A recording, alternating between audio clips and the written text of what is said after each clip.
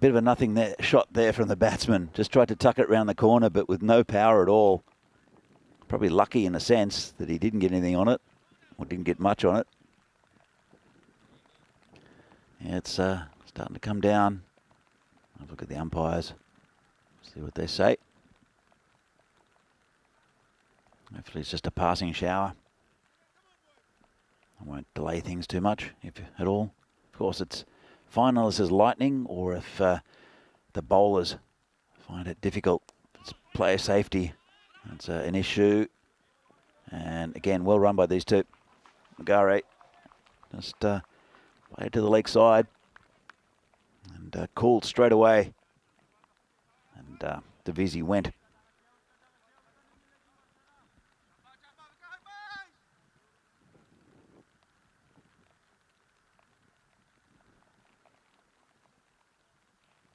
So it's still pretty bright here. So hopefully just a passing shower. This bowler comes in again, bowling to Divisi. Just prods it down to the covers, no run. It's pretty tight bowling. But another good over there from the Czechs.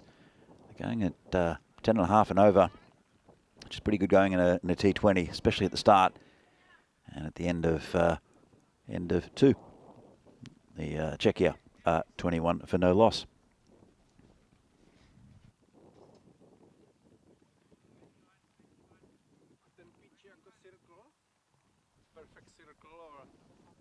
Bit of chat you can hear in the background. So don't have too many spectators here on a Sunday. Normally we would, but just again with this rain around, Czechs often go to their cottage for the weekend. I'm sure that's held a few people back as well.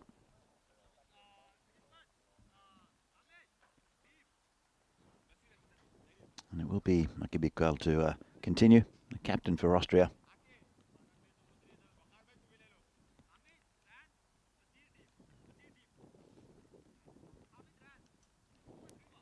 And bowling to Magare. He's looking in pretty good form. And so the ball really not moving because of this moisture.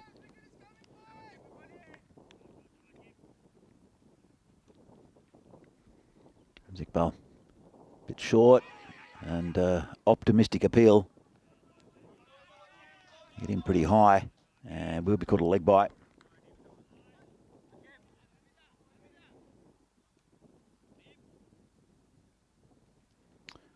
Of course, it's a three-way tournament here in the Central Europe Cup this year between the hosts Czechia and Austria, you see here, and also Norway. Now, Norway ranked 39 in the world, which is it's pretty good. They're a good side, Norway. We'll see them later on. Czechia are 52. They've hovered around that 50 mark, the Czechs. This is hit in the air, could be out, gone.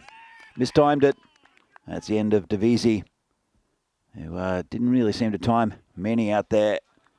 And again, missing out Sabu and Divisi. But first wicket down, and it's a good one there for Austria. Divisi goes for 2 at the end of, well, the second ball, the third over. That's the first wicket down, 22 for 1.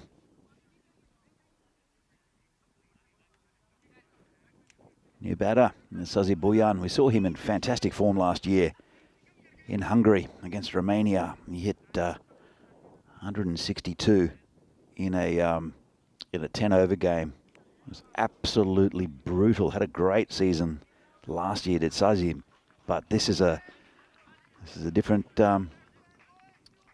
year. Players go in and out of form. Let's see how he's hitting the ball so far. The Czech season's well underway, and this is basically the only, well, it's 2 grounds here. It's the only field in the country at the moment. Well, Brno is still there, but unfortunately, Brno will have to move their home ground, which will put a bit of strain here, especially there are so many club teams down in Moravia now, and the Brno region. Bell comes in, ball to Sazib, just pushes it, sent back by Magare. 2 right-handed batsmen out now. It's a bit of a relief for the Austrians. But, That's a good first up delivery to a new batsman by Iqbal. Right on line.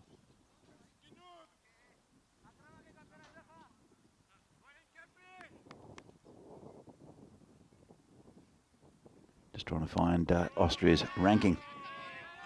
So Denmark's 39, Austria's 44, and the Czechs 53 actually.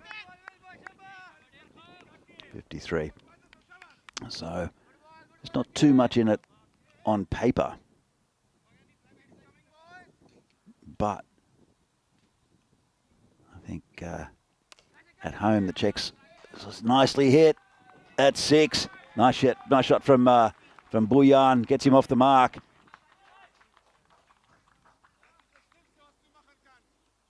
Yeah, as I said, not too much on difference on paper in a sense. But I think Austria have played some pretty high-level teams, as have Norway in the last few years. The Czechs have got a pretty stable side, though, especially at home. Oh, it's a short ball. Pretty good one. They do have a man back there at deep fine leg for the hook shot. So, end of a successful over there from the skipper, Akib Iqbal. And at the end of 3, Czechia are 28 for 1. Expected score there, 156. Interesting. As I said, they've got a very strong batting lineup. I think the Czechs bat most of the way down. Good to see Piyush Baghel in the side. He's batting at number 7. So Shub Chowdhury's in the side as well. Vinky Margashaim for the Venerati fans out there. Of course, Riddick Tomar. There's the tank, probably due to bat next. Also good to see Niraj Mishra on the side. He'll no doubt open the bowling in the second innings of this game. So, new bowler is Zadran. A little bit short. Good ball though. Just short of a length. There's Magare backing away.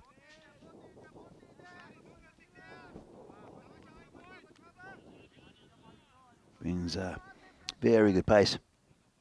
There's Sahil Zadran. So this pitch, there's a bit in it for the bowlers on this pitch. Come back to it in just a moment. That's short, tucked away. Just be a single. Chance on. Ooh, would have been close if it had hit. I think Bojan had just about given it up. Let's have another look at this one. So Bojan's running pretty hard and he's slowed down. Oh, I think he would have been gone. Didn't slide his bat. Bit of luck there maybe for the Czechs. The sun's not quite coming out, but it's nice and bright here. The rain's disappeared. This will be a bit of surface moisture. Comes in.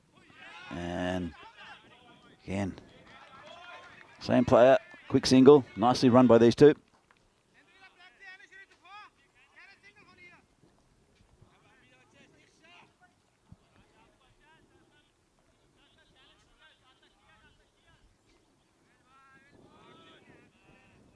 Just looking around the field. Of course, field restrictions in. Only 2 players outside the circle. One's at third man. One's at long on as the bowler. I'll have to do this all again.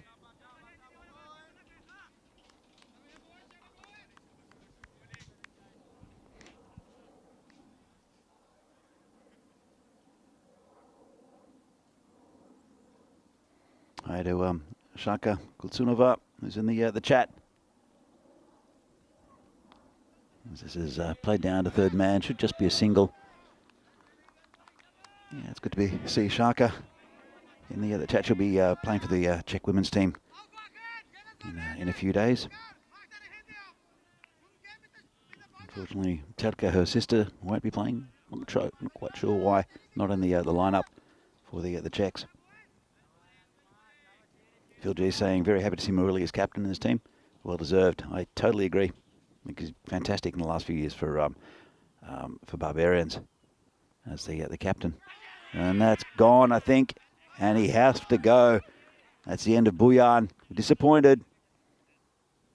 Got a good, healthy edge to the keeper. Another wicket down. And it's been very good bowling from Zadran. Just bowling that short of a length type delivery. Let's have a look. And healthy edge. Simple catch for the keeper. And simple decision for the umpire. Jacks lose another wicket. Yeah, 31 for 2. But very good line and length there from Zadran. Spot on. That is not Subwundavisi. He's already gone. Let's have a look at this one. Healthy edge. Just tried to defend it. Probably should have just tried to get the bat out of the way. But for a player who loves to hit down the ground, he wants the ball pitched up. So they've done their homework on him, of Austria.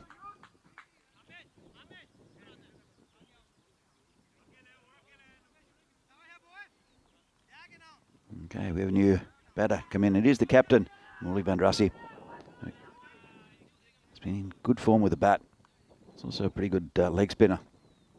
See how much we'll see with him with the ball a bit later. See if he bowls himself. Sure, he'll have a few overs during the tournament somewhere.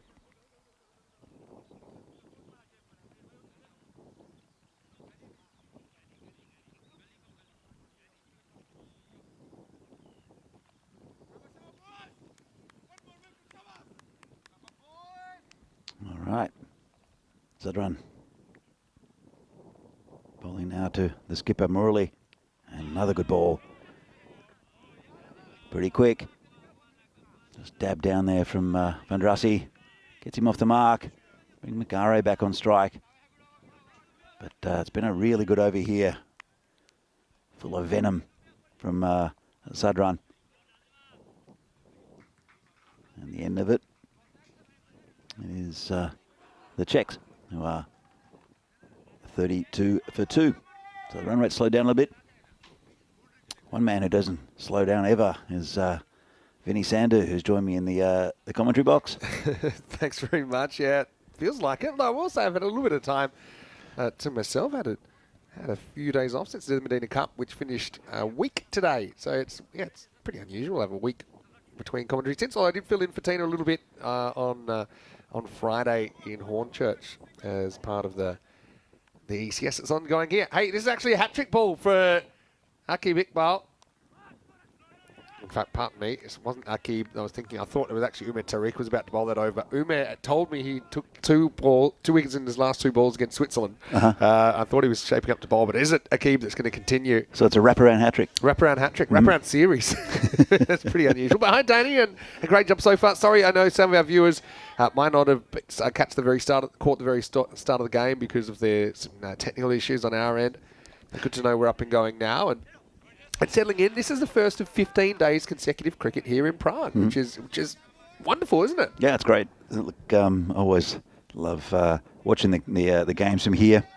We've got a slightly different angle this year. We had it with the women's games, the international games a few weeks ago. We have our own commentary box, which is pretty nice. Yeah, it's like a proper bunker, isn't it, that we've got. So you might... We'll probably we'll be able to show it on the main camera maybe, but we won't really get the camera in here because it's a little bit cramped for us to even stand up, move around. But it does protect us from the elements, which I think is helpful so far. With another passing shower that's coming in. I know there's quite a lot of rain yesterday. You can always tell from the car park at this ground how much rain there's been lately because it can get quite muddy. Hopefully it stays away though, because it's a pretty interesting CE Cup. Yeah, the three good sides. Oh, it's just a lovely cut shot, and that's 4 runs. Well played there by Vandrasi. Again, I think definitely with the batting, it was a good toss to lose for me for the Czechs. I think they would have batted because they play on this ground every week. It plays slightly differently to other pitches around Europe. It's a dynamic pitch in the sense that It has a clay layer, but it's sand and rocks underneath, so it does change. And with the wet weather, actually helps it. It needs moisture in that clay. Yeah. Otherwise, it dries out and the bounce So is a little it uneven. plays a little bit better with that extra moisture to kind of bind it together. That's what you're saying. Is it? Well, it's a shot at the stumps. Could be gone. And doesn't make the decision. You know what? There's no replays either. I got a feeling this is out. I got to be honest with you. I don't think he gets there. I thought he was always struggling with it direct. Let's have a look. Oh, he was gone. Yeah. And to be honest, he was gone pretty comfortably. But you don't get the benefit of the replay here. He slides his bat. He forces the umpire to make a decision. But I said the sheriff, maybe the water was in his eyes there. But I got to say, I thought that he was in perfect position to make that call. But that's a real lucky break for the new Czech skipper. Yeah, very lucky break, I think. Good fielding as well, by the way, to hit the stumps. Yeah. I wonder if this rain's starting to get too heavy to stay out there as well. It's definitely gone up a notch. Well, it did stop for a little while. Again, they're just passing showers, so it's just one of those things here. You will get little passing showers. We're on the outskirts of Prague, still within the boundary of Prague, even though it does look like we are in the middle of a field, to be fair. That'll be the end of the fifth over. So it's 37 for 2 after 5. Let's have a little look at what's happening. Of course, Hornchurch having a day off, but it is a series in progress. Great to see the ECSW there for the first time yesterday as well. They had some rain issues as well. And you can see from here, the next location is Finland, actually. I'll be doing that with Andrew Ryan, and then we're into pretty much July. So we've got Bulgaria, we've got more Belgium cricket with their European Cricket Series, back to Germany for the first time in a couple of years as well, so really looking forward to that. Of course, you can catch Tina and Nish back in Hornchurch tomorrow, and even Charlie is able to make a bit of a cameo appearance on Wednesday, so plenty happening right now. I miss Charlie's commentary. I like what he does. He's a busy guy, though. He's working for Leicestershire in the county game, working in their media department. And cool. They've got the Blast on, of course, right now, which is the domestic T20 in England. So, yeah, stay tuned. Heaps of events coming. And, I've enjoyed the Tina and Nish combination as well. Although they are in a bit of a hot spot. Remember when in Jersey we were very close to the boundary? Oh, yeah. And in England, they're similarly at risk. Anyway, here we go with over number 6. That's a gentle cut down towards the boundary. Should just be a single. Yeah, that was... I'm amazed no one got hit. I'm amazed that the ball didn't go into the clubhouse. It did smash stuff. It hit the production van. The ball was flying in Jersey. It was a great series to watch. I still can't believe that 207 wasn't a winning total in the final. That's probably the last game we did together, wasn't it? Yeah, I think so. It was that Jersey final, which is absolutely insane. Sahel. Just prodded down. Yeah, so offside. That was a crazy game. And that will be one. It's kind of one of the games of the century, really. In fact, to come in the final. Funny thing is they made 207, but they probably should have made more. They looked on for kind of like 220 at one stage, but it didn't really pan out that way. And, certainly one I think our viewers will remember as well. Still working on a few technical things. Haven't been able to get in the chat yet, but I plan to pretty shortly. Hopefully everyone's enjoying it. And of course, you're on your location today because it's a rest day. It's very English. Yes. We don't really believe in rest days here at ECN. But it's just, I think it's to do with ground availability and things. But it's great. It's a nice coincidence that this series starts today. And maybe we can show you what the tour looks like here in Czechia. But basically we have 6 days of T20s. So we've got men's T20s for 3 days, women's T20s for 3 days. Then we've got, here we go. And then we've got next weekend, the ECIW, which will be brilliant, I think. 9 matches there. And then not 1, but 2 divisions of the European Cricket Series this year. Yeah, looking forward to that. And make some pretty even cricket and fewer blowouts. I know that there is 3 divisions here. In fact, I think there might be, was it 4 divisions now? Well, I know there were 3. Yeah, definitely. And I know there's talk of how can we create more cricket fields in Czechia. Yeah. It's easier said than done. Yeah. It's a great facility up here. Obviously got the 2 full grounds here. I know there's talk there might be a possibility to have a 3rd ground that's a bit smaller on the cards, which would ease the load. They have gone to all 20 over cricket now at the club level here. There used to be 40 over cricket, right? But just there's not the time on the weekends to fit enough matches in. It's a good sign, though. Very good sign. It's a pretty good ball dug out there. And just a single. Yeah, so Austria here would have them as favourites. I think also definitely hurts Czechia not having stayed that stability. I think at the top of the order, he's got a good record. But it's an opportunity, and I'm excited for Murali Vandrasi to get that opportunity to captain. It just seems to me there's a bit more bowling in this Czech lineup than some of the sides I've seen in recent years as well. Yeah, agreed. Even without Riaz Afridi. Yeah, well, that's actually a big out as well. No Afridi. I know, he's had an interesting time of it, let's say, in a Czech shirt. That'll be the end of the 6-over power play, and Czechia 41 for 2. Zadran being pretty miserly. So think about this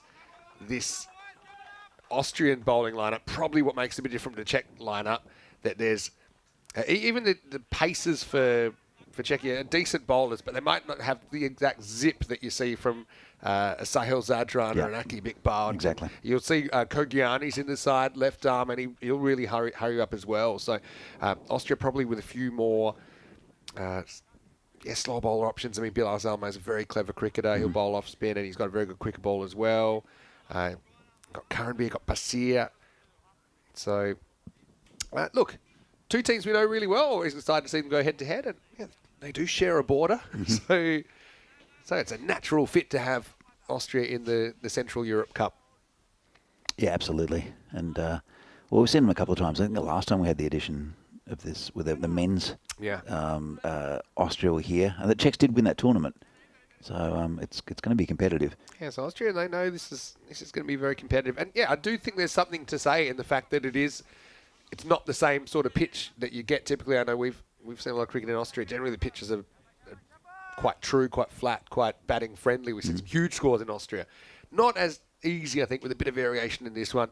Here's Mohammad Zalmay, a.k.a. Waka Zalmay, coming on to bowl over number 7. Starts with a wide. As if Andrassy can go on. He's 8 off 10. He's at a bit of a crossroads in his innings. We know he was run out, but being a T20 international, they are not using technology, which I always think is a bit backwards. Yeah. Seems a bit of a silly situation. The umpire was in a good position. Looked like he had his bat up, but then you can see that line doesn't exist.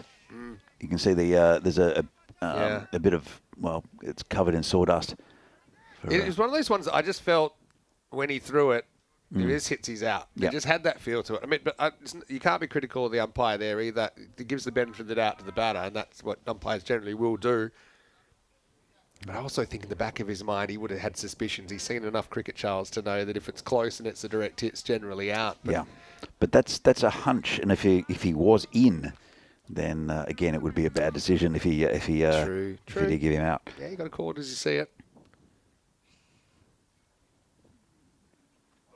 Big swing and a miss there from Magare. I mean, Magare's out there to be aggressive. We know that.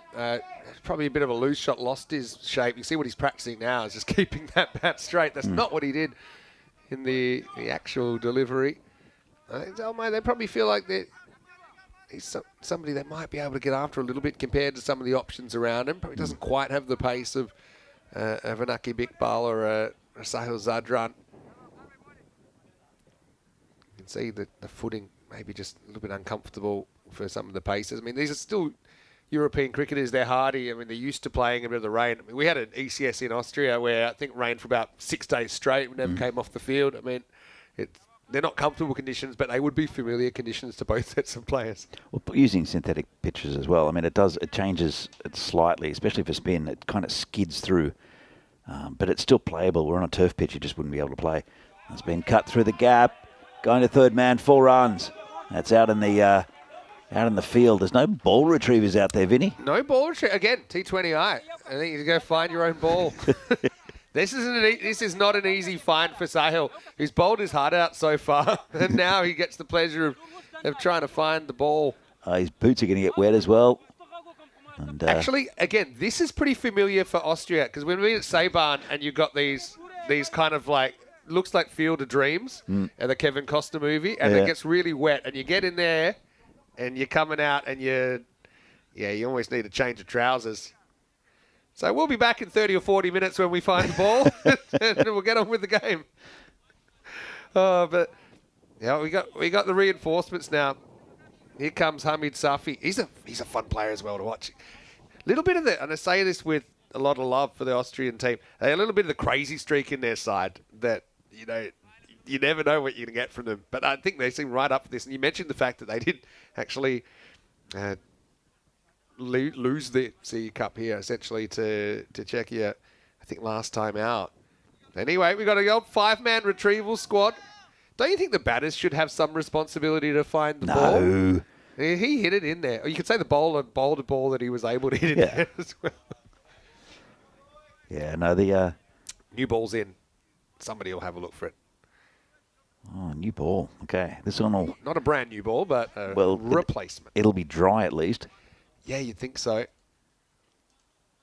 But I reckon I'm almost in the chat, so I can say hello to a few people just in time for the restart. But yeah, it's been a funny old week weather-wise in Prague. We've had some quite hot days, haven't we? Yeah. But then we also had some days where the rain's come down. It's been a couple of apocalyptic storms as well. I remember when I got back from, I can remember the country, from Estonia. And there was a kind of a flash storm, and it was about a 5-minute storm. It was exactly when I was leaving the taxi to go the 10 meters with my bags from the airport to the taxi, and I was drenched. And I think I had definitely less than a minute out there. And that was a similar one during the week as well. Pedrassi reaches for that one. They should come back for a comfortable 2. And they do a bit of a fumble there from the fielder. Yeah, and there was also, I think there was a big storm that came across the whole country, not necessarily just Prague the other night as well. It was like fireworks, the amount of lightning there was as well. But the thing about this ground, you talked about it before, it's very windy. And it's actually at a location where a lot of the early airports were built because it's the windiest area around Prague. Yeah. That also means the weather comes in and out pretty quickly as well. Yeah, it does. And the ground dries very quickly. It's got good drainage here. It's very rare you see puddling. And it really has to chuck it down for quite a while for it to pool. And then it drains very well. And the surface moisture gets sort of taken away pretty quickly by the breeze. There is a little bit of a breeze going right to left on screen. Yeah, the end of the over. 50's up for Czechia as well. 50 for 2 off 7. I'm in the chat, so let me say hello. I want to say hello to Rob Thompson. He's watching from New Zealand. Hello to... I saw Sharka was in there as well. Sharka, how are you? And maybe you can tell us, Sharka, how come your sis isn't in the side. Hopefully she's okay. No, she's got a birthday coming up, and Sharka had hers last month, which she never lets me forget. Have a look at the bowling figures 3 used so far for Austria. No one really going for big runs. I wonder what a par is here. Don't think it's necessarily as high as some other places. Probably not as high as what we saw in Belgium either with the conditions. So I think maybe kind of 150 or so might be par. I'm not sure, to be honest. Probably. Maybe a little bit more, because it's the ground being a little bit slower than it has been in the last few years here, because it was lightning quick last year and the year before. It was ridiculously fast because it baked under the sun. But, yeah, true. It was 4 city here a couple of years ago. We had records hit. We actually had the most 4s for an individual in an innings, and it was actually the record was beaten and then equalled in the same series. So yeah, crazy stuff. A quick hello to Phil G as well. I know Phil will be in with you tomorrow. We're kind of splitting the duties here with the commentary, aren't we? So I've got tomorrow off, and Phil will be in with me, and also we'll be hearing from a new commentator, Soban, who's done a bit of work in the subcontinent before, but he's based now in Prague. So he's called a few Czech games before. He's going to be with me on what day is it? on Tuesday, day 3. Cool. It's kind of weird that we start on a Sunday, isn't it? So we can have 5 commentators here from the. Yeah. So Soban, I think the plan is that he might be going on a tour a little bit later in the year, and so yeah, we can get to know him a little bit. Like I said, he's done it before, and. Yeah, 5. And Rico will be here by the time the ECI start next weekend. Here's Bilal Zalmait with his with this spin, that was a bit of a pie, to be honest, but it's not going to get hurt. They're going to take on a 2 here. Fielder didn't exactly race to it, did he? And Billar's not happy. He's going to give him the look which says, I'm not happy. Bilal was lucky that wasn't another one lost in the field. That was a bit short. Mr. Shigawal out there is a very experienced player, former captain as well. Puts his hand up straight away, said, look, I didn't think they were actually going to do it. And they did. So they're slightly bigger boundaries, obviously, so the boundary's more like 60 metres here for a T20 International, so those 2s are more possible if you're looking for them. It's Bilal again. And again, just dab down. Nice little cut shot on the offside. Won't go for 2 this time. Yeah, so hello to Johnny Heesum as well. Stephen Kelk watching from the Netherlands. Who else have we got in there? Say hello to me. Hello to Sharafat as well. But keep your comments coming. And yeah, we've got everyone's attention today. Everyone's attention will be split, ours included probably, between Hornchurch and here tomorrow. But there's still 5 days of men's cricket to go in Hornchurch, including the quarterfinals day and finals day, and then, of course, ECSW next weekend. A little bit of housekeeping as well with the ECSW. I know they had the match abandoned last night, match 5. So the ECSW is on the 2 Saturdays. So there's only 4 games next Saturday. They're hoping they might be able to reschedule that one so that we at least get an extra game in with the women's. So fingers crossed that is possible. And we'll still get 5 games on Saturday instead of 4.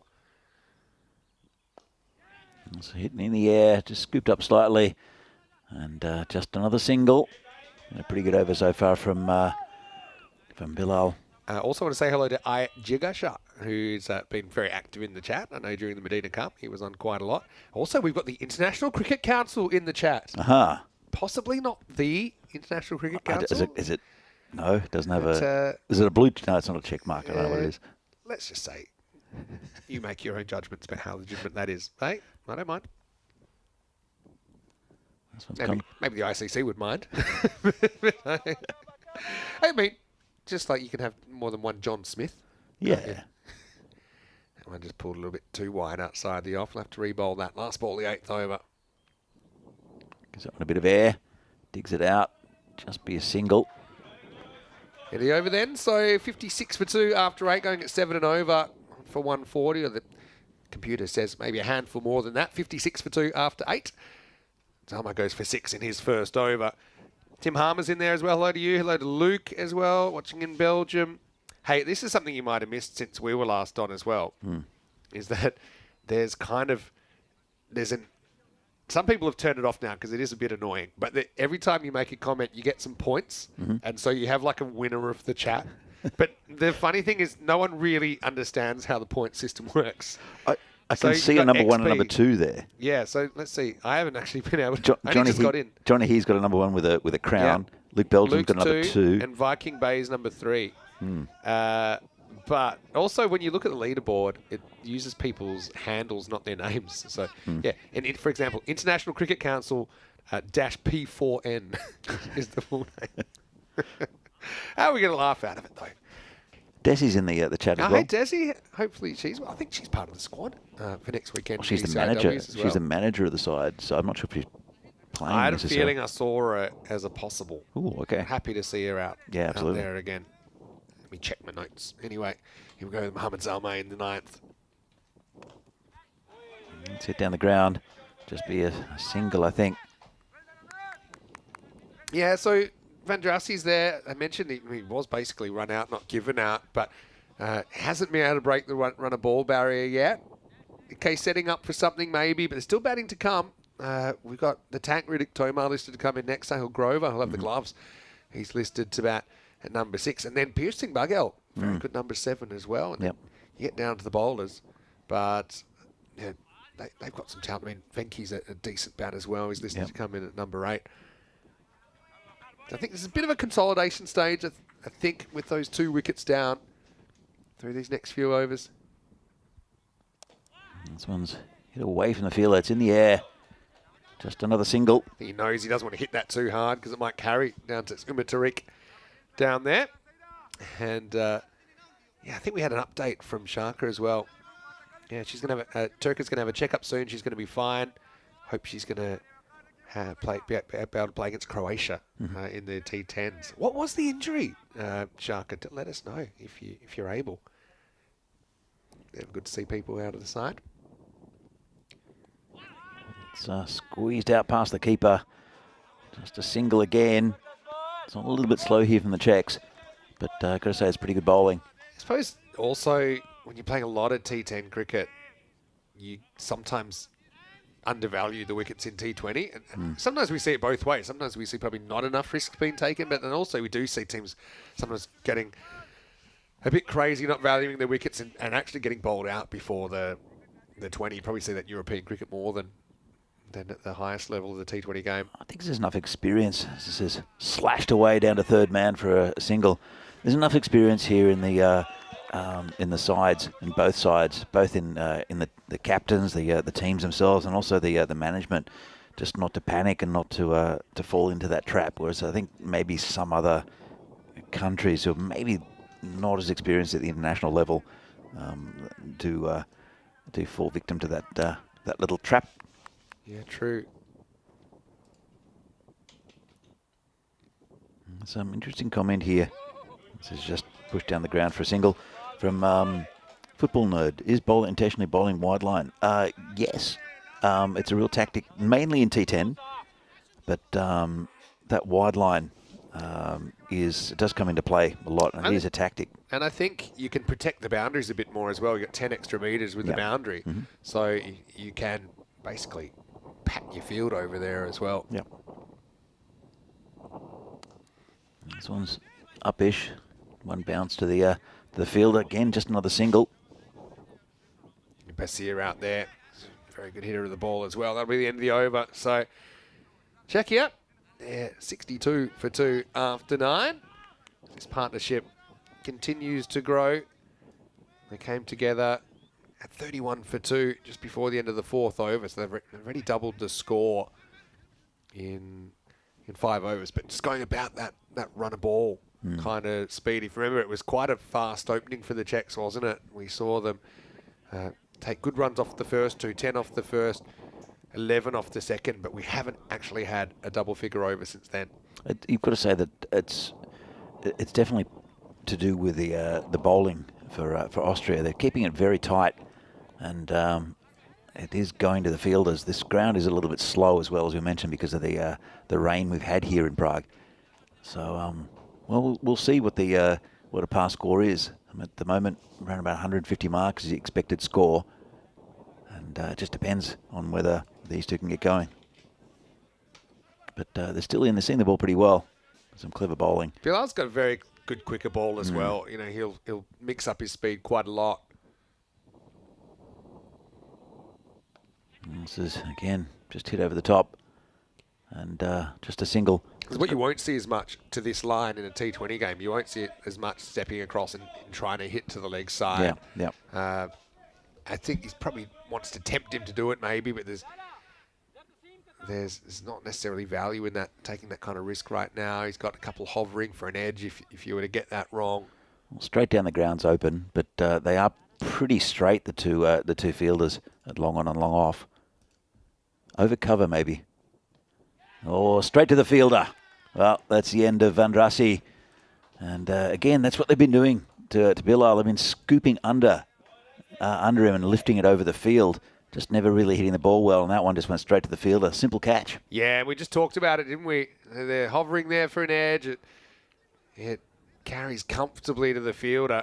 And so it will be the end of Vandrasi, who was very lucky to survive that run-out appeal earlier, but he never really hurts the Austrians, does he? And that partnership will come to an end at 32 as Murali, on debut as captain, will be out for 18 off 20 balls. Well caught by Kogiani there, just lurking in the kind of slip cordon region. 63 for 3. I think it's about right time to change the batting as well.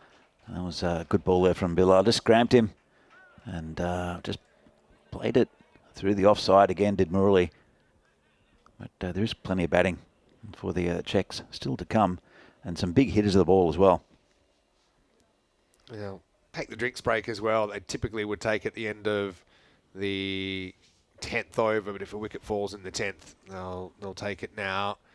And give us a good look at the field from the wide shot. Hey, you were telling me about these funny little circles on the ground. So explain to everyone, they're not from aliens. What are they? What are they they're from? called, I mean, colloquially they're called fairy circles. They're a fungus that grows, and we had issues with them here a few years ago, and now they're back. They're not the easiest things to get rid of, but I know that the golf club can help us. I think they did in the past.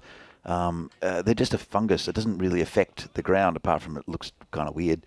And there are little mushrooms that pop up. So Czechs love the mushrooms, not these ones. They don't eat these ones. That's a real thing here. And there's even apps, I think, that'll tell you. Yeah. Because, okay, I think we talked about this once before here, that there's all these different types of mushroom, kind of like tasty, can eat them, but they're not that good. Yeah. Poisonous, Yep. will Yep. kill you. Yep. And so it would seem to me that knowing the difference would be pretty important. The prettiest ones are the red ones. They're called I think they're called muka here, like something fly guard or something or other. But they're really pretty. It's like the Alice in Wonderland mushroom, where they're red with white spots. I was going to say They're everywhere. They're everywhere. But the red does give it away a bit that you shouldn't probably eat it. I did go mushroom picking once. I mean, I'm not great at mushroom picking, but I do love it. I think it's great. didn't mention the other category, which is will mess with your mind. Oh yeah. There are those around apparently here. This is the tank. Ritik Tomar gets off the mark first ball. Oh, it's just going to be gone, I think. Well, big appeal, not out again from the... I got another... I only saw this with one eye, but I got another feeling this could have been out. Where was he going? I mean, it's a lot closer, that one, but I still think he's gone. Yeah. He's just out. Again, there's no way the umpire could give that, because there's no way you could see the ball. Yeah, true. That one, I think, is a lot closer. But again, we have so much cricket. Doesn't feel right to us, does it? No. Does it? Because we're so used to being able to use the technology. There's never really a two there. You just took off. Big stock sign came up from Tomar. That's twice. The Czechs have gotten away with one, with the running between the wickets. Yeah, I mean, you've got to give the batsman the benefit of the doubt. And, of course, the umpire was says hit down the ground and gone. Well, it didn't really matter in the end. Didn't cost him any runs. Well, it cost him one, I guess. But Magare is gone. So double breakthrough here for Austria. Yeah, frustration for Magare, who had a fast start and then kind of found it hard to keep up the pace, and then goes for the big shot down the ground, takes on the outfielder, and doesn't get away with it. I think it's Zadran down there. We'll have a look at the reverse angle. Tries to fetch it. Is Sahil Zadran, takes the catch. So maybe a little bit of the cricket gods creating a bit of justice there, with Magara going the next ball after it appeared that he was run out. And so it's 64 for 4. Double strike for the Austrians. Yeah, it's a good little breakthrough. So the two set batsmen are gone. As I said, there's still quite a bit of batting. It'll be Piyush Paghel will be facing Zadran, who's made a big difference with his bowling. Very clever, as you mentioned, Vinny. Very clever bowler. Dainty little skip from Zadran. He takes the catch. Here's Piyush Paghel coming in at number 6. Yeah, with Piyush, it's been good reward. He's been in good form over the last few years for his club, and I think it's good reward. It's some of the older names no longer in the Czech lineup. Oh, this is in the air, gone. Well, if I put the mockers on Piyush, because he goes for a duck, first one of the innings. Yeah, it's disappointing. Left the first one alone because I think he was worried that he might get a bit of a hanging edge. So have a look at this one on the replay. This is it's tossed up and kind of lures him into the shot, but it's not really a very drivable length, is it? He's still having to play it with contending with a bit of bounce, I suppose. It wasn't a genuine half volley. So disappointment for Piyush, who is going to go just second ball. And so 3 wickets. That's a 3-wicket over, actually, for Billa. Went 1 wicket, 0 wicket. And it's out for 0 for Paghel. 64 for 5. And a bit of a reckoning there in the 10th over for the Czechs, the home side. Yeah, look, that batting lineup I mentioned was so deep. It's starting to get a little shallower, even though Sahil Grover is a very, very good batsman. And we've seen him on the network score big runs. Riddick Tomar also the tank. Let's see if he can get going. But that was a fantastic over there from Bilal Zalmai. So, well on top now, the Austrians. Supercomputer now 6% for the Czechs. They need a big partnership here between these two. Bowler comes in. And well, they've gone for the single on the misfield. And Tanky gets a run, brings Sahil Grover back on strike. Yeah, I mean, Grover's fun to watch. You can't imagine him sitting back and waiting too long. Probably back himself. I think that attack's the best form of defence. Still has 10 overs to play with, though. Well, still does, but that's how he bats. Down the ground, and nice shot. And, well, got behind the ball to the fielder. Good piece of fielding in the end. Scared a bit straight with the run in between the wickets there. Big stop sign went up. Don't want another run out now. It's not the easiest field to field on. It's a nice close-up view, actually, for a photo. No Diane Norris yet. Should probably be here, I imagine, at the end of the Hornchurch series. But, you can see the Czechs with the percentages here. Fallen a long way behind. The question is, can they even bat out the 20 overs as well? That's a question. It's Saurabh Kakari is in the chat, who's a local, and he's just gone, oh my God, I was only away for a cup of tea. 3 wickets have gone down. Another tight wicket. Another tight run, I should say, almost creates a wicket, but Grover gets through. Grover, I always had to have this as in my mind with Sahil. Still the only batter in ECN history to bat in a neck brace. Yeah. in the European Cricket Series, in the finals.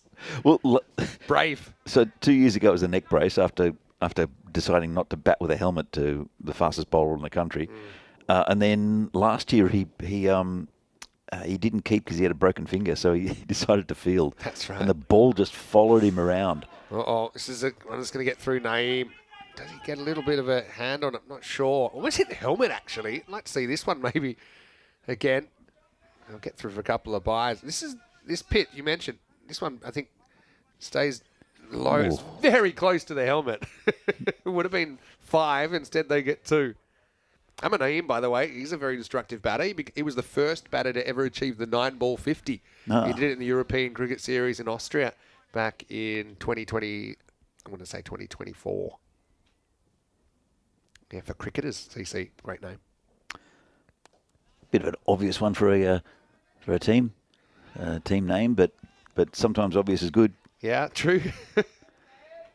Haven't we seen? Occasionally, you'd see kind of cricketers football club or something, you know, around the world. Yeah. Maybe in the olden days a bit more. A lot of I know some of the famous football clubs are ex cricket clubs. I think is it Inter Milan? Oh, that's awful. I mean, I like the idea, but it just couldn't have gone worse really for the tank. I mean, it just doesn't get the contact. He had to go a long way. I suppose maybe could have bailed out of it, but in the end, it's a bit of bravery gone wrong. So it doesn't look brave when it gets you out, but he backed away first, and then he kind of backed forward, if that makes sense. And he couldn't have put it more to the fielder. So that's another wicket down, and you'd have to call it a collapse at the moment. And it's going to be Kogiani that takes the catch to remove Tomar for 3, and Czechia in huge trouble now, 70 for 6. Yeah, they're looking pretty good, Austria. And again, it's just consistent bowling. They had a few runs hit off the first couple of overs, and then they've been in control ever since. It's good bowling there from Mohamed Zalmai. Yeah, he'll appreciate the batter taking that on off his bowling, no doubt. Picks up his first wicket of the series. He does it with his last ball of his spell as well, so 1 for 30. And is 70 for 6 after 11 overs. The thing is, I don't think they've even gone to a 5th bowler yet, which I think will be Umed Tariq. A bit of a specialist towards the end of the innings. So it's not like you're never going to get an easy over from here on in either. No. I think thinking it too against a little bit. I mean, I mentioned this in my intro. Probably didn't see because we weren't live. But I think Austria, they've been playing together recently. Yeah. You know, the Czechs, this will be their first T20I for a while. I'll have to check. But, Austria, they're coming off games in Austria. They took on Slovenia. They took on Switzerland as well over there in the last month. Or even less than a month. Probably 2 weeks. Oh, no. Venky. Well, Venky took off, and I think he knows he's at fault there. He runs 20 metres past his partner, and that will be a run out. And that one self-inflicted, it certainly is going to hurt them even more. It wasn't there, to be honest. It was a good pickup. I think probably gets away with it if it's fumbled, but it wasn't fumbled. It was a clean pickup, and you see Grover never leaves his crease. So even though Venky runs past him, he's the one that's run out. First ball, 71 for 7. He is very keen as a cricketer, as Venky. He's keen with everything he does. Just a little too keen with that one. I mean, Sahil used words and body gestures to say, look, there's no run there. I'm not down with you. The thing is, it's a funny one as well because it is Venky's call. Now, it wasn't necessarily a good call, but it was his call. So Grover decides to use his veto power to say, no. But this is where, I grew up, you need to yell quickly and loudly if you're going to basically trying to overrule someone's call. I just don't know if Venky got the message. Obviously he didn't. Says Abul Shah's Farhad coming out at number 9 now. 71 for 7. I mean, this is quite a dramatic collapse. And there was 63 for 2 at the start of the 10th over. And so they've lost 5 wickets for just 8 runs. Got to say, it just has been good bowling, especially from this man as well, Bilal Zalmai. He's causing issues, and it's just he took 3 wickets in his previous over, hitting off for 9 runs, and caused that run out.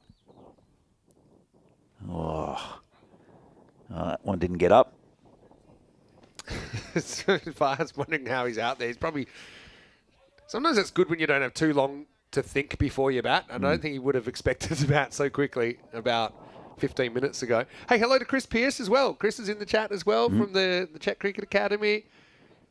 And I'm sure we'll see a bit of action on the other field while we're here in the next couple of weeks as well. Yeah, for sure. We had a bit of a chat to him a few weeks ago. Yeah, it'll be the end of the over, so 71 for 7. The wicket's just continuing to tumble here. That one had 1 wicket in it, and it had just a single run. Of course, it was a run out, and Bilal 3 for 9, still has an over up his sleeve. Yeah, we were actually here. People might not have it at the top of their minds because we've been to so many places since, but before that run where we went through Jersey, then Sweden, then Estonia, and then since then with the Medina Cup in Belgium this year, and of course we're in Hornchurch now, Romania, of course, was the whole thing. But yeah, we were here for 3 days of women's T20 internationals, 5-match series, Czechia and Cyprus. Yep. And so it wasn't too long ago that we were here. Yeah, it was. Got to road test our new bunker. Yeah, I'm still definitely going to get peppered by balls coming through the door. I do worry about my window. I'm looking through the window, and if there was one to go flush on the window, I think I've got no idea how I'm going to protect the equipment and my own life. Look, the windows are pretty solid. We saw that in Jersey. True. All right, this is the hat-trick ball for Umar Tariq. He said he took 2 wickets in 2 balls against Switzerland last time out. So he doesn't get his wraparound hat-trick, but he does get a dot ball on Grover. Yeah. Well, it's up to Sahil Grover. He's capable of getting good runs, is Sahil Grover. But it is, as I said, really tight, good bowling here from Austria. And reaches for that one. Yeah, so hello to Wayne, who's in the chat as well. Nice to see you, Wayne. Hello to Thomas Martinez. Buenos dias. Hello to Jay Bradshaw. Surab Kakari is in there as well. I know you said that Des is in there. So I thought she was in the squad for the T10s. I'll check that out. Got distracted a little bit. This is, again, tried to play it sort of through the leg side, did Grover. Yeah, I've got Des in the squad for the T10s, and Turka's in the squad as well. So hopefully her injury is recovered in time. Good. And yeah, the word is with the women's side for the T20s. There's no Katka either. Yep. What was it? Is she injured or just unavailable? I'm not sure. She did do a lot of work in that series. Yeah, Tessa Zhikova has been captaining the side lately. But we do hear that the Czech women's side will be led by the Terminator, Jana Kominkova. I know. Looking forward to that. So slightly different squads for the T20 versus T10, partly on availability and eligibility as well. And good to see at least 3 new players in there for the Czech. Mimi's back. Yeah, Mimi's back. So that's it. Suchkova. Yep. So it'll be good. Good bowling team. I think they'll struggle with the bat a little bit, maybe. This is hit in the air, but away from the fielder. Should just be, well, a bit of a misfield. 2 runs. Going to hustle here. It's tough because you want to be taking the game on, but you just know that the wicket's even more destructive to your innings. Let's not forget, there have been 2 run-outs haven't been given in this innings as well for Czechia. Austria, mean business. And yeah, it's funny, normally, you would have thought maybe first game before the Austrians adjust to the pitch might be the best opportunity for the Czechs, but I think they're running into a team that just kind of looks match fit. Looks like they're ready into the swing of the things, and Czechs finding it hard to get going. This is in the air, fielder coming around, drops it. And they'll come back for, well, they won't come back for 2. They watched it. Well, now they're going to get run out. Whoa, would have been gone. Well, they would have had to give him that one out because he was gone by about 2 metres then. He just kind of seemed to misjudge it, Safi. Kind of zigging when he needed to zag. Then the extra run is taken in the end. Probably ran too far in, needed to go a bit more sideways. Hindsight's 20/20. It's the slot machine all to 7, 77 for 7 after 13 overs. The Czechs haven't hit. When was the last time the Czechs hit a boundary, Vinny? Must be. Seems like about. Seems a long time ago. 10 overs because ago. It was back in the 7th over off Mohamed Zalmai. So that would now be 39 balls since the last boundary. Yep.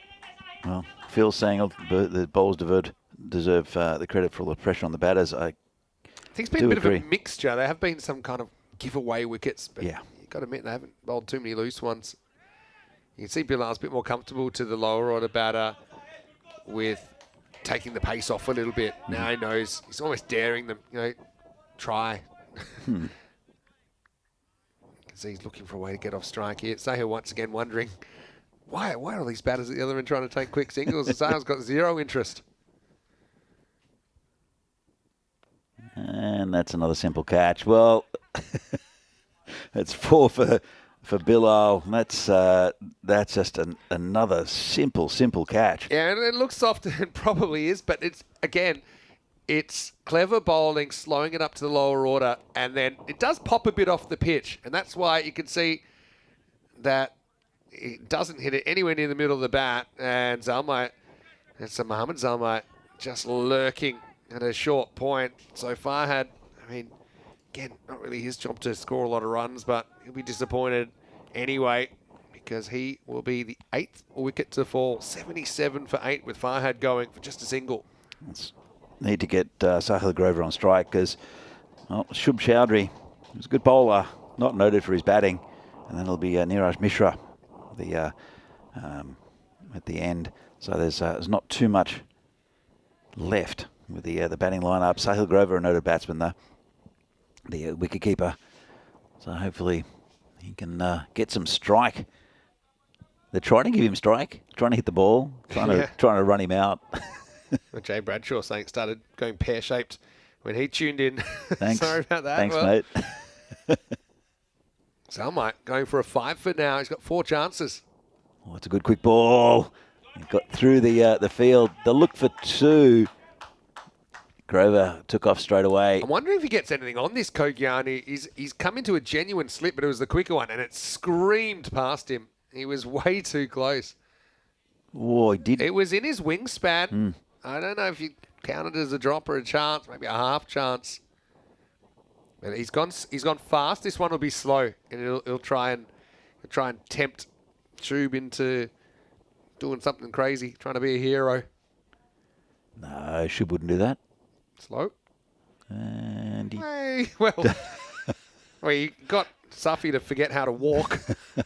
He's having a bit of a laugh there. He does make the stop in the end. Oh, what he was saying of those holes, the mushroom holes? He tripped on a mushroom? yeah, the fairy circles. Trying to grab him. And, well, they'll get a single. Old draw shot. And at least Sale Grover will get to face one in this over. You know, it's gone pear-shaped. It's probably a good way to put it, that Jay Bradshaw said. But I suppose the Czechs, they look a bit rusty, I will say that. But they got 4 games here to make an impression. So, you know, even if they do drop this first one, there's still 3 chances, 3 fully fledged T20Is. Oh, that's going to be no ball for off the pitch. He went for the slow one. Now, this is your dream result, really, for Grover. Can really go after this. You don't have to worry about the 8 wickets down now. But the other thing I would say is Czechia being lower in the rankings. You know, there's real opportunities in each and every game for them to make a gain. So even if this one doesn't work out, okay, so be it. But you've got Norway and Austria ranked higher. There's the free hit. Both good sides too. So it'll just be a single. I think it's a good single to take, actually, to be fair. Yeah, we'll retain the strike then. So Hill Grover, that'll be the end of 14. The score is 82 for 8. Yeah, because how the points works, and again, I don't have a degree in mathematics, so I probably can't tell you, but I do know that if you beat a side that's above you, it significantly gives you a boost. Sure. It's different than if you just beat someone that's below you. So you could argue that the Czechs have the most to gain of any side in this series. I mean, there's still, look, the Czechs haven't bowled yet. They've got a pretty good bowling lineup. Yeah. So it's still, I mean, all it takes is a bit of pressure on any side and they can fold. So I mean, it's true. I mean, there's a little bit in the pitch, like you say, for bowlers. It's hard to imagine the Austrians not being able to chase 100, even if they had a real off game. Although, you know, Austria, they do play an attacking brand of cricket, can backfire sometimes. Well, I mean, this ground being a little bit slow, you kind of have to hit a bit harder to get a boundary, which does affect the way you play. You can't just play a normal cricket shot and expect to get a boundary on this ground at the moment. Hopefully it'll quicken up as the week goes on. And Grover gets a single. They look for another one. That's poor from Austria. No backing up. That's a bit of simple cricket, and well done there. Good awareness from these two. Just look at the rankings. I think we already knew. I've been keeping an eye on Austria because I was calling Portugal and Belgium that are basically sandwiching Austria at the moment. Portugal 43 and Belgium 45. I noted that Austria right in the middle. France, interestingly enough, for 46. So you've got 4 European sides in a row there: Portugal, Austria, Belgium, and France. But Norway are the highest ranked side in the competition. They are ranked 39. Yep. And Czechia, as you said earlier, at 53. So if Czechia were able to pinch a game or two on home turf here, they could jump. They could probably jump into the 40s. You've mentioned all these sides, and on their day, the Czechs could beat any of them. To be fair, nice shot, and that's 6. Well, no, hold on. Yeah, is that you Shub? heard me. Yeah, that's a Maximo for Shub. I need to stand up for this one. Yeah, well, you can watch the replay. It's only the second 6 of the innings. Sazi Buyan hit one earlier on, but it's kind of it. It's kind of in the slot, you could say. He just backs himself, and there's still value on this field. It's bigger, but it's still not huge. Wow. Come back ball for Umar Tariq. Nice shot down the ground. Just be a single. Brings Sahil back on strike. And your best case scenario if you check here is you get someone to get on a heater. And it could be Shub Chowdhury. Hey, already even that shot was a confident looking shot. Yep. And you've still got 5 overs. Let's say if you can get 10 and over for 5 overs, you're in the 140s and you're in the game. Yep, absolutely. You know, so it's not all doom and gloom. Grover's got to play his part as well. I mean, cricket's played in 2 halves in this form. This is in the air. Player coming under it. Drops it. Oh, boy. How did he drop that? He even had a second chance. Kogiani shells it. Grover, classic monkey see, monkey do. And a bit of the FOMO after Chowdhury hit the Maximo, but he really should have been gone. He was backing back. Even I thought with the second tap went up, he had to take it. So a real stroke of luck for Czechia there. Yeah, it was. And, well, they came back for 2. Shub's having a chat to his batting partner, probably saying we've still got a few overs to go. Yeah. But Sahil is an aggressive batsman and can clear that boundary too. And just prodded down to the covers just for a single. That'll be the end of the 15th over. So 95 for 8 after 15. What's that meme? I'm the captain now. I think that was Shub saying to Sahil, hey, no, you stay with me. That was a good So over. look, I said 5 overs to go, 10 and over from here. I know you get 8 wickets down, so you're kind of skating on thin ice, but certainly you got 2 guys there can hit the ball well. They'll get less scared the longer this innings goes. Absolutely. This is a look at the calendar, and yeah, it was just before Jersey that we were last year in Czechia for the women's T20Is against Cyprus. Since then, we've been in Jersey, Sweden, Landskrona, and Estonia. Romania as well came to an end that didn't necessarily plan out the way we thought, but we were able to get it done with 4 days of cricket finishing on Wednesday. We've got Hornchurch and Czechia active at the moment. I'll be going to Finland for the first time, and I'm really excited about that. I've only been to the airport. I don't think that counts. No. But yeah, I might even try out a Finnish sauna. I know that in Estonia, they had all these different saunas in the hotel. Actually, it was amazing. The Finnish one's always the hottest one. So, what's the home of sauna? Sauna. Sauna. Yeah. That's harking back to the Eurovision Swedish entry, actually. Sauna. Great song. Anyway, 16th over. Looks like Carambier's getting a bowl. It's played on the leg side, and they'll look for 2. Uh-oh. And never 2 on, I think. Good fielding there. Yeah, I mean, you'd have to be reasonably sure that the 2's on if you're going to go for it here. I'm not saying you never try it. You should still be pushing. You should be running the first one hard and be looking for a second, but you don't want to run out now. Oh, no. Chowdhury. Get Karanbir Singh coming at him. Again, he's got to find his balance. Hit the ball hard. I mean, there's no reason you can't hit the ball on the ground as well. So, we're going to miss. This is what I was worried about, that he thinks he's Super Mario flashing, and this one's not really there for it. Probably the counterproductive footwork, the back away. Maybe that'll scare him straight. I think he does need to be aggressive. I do like that, but you still need to be a bit selective. You need to watch the ball still. This one's hit down the ground, and we'll get a single from it. Bring Sahil back on strike. They needed the fight back to come from somewhere, and it's coming in the shape of this 9th wicket partnership. They came together at 77 for 8 on the tail end of that terrible run where Czechia lost 6 wickets for just 14 in 4 overs. So short and just tucked away there for a single. So it's a bit more of a contest, getting up towards that 100 mark. Still 4 overs left after this one. Yeah, the 100 looked a long way off, didn't it? 71 for 7, 77 for 8.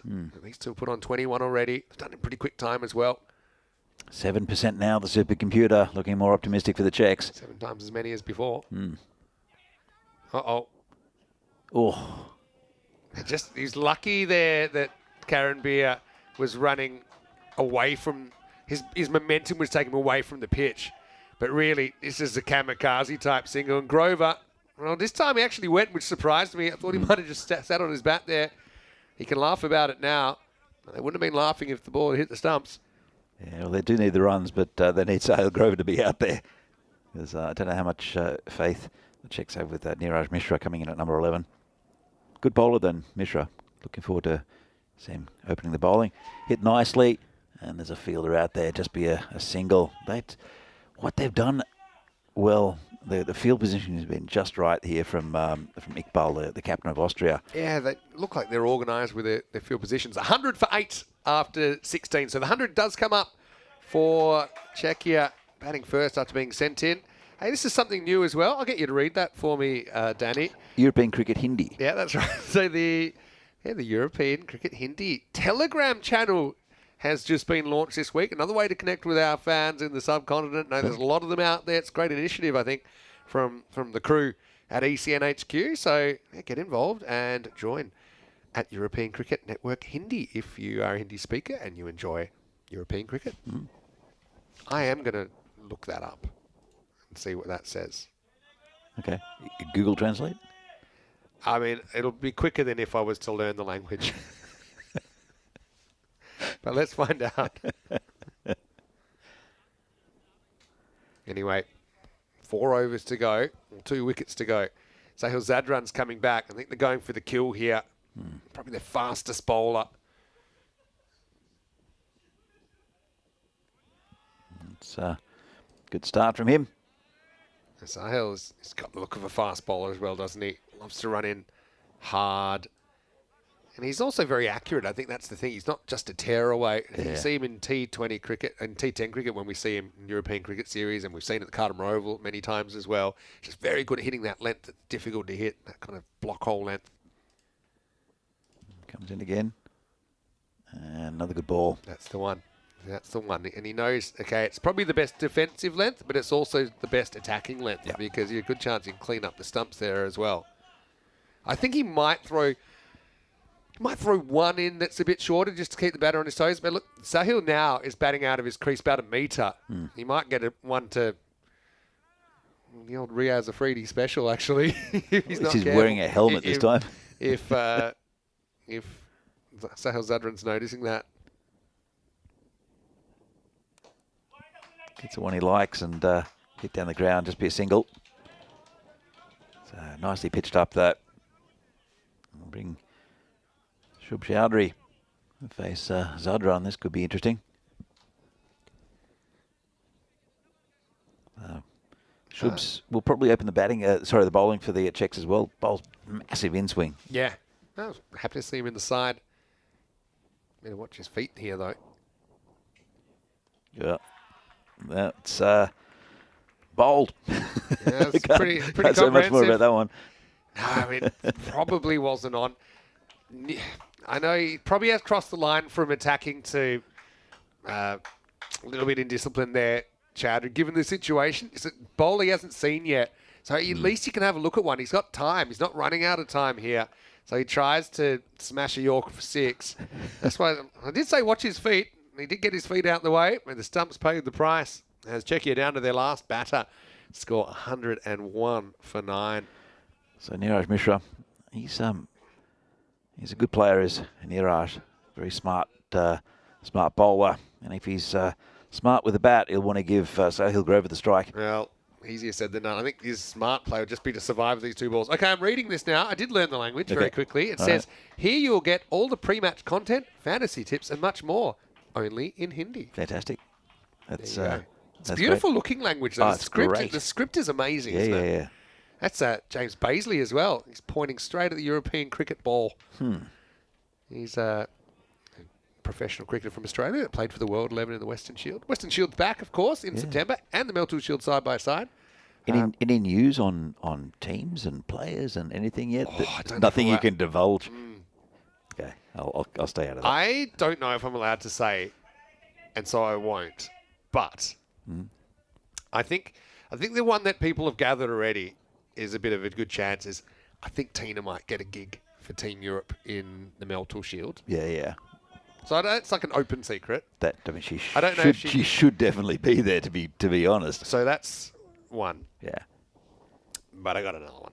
Oh, okay. As long as he doesn't get out this ball. Well, I had about a 98% chance that was going to clean the stumps up, but credit to Mishra, he kept it out. And I think smart that they will let Grover have the strike, 101 for 9 after 17. I have heard that there's a Team Europe icon that is a very well-known cricketer and very well-loved cricketer in the region. Okay. And I don't want to... And so, okay, I'll put it this way. We haven't seen him on the European Cricket Network before. Okay? Okay. So, hold on. You haven't seen him on ECN? He is a person that is European, as in continental European, but has played a lot of professional cricket, mostly in the UK. Okay. And yeah, internationally for a country that isn't in the UK. Wow, okay. Okay, so that's very cryptic. All right, I'm not gonna mention a name. I might off air. You can ask me. I'll even tell you off air. Yeah, I don't yeah. know. I don't want to break any news that I'm not meant to. Oh, I mean, I can think of one person pretty clearly, but is it? And hold on, he's never played on the network. True. Oh, then I have no idea. Yeah, he's never played on the network before. But well loved. Okay. And I think he's really going to love it. And I actually got a feeling, I know they're looking to keep Max O'Dowd. Anyway, I know there's a whole thing of that. There's an icon or whatever. But I think Max wants to play. Yeah. Right. Max had such a good time last time. So turn around the corner, going towards the boundary. And good piece of fielding. What a hoof. Well, oh, no. Oh, no. No one's watching. The keeper's not watching either. Keeper wasn't watching. Batters weren't watching. It definitely isn't 4. I don't know. Again, there's no use of technology. Maybe someone thought it was 4 and said it was 4. Oh, maybe It definitely wasn't 4. No. Let's have a look. And what did the umpire do? No, umpire had no signal there. I mean, luckily no one's out. You can just give it 2 and that's the end of it. Yeah. But if it was run out and say someone thought it was 4, had said it was 4, umpires are coming together. This is where I know maybe they never envisioned in T20Is that you can have a setup where you can. They're so confused. I was 1 short. Okay, that's. No. Well, definitely, we can't be 1 short and 4, so they're not going to call it 4. Well, that's. Oh yeah, he didn't. You're right. He didn't get back to his. There you go. That's such a weird one. You know why? Because you could argue that if you deliberately run 1 short. Yeah. So you can actually argue that's no runs at all. Because it's probably the sensible thing to do is just give it 1 run because he never tries to touch his bat. So there is such a rule that if you deliberately run 1 short, normally it's to steal the strike back, and that's considered like unfair play. It's like 5 penalty runs. It's all this. But they didn't. So it should be 0 runs there. It should be none. Yeah, I think it is none because he didn't make his ground at the other end. Well, in the end, they've called it 1 short, so they get 1 run. I'll come back to that in a But second. it should have been 2 short. It's again nicely hit, and this one's kicked over the boundary. Welcome 4 runs there. Yeah. And it is Sahil Grover. That was so weird. I've never seen that before. Now, the thing is, a 1 short, by definition, you haven't reached your crease and then you've run back. No, normally it's by this, like a short amount. Yeah. But this was by like 2 meters. But they didn't actually run 1 at all. Well, see, his partner ran 2. Yeah, but that doesn't count, does it? Yeah. Does it? And so a 1 short is basically you've both run 2, but one person just didn't touch their bat in the crease, which is basically what Grover did. He ran 2, but he didn't touch his bat in his crease. Gotcha. It seemed weird because it was by so much. Yeah, gotcha. So it is 1 run. So it's 1 run. Yeah. But I'll come back to this if we got time. It makes sense, I guess. Yeah, but what was weird about it is there is a law that covers when you don't even try. Right? Well, this one's going to get excited. This could be a minimo, you know. It will be. Wow, that's a real bit of luck. Bit of runs coming at the end for the Czechs, up to 112 now. And there's still 2 to come in the 18th over. But normally, the intention of the law of the deliberate short run is that you're doing something very unsportsmanlike to steal the strike back. So you both cross only halfway and come back. But he I won't say deliberately ran 1 short. I don't think he was even thinking about it. No, he thought it was going to be a boundary. It probably is weirdly the right call. Yeah. But the whole point is he never tried to touch his bat in. You can't argue that. He never tried to. He just kind of panicked and said, well, hold on. So if they had decided it was deliberate 1 short, then actually there's no runs and it's 5 penalty runs. I mean, that wouldn't have felt right given the situation either. No, agreed. So, yeah, that's what the long conference was about. I thought maybe the umpires were thinking was it 4 or not, but it was pretty clear it wasn't. No.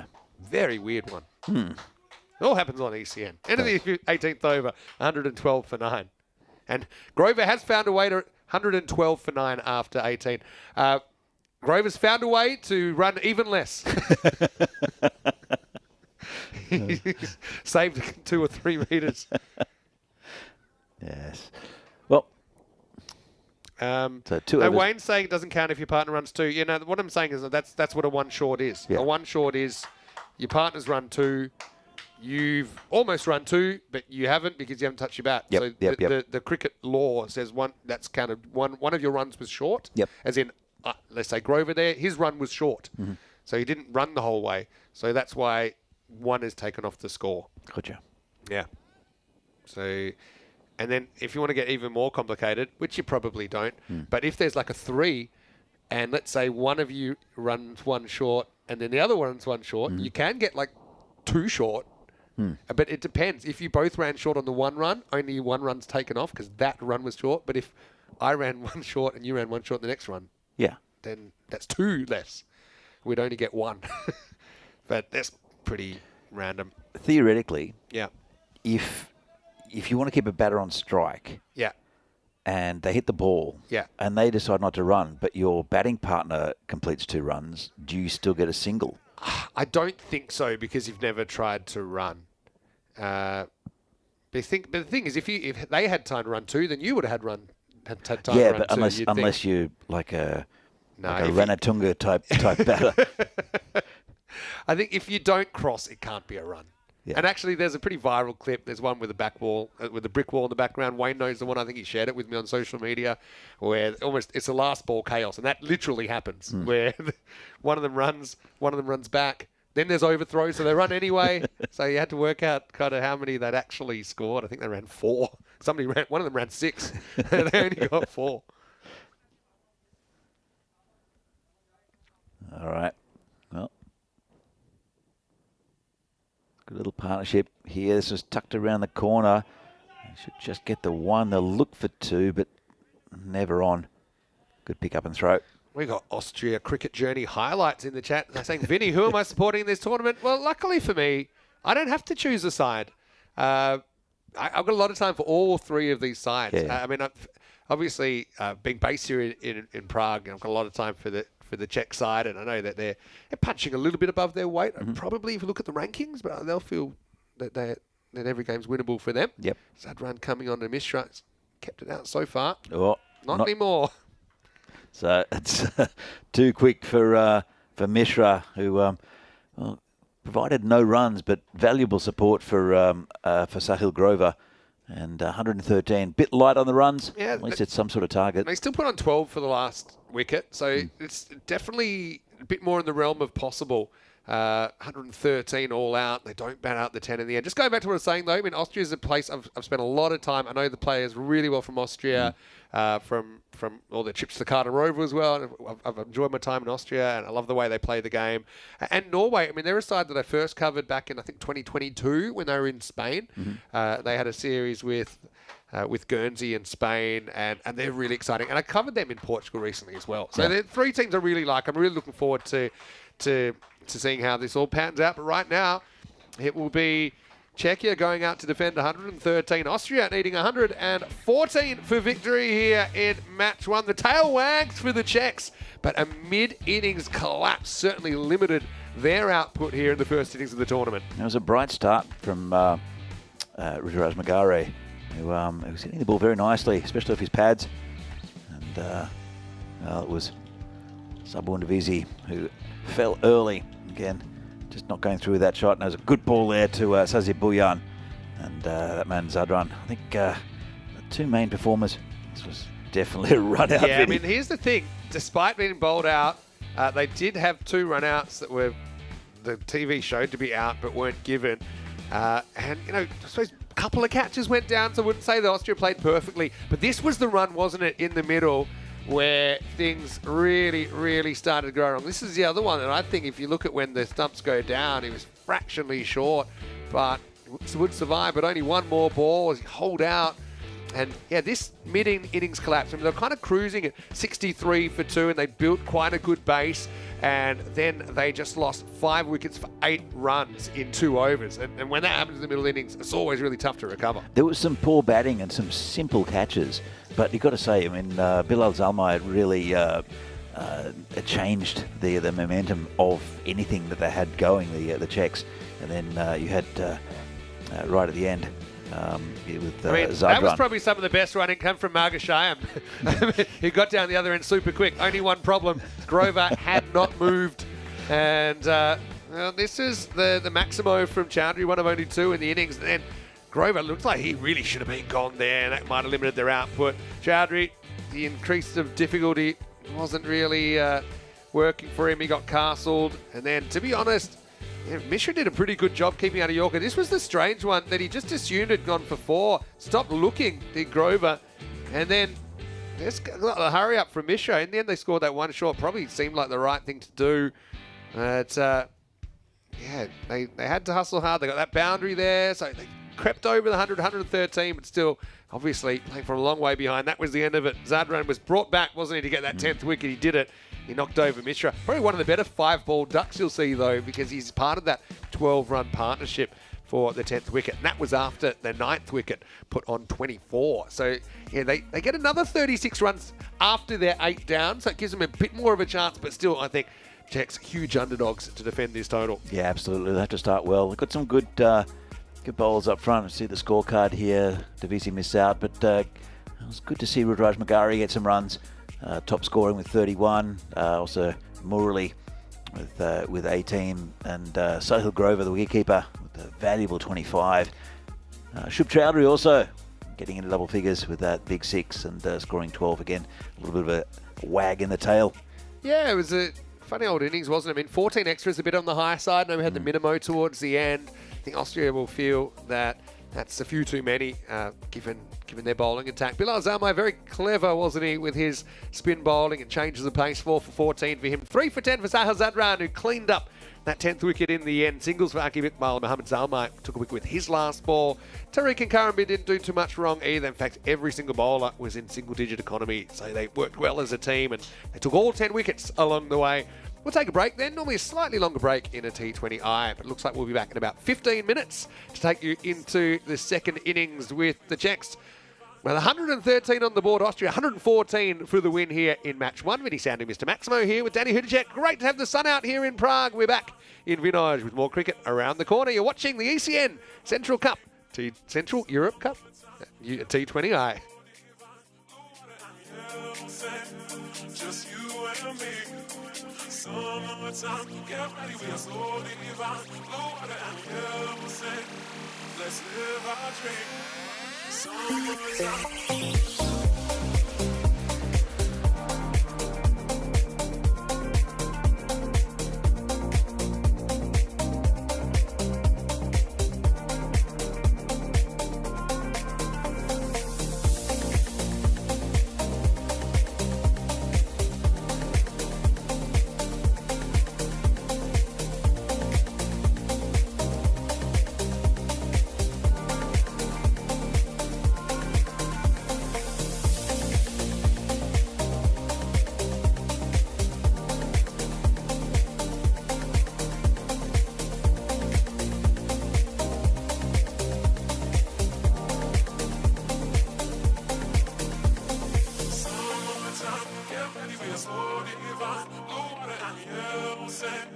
Just you and me.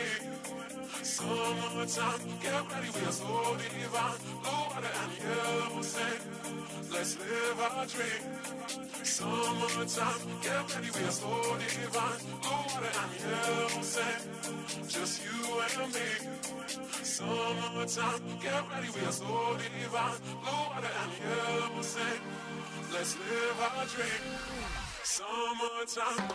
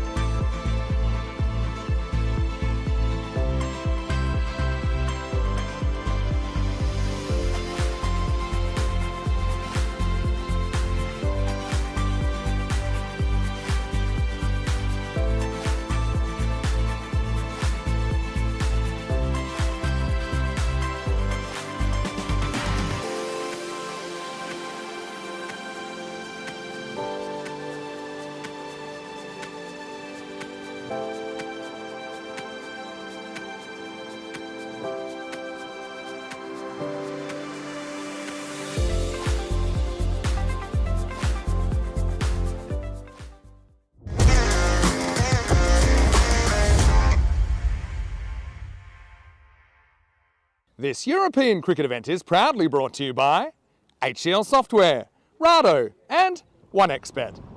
Hello, welcome back to Prague. It's the opening day of the CE Cup. We start with the men over the first 3 days before the women take centre stage from Wednesday. And right now you're watching the opening match. Czech side put in by Austrian captain Aki Iqbal and getting bowled out in their innings for 113. They did leave 8 balls on the table, so the Austrian openers coming out. Looks like Bilal Zalmay going out there with Karanbir Singh. 114 the victory target. Vinny Sandy here, Mr. Maximo. Great to be back in Czechia, bringing you some T20 international cricket. And joining me once again, Danny Hudacek. The Czechs, well, they fought hard for their 113 in the end, but certainly had life made pretty hard for them through the middle of the innings. Yeah, look, because I think a couple of soft wickets, quite a few soft wickets to be fair, but it was the pressure built mainly from Bilal Zalmay through those middle overs that really tore the heart out of the Czech batting. Well, it'll be a good bowler who'll come up straight up. I haven't seen him for a little while. Shub Chowdhury. Last time we saw him was Valletta a few years ago, and he was injured and really just couldn't get going. But he bowls massive in-swing, uses his height well, uses good pace as well. So looking forward to watching him bowl. He does spray it sometimes, so his control can be a little bit of an issue. And they don't have a deep, fine leg. So let's have a look. Shub Chowdhury with their first ball. Nice start there. Really cramped up the batter. You can see the wind at the moment. It is really windy. We're protected. We're in our bunker, which, as we learned last time, is a very useful construction for us, not having things blowing off the table. But you can just tell by the camera right now that it is very windy at the moment. The thing is, Chowdhury, you mentioned this wind was probably a bit more right to left. I would have thought maybe you'd bowl him at the other end. Yeah, maybe. But bowling into a wind for a swing bowler is always an advantage as well. Let's just get a bit of in-swing. This one's got through the field, but there's a sweeper back there. First runs for Austria. There's Bilal Zalmay. We are opening. Was opening with Karanbir Singh. So we know Bilal pretty well here in Czechia. There was a Continental Cup a few years ago where these two teams met in the final, and Bilal hit 100. That was the only real difference between the two sides. Yeah, true. This is finding it hard, probably as you are as well. Just focusing on the pitch here, blowing around a lot is Chowdhury. That's taken off. So I held it pretty well. It's a tough one sometimes on this pitch where to stand, because it was way too close for that delivery because it gets up, but then there could be another delivery that keeps down, and it's awkward for other reasons. We saw that with Ahmad Naeem in the first innings. I really do love this pitch. This pitch does have a bit of life in it, and I think it gives the bowlers hope that it might do something unexpected. This Karanbir Singh, though, is big hitter. Maybe the first batter to hit centuries in back-to-back matches on ECN, actually. Down goes Chowdhury in the follow-through. He's susceptible to breaking, is Shub Chowdhury, so hopefully he'll get up and be all right. But it's been a good fiery start here from Shub. So it'll be, again, I'm assuming that Neeraj Mishra will be the bowl from the other end, and obviously they've given Chowdhury the chance to choose which end he wants to bowl from. Short again, called a wide this time. Nice take by the keeper. And, well, Neeraj Mishra is more an outswing bowler, so which wouldn't help with the swing either. So maybe they've got the ends missed. I will say, probably the wind, if anything, is more just down the ground almost. Yeah, it's almost right behind his back. So maybe he's just feeling he's going to get a bit more rhythm. And we have seen the ball go both ways so far in this first over. Karanbir's an imposing unit. He scored those back-to-back tons for the Vienna Eagles, and it was quite an amazing day of cricket, that one, actually. We even saw the highest chase at that stage get beaten. I think it was still back in the 160s back then. It's not on the list anymore. It was Pat Ryder's. I think it might have been 167 they chased. Last ball the first over. This is in the air. It's over the top of the covers. 4 runs. Nice shot. It was there to be hit, and hit it pretty well. Can't have been that easy to face Chowdhury then, because I don't think he knew what was going to happen when the ball came out of his hand. It wasn't that predictable, but credit to Karen Beer. He gets him, I suppose what is a bit of a half volley length at this stage, puts it up and over the top and gets 4 runs. So Austria are off to a decent start, 7 without loss, and I think we will get Mishra to bowl the second over. He battled, didn't he? He kept a very good Yorker out first ball to allow a 10th wicket partnership to be possible. In the end, they put on 12. It won't mean anything unless they can get into this Austrian batting lineup and take some early wickets. I like Niraj Mishra. He's very consistent, but not. How do I put it? He's not a predictable consistent. He's just puts it on a really good line and length. A little bit. I don't know if I can't really compare him to Glenn McGrath, but Glenn McGrath just bowled. He would like you to. Yeah, he would. He's a tad shorter and maybe not quite as quick. But what Glenn McGrath did brilliantly was just put the balls in every ball in the right area. Very few loose deliveries, and that's the same I think with Niraj Mishra. Very clever bowler, and they'll look to get a wicket or two early. It's, Grover still hasn't got the helmet. Of course, the helmet now. Is it compulsory in T20Is? In T20Is, I know it definitely is for batters. I don't think he's going to stay up though here, Grover. No, it's definitely for batters as long as it's against pace bowlers. I suppose there's a bit of a grey area. What's a pace bowler? Normally you'd say, so they can take the helmet off if they're facing a spinner. Anyway, it's Mishra to bowl the second.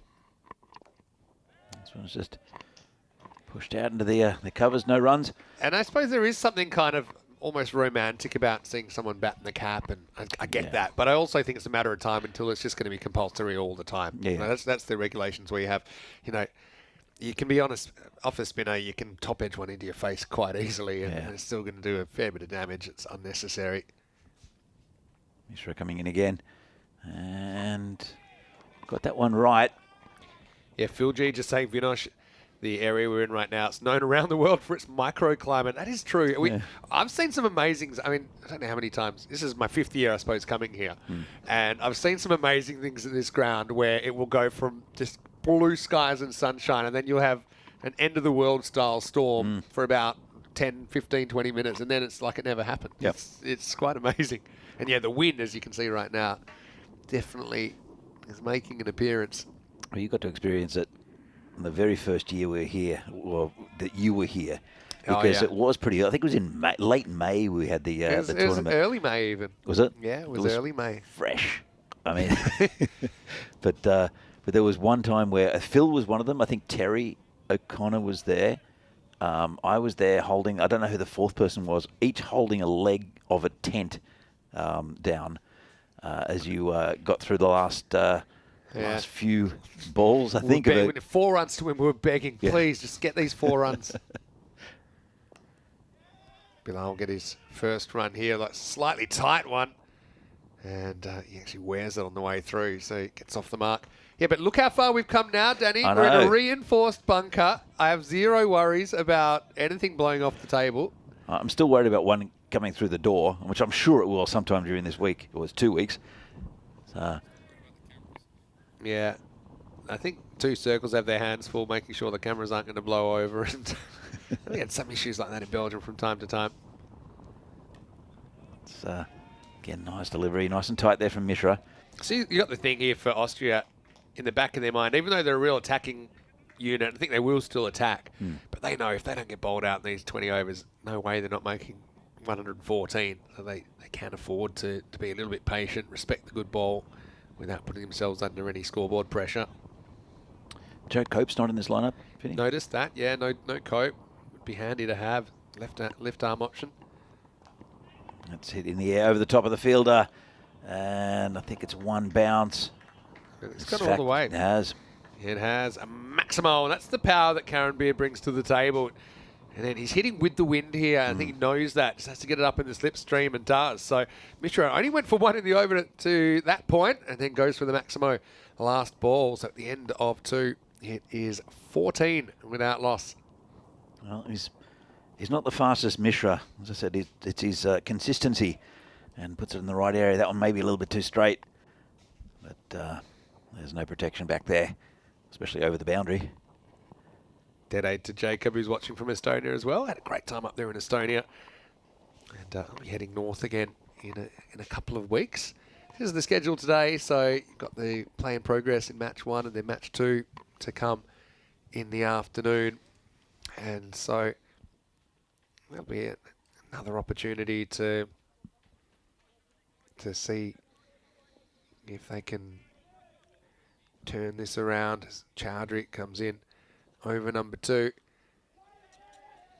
Yeah, so Czechia taking on Norway in match number 2, which is going to be a tough one. I mean, Norway again, I know they've been playing a little bit. I know they played in Portugal recently in the T20 sphere. They actually took a game off Portugal first game, but then went down 2-1 in that series to Portugal. But Portugal, I mean, they're building something pretty good at the moment. Wasn't quite good enough to get the Medina Cup. They actually beat Belgium twice in the qualifying stage, but then there was a final and Belgium won and deserved to win. They played very well. So it's great to track these improvements amongst the teams. Improvement in standard across the board. That's why I think you're seeing a lot more of these European teams climbing the ladder. I was about to say it's been pretty disciplined from Chowdhury so far. That one goes down leg, and Sahil does well to pick it up. I was the other thing I was doing when I was doing the Medina Cup that was held in Belgium, I was kind of getting a feel for the teams in each kind of decade or each set of 10 in the rankings, because they got a certain feel. I might actually do it. It's quite interesting. Here's Chowdhury to Karanbir Singh. Down he goes again. He's going to get a bit of a hand from me. I'll say, hey, you know, see if you can land. Oh, I hope he's not broken. Oh, I hope not. I think was it more in the impact here? Let's have a look at it on the replay. It's a little small slip on the line. So I don't think it's very wet out there. I don't think it's that. Maybe I actually think it's one of these cases where the sawdust is actually making it more dangerous, because when you're landing, it's not necessarily a very sure surface. So the sawdust can help you in the run-ups, but once it gets on the artificial surface, it's probably just making it a bit more slippery. Interesting thing with Shub, we saw him here a few weeks ago. He was wandering around. This is going to be called a wide. He was wandering around with a camera. Yeah. Because there's a documentary being made. Hopefully it'll all go ahead to plan about the Czech national women's team, which will be very interesting. And following them around, they're yet to win an international. Hopefully they'll do that later on in the week. It's going to be a tough one for them, but yeah, definitely. But they'll feel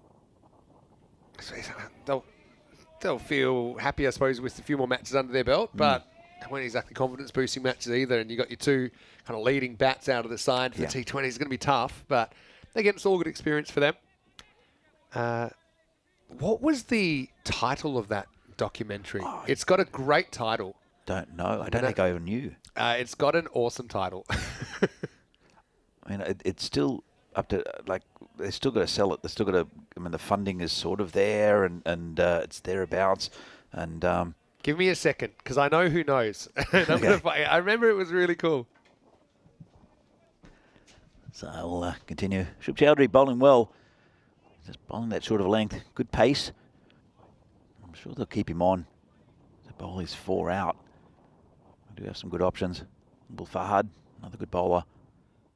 Oh, this is tucked around the corner. Nice shot there.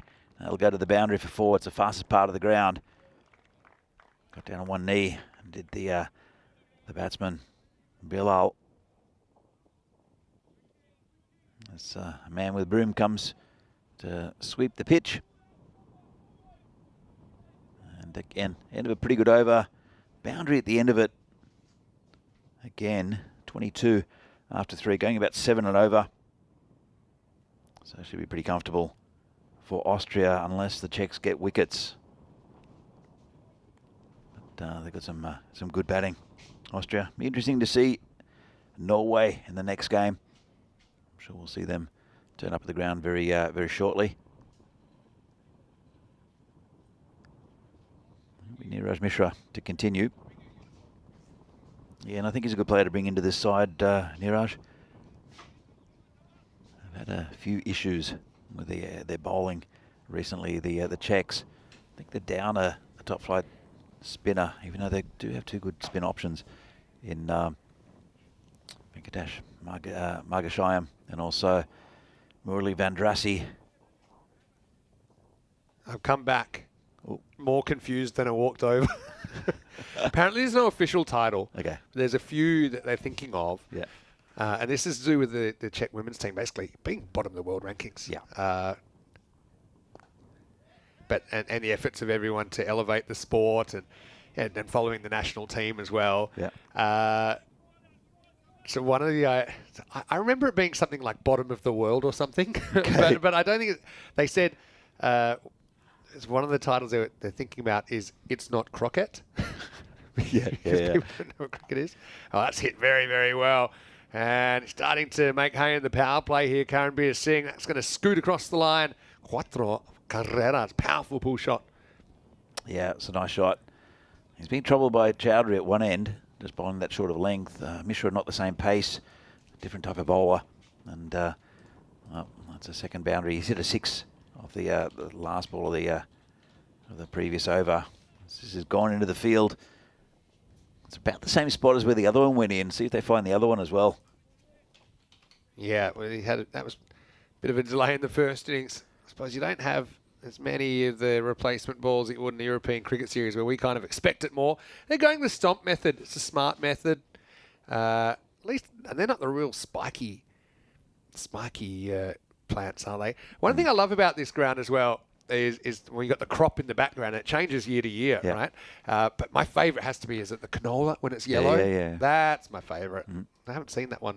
I don't think it was last year either, was it? It is very pretty. I'm not sure what they were last year. I know that they change it every year.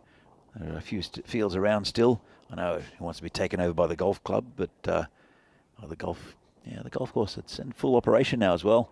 Good to see. There's a clubhouse up there for refreshments. And I think there's a pretty good working relationship now with the clubhouse. I think it changed it a bit. It looks different to what it was. It looked like a monstrosity before. Now it actually looks pretty decent. I got some good news that Czechia actually aren't bottom because there's quite a few teams that they've played T20Is haven't had a win. Huh? So they're not sure how exactly they work it out with the points. But so they're not on their own at all. In fact, I'm counting 7 countries that are in the same boat. And it's just great to see more and more countries being included in this table. Because I remember when I first started following it, it was about 46, 48 countries. Now there's 76 countries that's good. playing T20I women's cricket. And so, yeah, Czechia without a win. But neither have Mongolia, Eswatini, Lesotho, Cameroon, Bulgaria, who actually we've seen on the network recently, Belgium, who we've also seen recently, and Bahrain.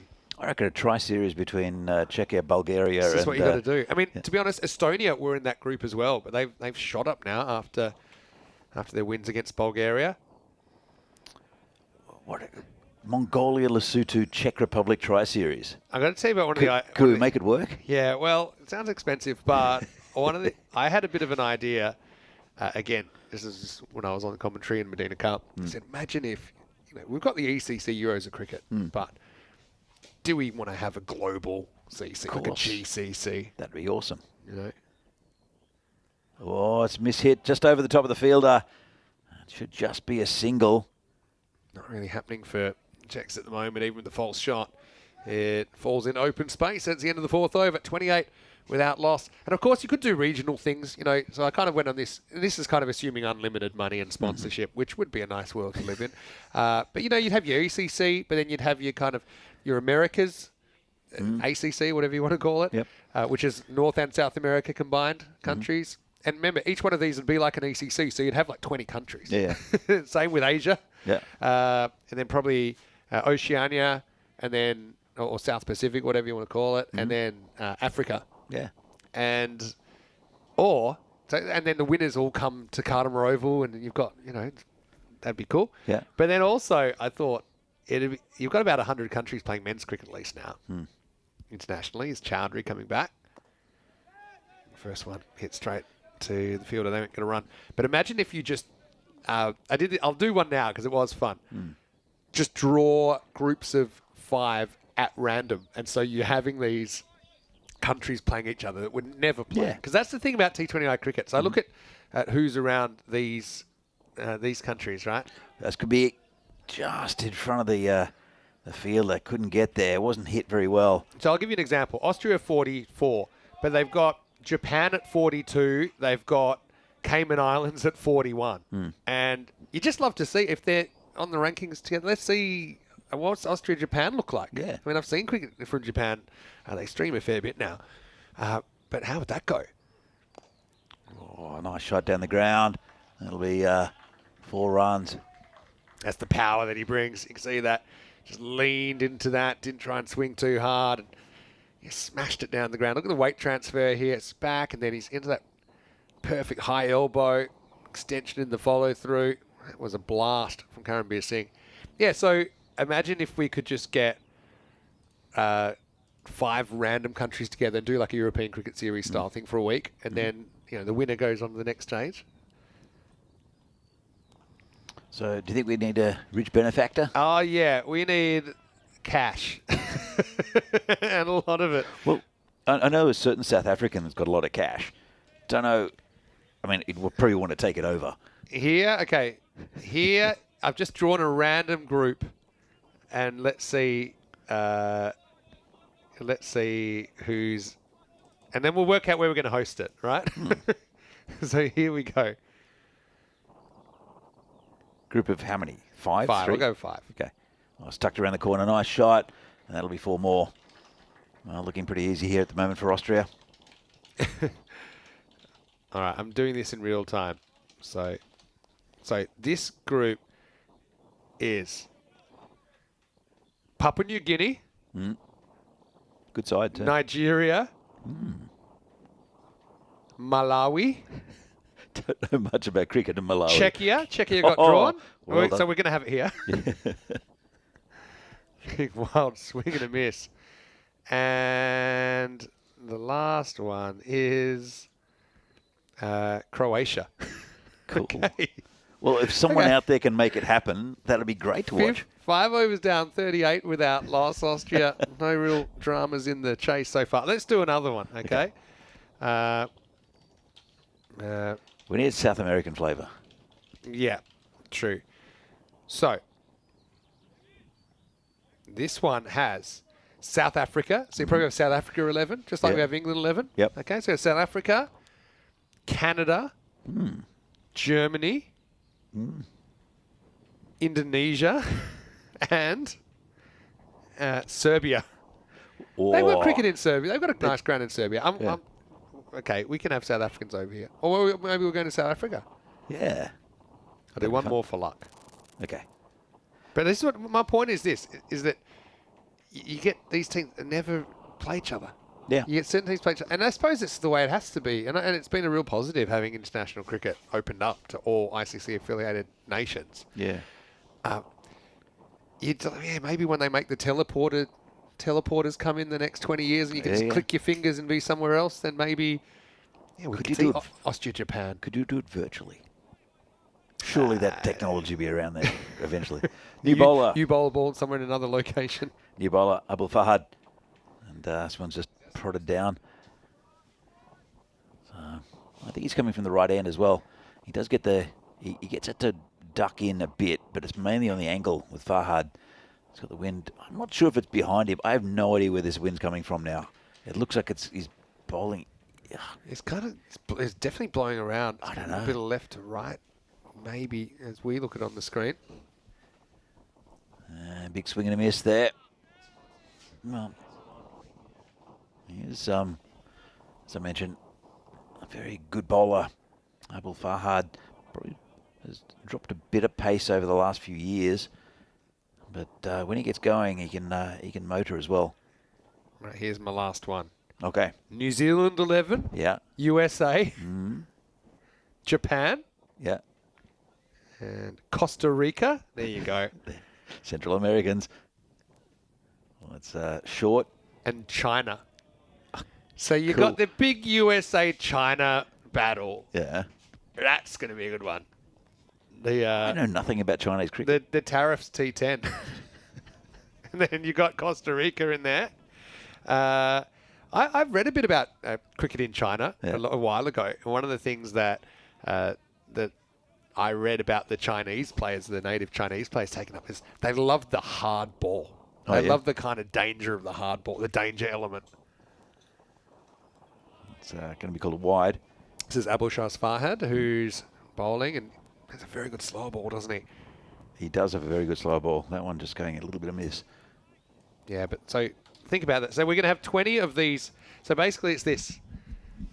We'll have 20 of these 5-team 1 week things. Could be the whole season. Yeah. Around the world. Mm-hmm. The 20 then get to come to the Carter Oval for like 4 groups of 5 and a championship week, something like that. Yeah. Another slower ball. Good start here from Farhad. Yeah, I think that would be great. Would Carlton be the right place to? Is it T10s or T20s? Well, it's T10s. T10s. It's got to be our, our signature format. Yeah. Okay. Yep. That'd be fantastic. T20s, we might not finish them in a year. Yeah. Yeah, T10s. That'd be fantastic. I'd love to put my hand up to go to Malawi if the games are played there. Or anywhere, really. This is a nice shot down the ground, and that'll be 6. No, just got one right in the slot. And as your bigger bowler up, and so they've been bowling well, they get slammed over the boundary. Absolutely belted that one from Karen Singh. You can see why he's there at the top of the order. Just kind of a comfortable driving, up and under driving length. It's last over the power play as well, so he's pretty conscious of it. Okay, let's say that we're not going to hold the Carter Oval. I have to pick a host country. Okay. Somewhere with his sun? What about here? Well, I'm just going to get the computer to pick it. Okay.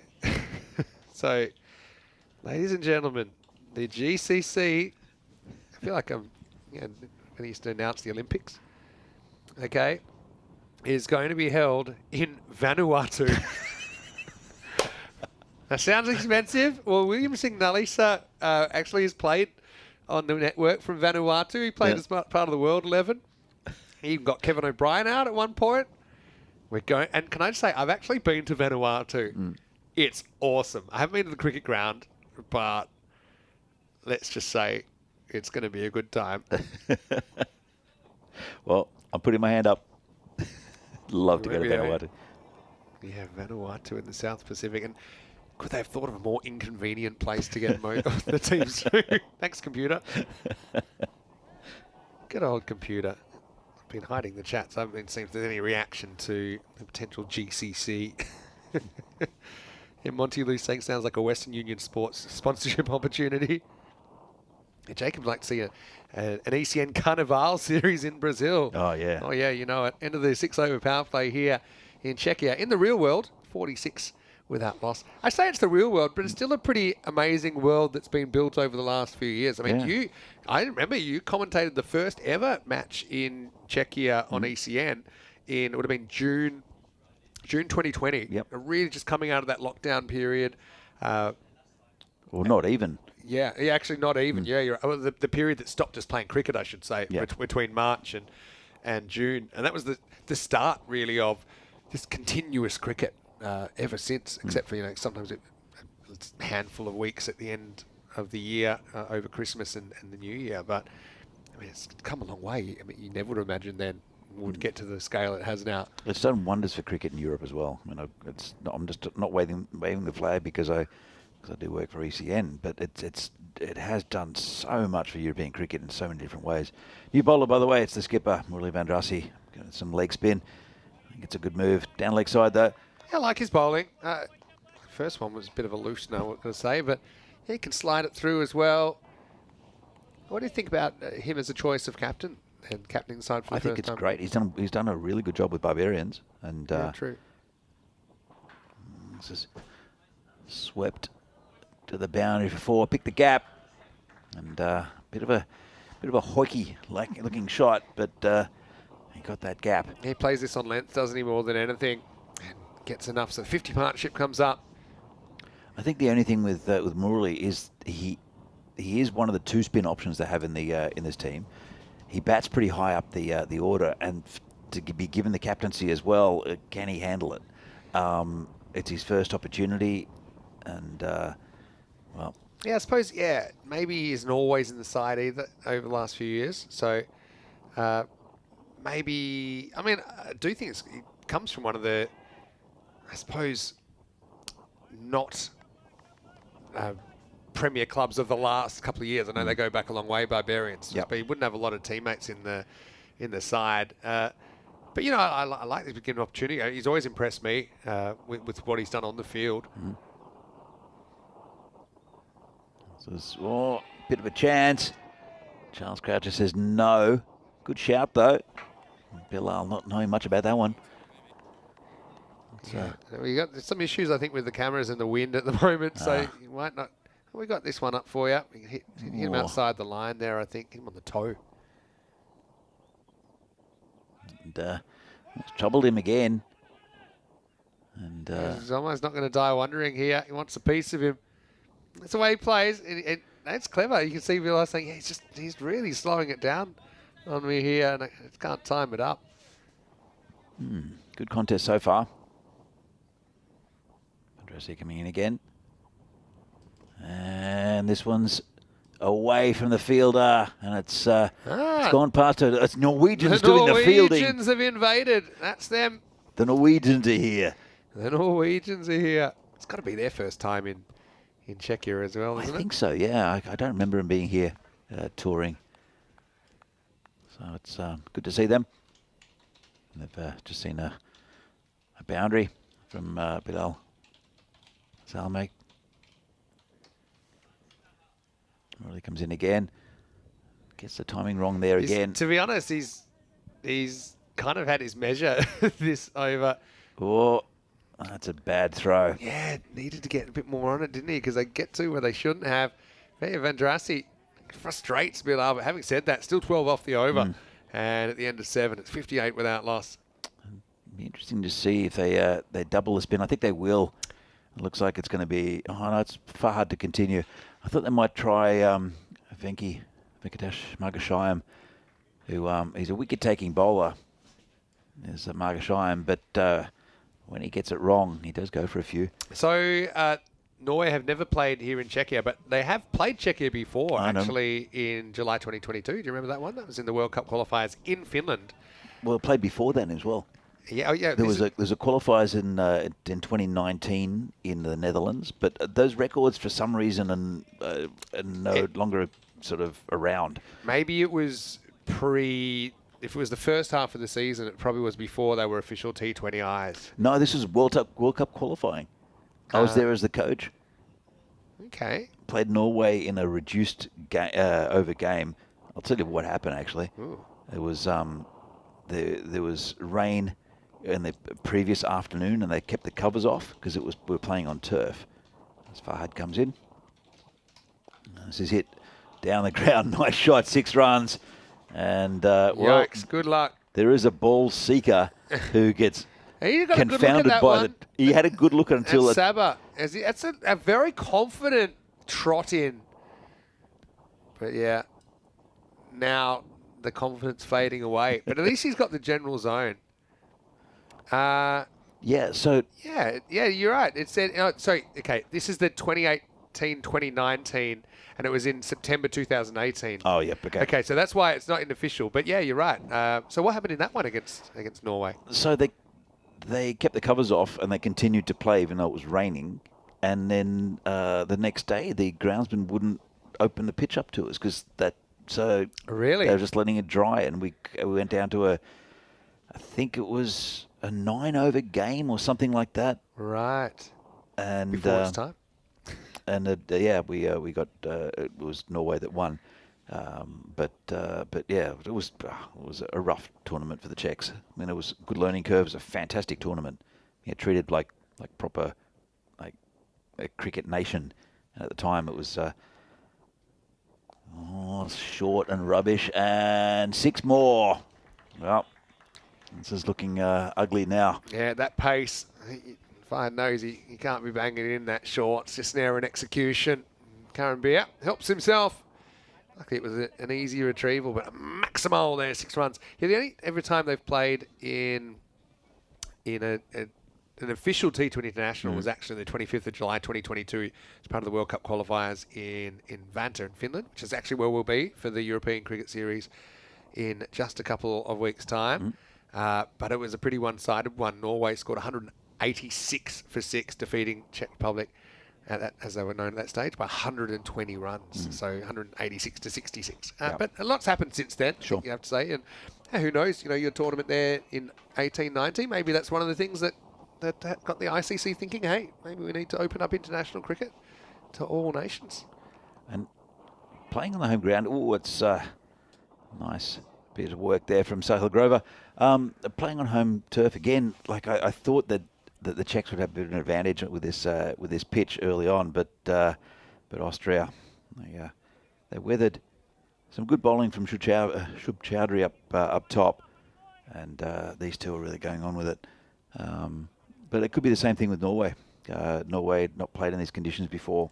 The Czechs with some sort of an advantage, but I think the Czechs looking a little bit rusty. Again, same again. He's on my bowling team, Sahil. Well, yeah, he hits them, but I think Bilal's an experienced campaigner. He knows he's got time to get back in. We do see some batters almost in shock and they've missed it, not getting back straight away, but I think he's too experienced to fall for that one. So it's been a pretty good comeback here from Farhad after being slammed for 2 sixes.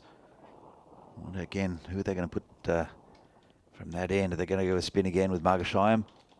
This one, again, not being able to get onto it. Bilal, same shot again. He's on 18. And Karen Beer is on 47. Batted well. As Karen Beer Singh. So end of the over. And looks like it's going to be Murali to continue. Yeah, 71 without loss after 8. He sees a few clouds overhead, but nothing too threatening here around the ground at the moment. Yeah, bright sunshine. A little bit of a breeze. Lunch coming up soon, I think, Vinny, as well. Yeah, I don't know what the lunch is going to be today. I know that we have a bit of a tradition here with the Australian pub, the Down Under, with their array of pies, their meat pies. Oh, they've got kangaroo pies now. Yeah. Does that have a name? Because they're always named after cities, right? Yes. There's like the Melbourne, the Sydney. They're called kangaroo pie. Wow. This could be a kangaroo island. Could be, but that's. I think they didn't have to explain. Skippy pie might have been wrong. True. So Skippy, a very famous, actually world famous. It was famous here as well. Yeah, world famous. Skippy the bush kangaroo. Yeah. Yep. But no, it had some very nice pies. I had I played a music quiz the other day by myself and came second. There are only 4 teams. But it was quite fun. Or third last. It's going to be not out. Yeah, third last. And second prize there is 6 frozen pie shop pies. Just quickly, which is the best. Before we go back to that, he's saying it hit me so high, but he's a long way down, and I think it was climbing over the top. Okay, so say it again. Second prize was won 6 pie shop pies. So yeah, there's different prizes along the way, but everyone wants to get second because it is a great prize. And I don't know what Venki was doing out there. He did wait for it. Should have probably attacked it a bit more. He's a good fielder, Margashayam, but nothing there. Yeah, so I had a Bangkok the other day, which is very nice. Oh, yeah? Yeah. It's like a curry, a Thai curry pie. Very, very nice. Make me hungry now. Morris is in the air. Chance. And, well, no chance. Again, I think he must have misjudged it somehow, Shub Chowdhury, because he really didn't move to it. Even when he did, I wonder if there's a chance he can get a dive on this. I mean, there's no consequence to going at it and missing it. They need the never wickets. going to go for 4. They need the wickets. That's this one's it's going a bit square. Should be 2 comfortable runs. But they need to attack this ball. I mean, the first one, maybe Venki could have gone a bit earlier. And that one definitely Shub Chowdhury just didn't really commit at all. Yeah, that's the thing. I think you'd love to see even a drop if it's gone for rather than a non-attempt. Anyway, so we'll tuck this one away. Vendrasi just goes for 6 in the over. He's looked more likely than anyone to take a wicket, really. Yeah, absolutely. Just to try and get a miss in out of these two. It's the end of the ninth, and it's walking 677 without loss. Hey, the other thing is the chat are saying they want to form their own team and be part of an ECS or something. Yeah, what location do you guys want to go to? Vanuatu? Or, let's say it's a location in Europe, and I'm going to say don't choose the Cardimer Oval because that's an obvious one. Yeah. Pick somewhere. I'm not going to lead the witness. Where do you want to be part of European Cricket Series? This is the Spanner 11. The Spanner 11, that's good. The Spanner 11. Yeah. Imagine the uniforms. What you? I'm just going to. I reckon they'd be blue. Yeah, but you've got to have like Spanner motif. Yeah. So, I think it's a good initiative. The Spanner 11 would be great. We could also have an ECN 11. That'd be a pretty handy team. That's something that we talked about before. I'd like to see Rico opening the bowling. This is Buyan. See, the camera's been blown off off centre now. But we're doing the best we can. Need danger money. We've talked about the camera operators up in the tower getting blown to Poland before. I said, why don't we give them a parachute? We'll never get it back. Keep on that view for a second, if you like. That's the hill everyone thinks is like the Teletubbies hill. Oh, Remember that show Teletubbies? Yeah, the sun always freaked me out. It's again just misjudged there by the I think it was Vadrasi in the covers. It was, and again that was a chance. Just hesitated and well, just a little bit rusty maybe in the field. The checks, I think they've fielded okay, but just misjudged those half opportunities. Buyan been hit square on the offside. But yeah, I think it would be a pretty handy side. You'd be behind the stumps, of course. Danny can coach the Spanner 11, says Phil G. I'd do that. Yeah, the thing with an ECN 11 is that if we're going to put it on TV, who's going to work it? I think we've got the 2 circles 11 covered, though. They've been trying hard, but we need to take them to school. We've got Alex pushing the buttons. He's a pretty handy cricketer, I heard. Oh, Chris with a bunch of tools, that team. This is Spanner 11. Have a look. This is the shirt that's been produced. I'll send it to Kroom and he can put it up. Oh, there we go. That plane's enjoying the wind. That's the kind of aircraft you see around. We can go back to that in a second. Yeah, we see all sorts. We've seen the president's plane car past, apparently.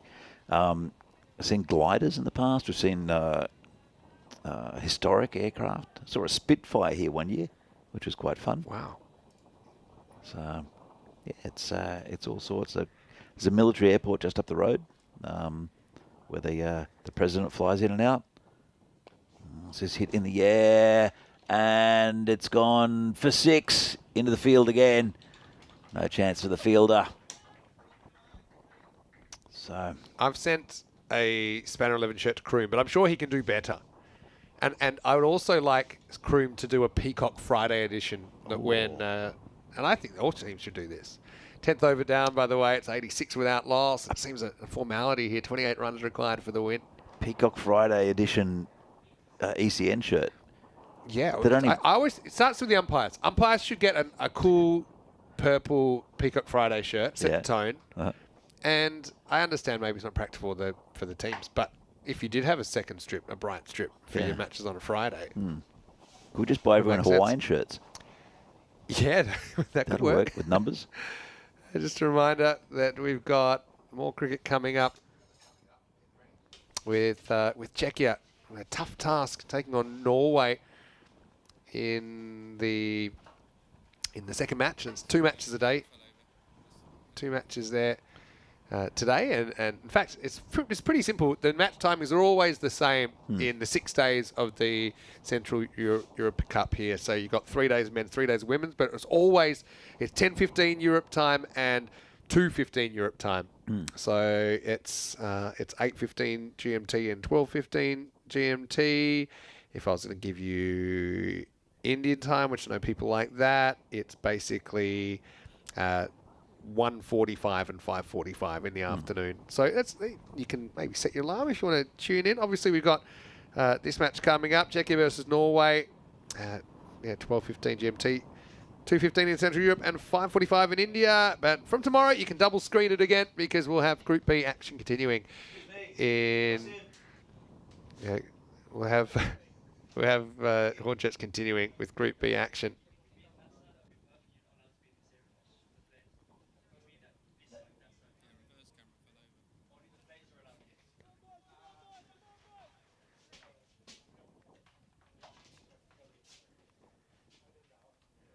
So I think we're almost good. We had a couple of cameras blow over, but we're all good. And we're going to continue. Hello to Anne Pretty as well. And she's worrying about farmers' machinery getting destroyed by the lost ball. Yeah, true, right. Imagine going to get a, I don't know, packet of Wheat Bix, and there's a mashed up grizzly in there. I'll tell you what, there's quite a few grounds around Europe that have got weird potatoes growing. As we do lose a few.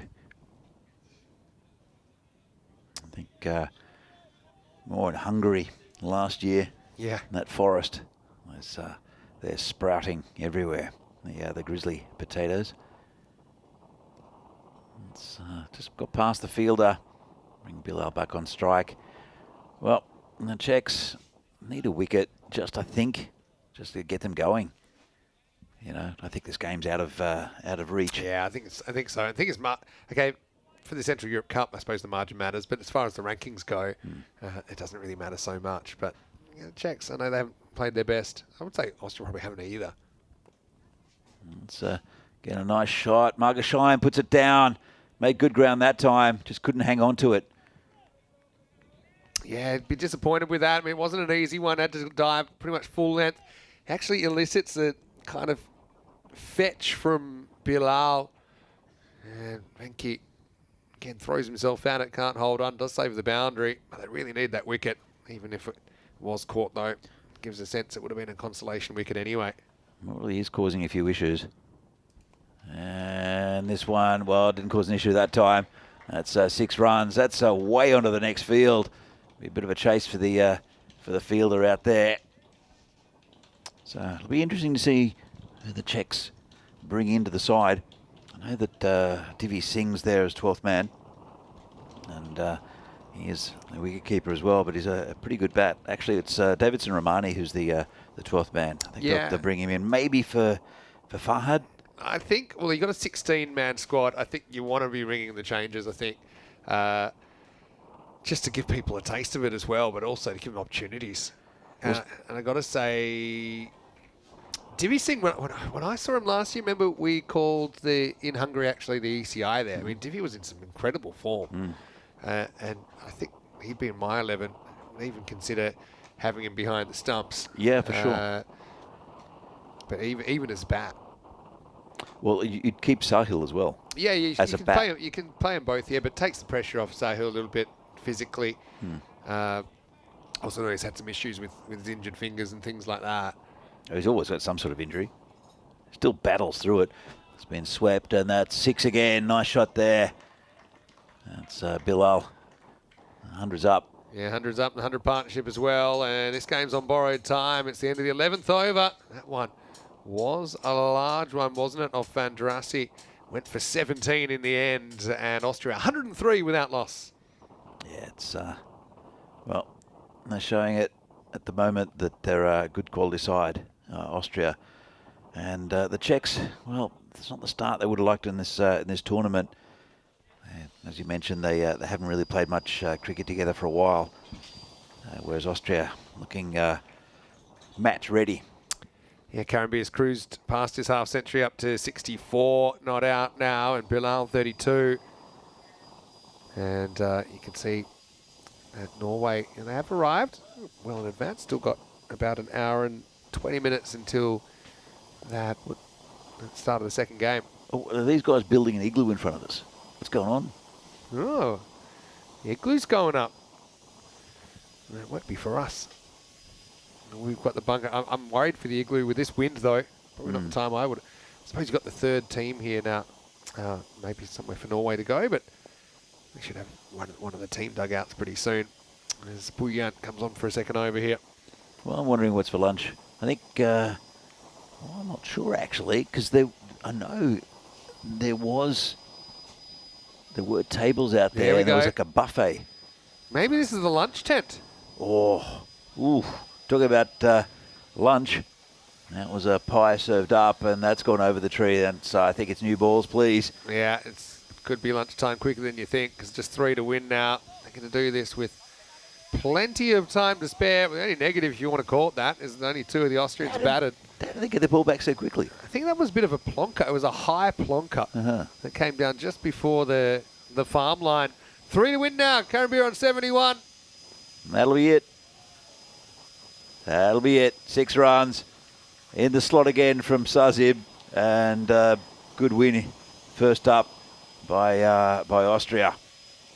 Yeah, well, that was dominant if ever you saw one. Austria, like I said, many things. I think Czechia playing a little bit below themselves, and Austria just in the swing of things. You know, you can tell they've played T20Is in the month of May, and they flew away to a 10-wicket win. They end up doing it with 50 balls to spare as well. So they only used 70 of their 120 balls. Well batted by Karen Beer. Again, just used the wind cleverly. Those shots to the far end, up in the slipstream. And look, these two, they will get to play again later in the tournament, and a chance for the Czechs to get some revenge. But their attention now has to turn to the Norwegians in match 2, and maybe they catch them a bit on the hot. But knowing this Norwegian squad, they've got a lot of talent as well. Interesting to see how they adapt to the conditions in the pitch. That game coming up in around about an hour and 15 minutes. That means we're 45 minutes away from the toss. And yeah, we'll be calling you through that one as well. So a bit of a break for all of our ECN fans. Of course, this is the only cricket on ECN today. Yeah, looking forward to it. Again, it's good to have international cricket back here in Prague. And it'll be good to see Norway for the first time. See some of the highlights, and most of them will be highlights from these two batters, Bilal Zalmai and also Karen Beer Singh. And the Czechs, no answers. There were a couple of chances. To see the Grizzly hunt was on, wasn't it? A couple of times. But I mean, it's a good mixture of kind of power, but also there's technique between these two as well. Probably times that Bilal lost his shape a little bit, got frustrated, I think, with the lack of pace from Van Drassi. But he also played some pretty crisp shots. And Karen Beer, well, he was certainly giving Sabah a fair bit to do. I think he fielded more balls off the field than on the field. That was eventually a good retrieval. But, yeah, Fahad came on, probably didn't quite get it right. But I think Czechs knew the writing was on the wall a long way before the end. Absolutely. And, well, there's the Cessna. Just going along. Catch went down. Difficult one there for Margashayam. Probably had another opportunity as well, maybe the over before. So it wasn't 100% by the Austrians as far as the chances go. But in the end, it was easily enough. Very comfortable win for Austria. And we'll see them again tomorrow when they'll play Norway and also Czechia. They'll be, well, actually, I'm not sure. I'll have to check tomorrow. But this afternoon, we're going to see Czechia again against Norway, which again should be an interesting game. Norway, the highest ranked of all these sides, 39 in the world. Yeah. The Czechs on 53. Well, so. I mean, Czechia have the doubleheader today, Austria have it tomorrow, and then Norway have it on Tuesday on day 3. A quick look at the scorecard. Karambir cruised to a half century and more. 77 off 38 for Big Karan with 8 Maximos, 4 4s in there. To give you some context, I think the Czechs only hit 2 6s in their entire innings, and he hit 8 during the 11.4 overs. He was at the crease. Bilal Zalmai did hit a 6 of his own and 3 4s in his 33. Not out, going more or less a runner ball, but it was that dominant 77 there. Just didn't see where they go player of the match. I mean, Karan might have had a a case for it. But I think Bilal for his 33 not out and his bowling, don't forget that he took 4 for 14 that first innings. I think he's a pretty deserving player of the match. I think so. No wickets for the Czechs, unfortunately. I thought Neeraj Mishra held it pretty quiet early, none for 13, but some others weren't so fortunate as they did go for runs. And in the end, a pretty comprehensive win for Austria. But as it was said in the chat, time for Czechs to regroup. They've got an hour off. Just put it out of their mind. They're definitely better for the run. Maybe we see a couple of changes in their lineup as well. But we'll be back in around about an hour and 10 minutes. When he's down here, Mr. Maximo with Danny Hunchek. Hope you enjoy your lunch or dinner, whatever you're doing around the world. Let's stay tuned because the Norwegians have arrived and we'll see them on the park when we return for match 2 live from Prague. You're watching the CE Cup 2025.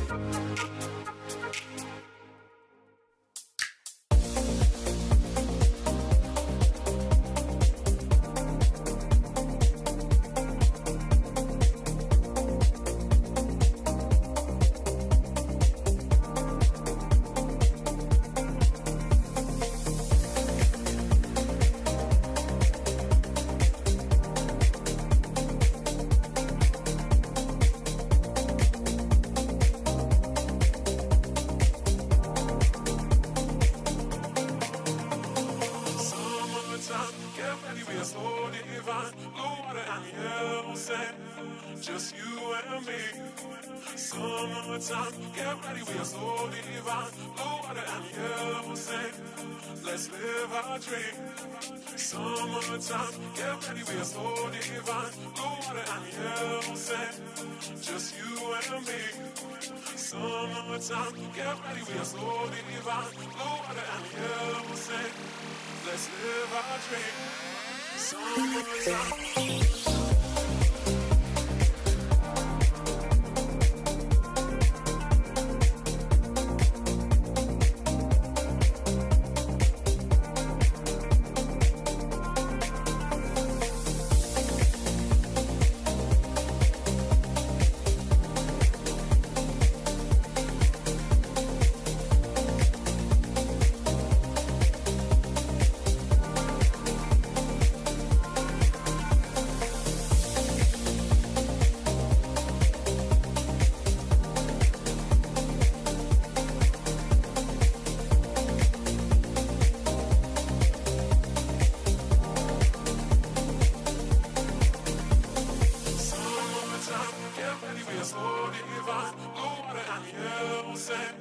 Just you and me. Summertime, get ready, we are so divine. Blue water and yellow sand, let's live our dream. Summertime, get ready, we are so divine. Blue water and yellow sand, just you and me. Summertime, get ready, we are so divine. Blue water and yellow sand, let's live our dream. Summertime.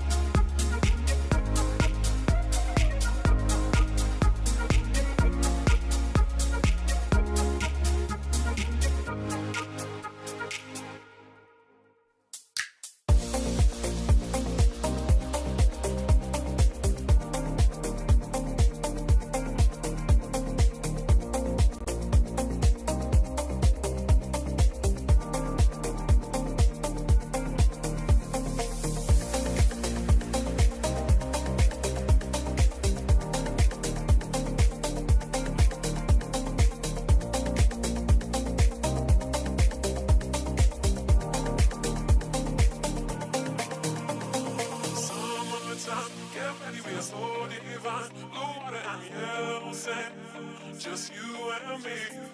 Summertime, get ready, we are so divine. Blue water and yellow sand, let's live our dream. Summertime, get ready, we are so divine. Blue water and yellow sand, just you and me. Summertime, get ready, we are so divine. Blue water and yellow sand, let's live our dream. Summertime.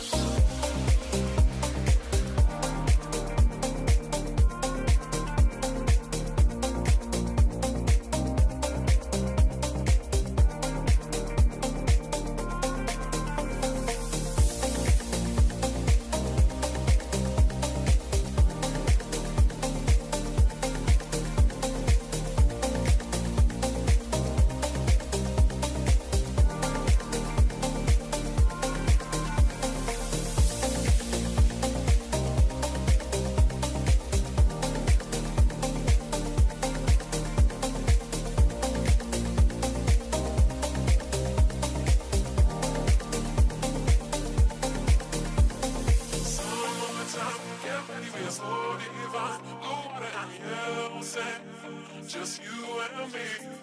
Summertime, get ready, we are so divine. Blue water and yellow sand, let's live our dream.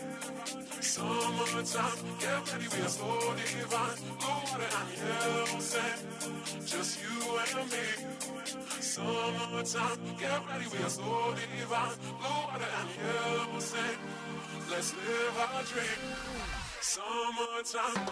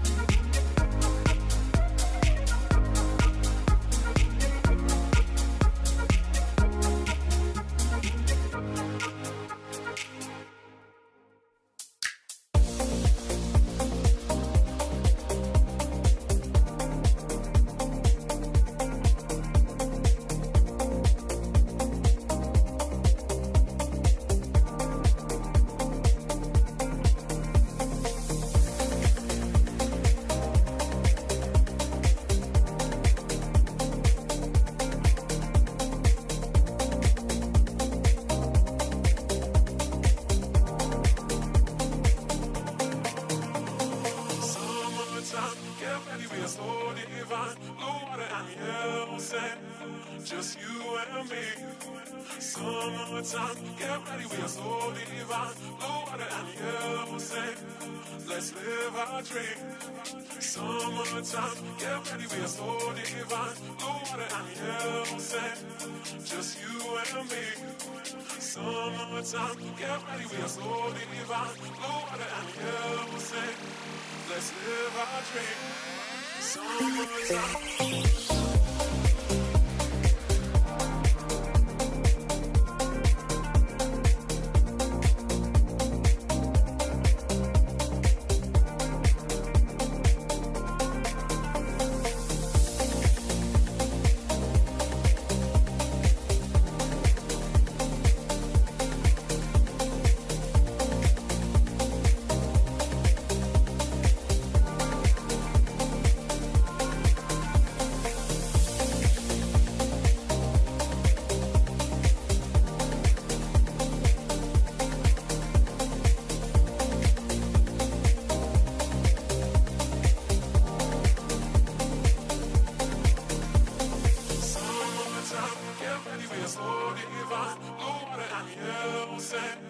Just you and me.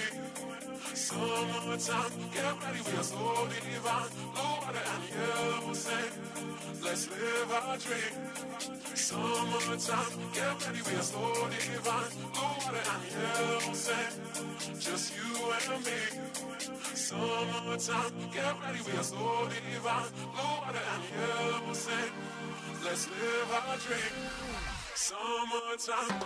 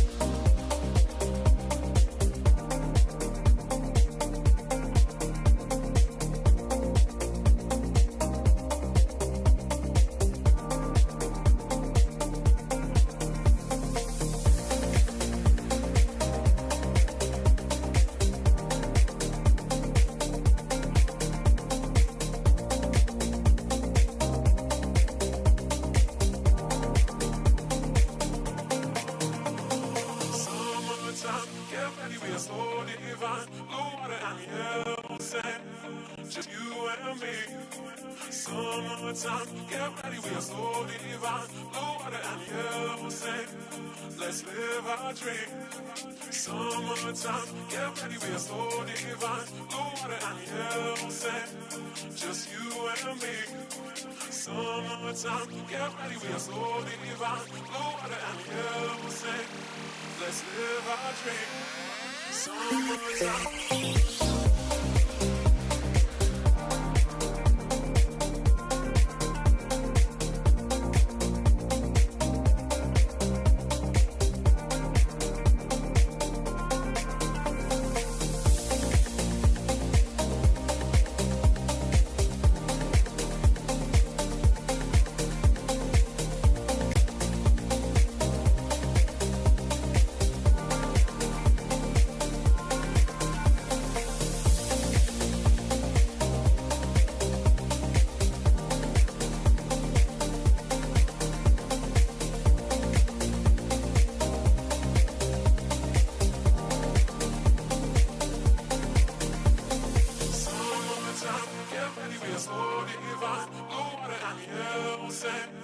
Just you and me.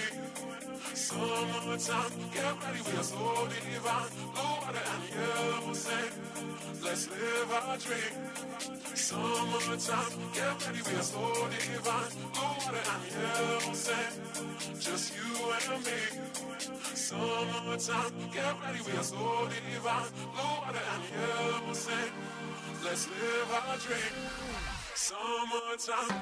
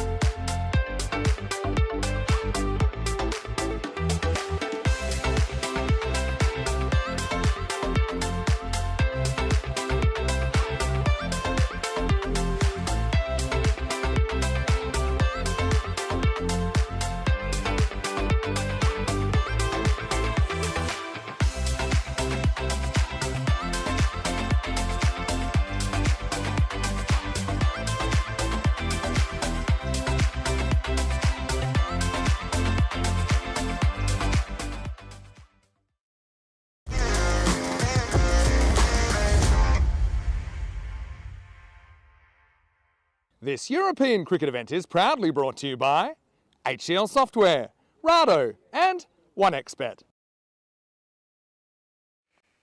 Hello and welcome back. Time for match 2, the afternoon match here, the first day of the CE Cup Men's in Czechia. And of course we had that crazy storm which has delayed the start of this one, so we're starting an hour after we were meant to, but it was nuts. It's been a clean-up operation at the ground.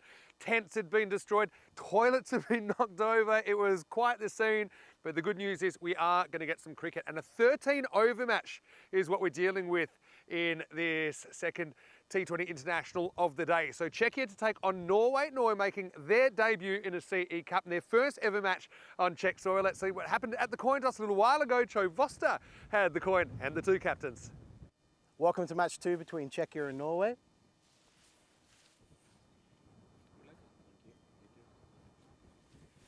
Czechia is the home team. Millery, the captain, is going to flip the coin.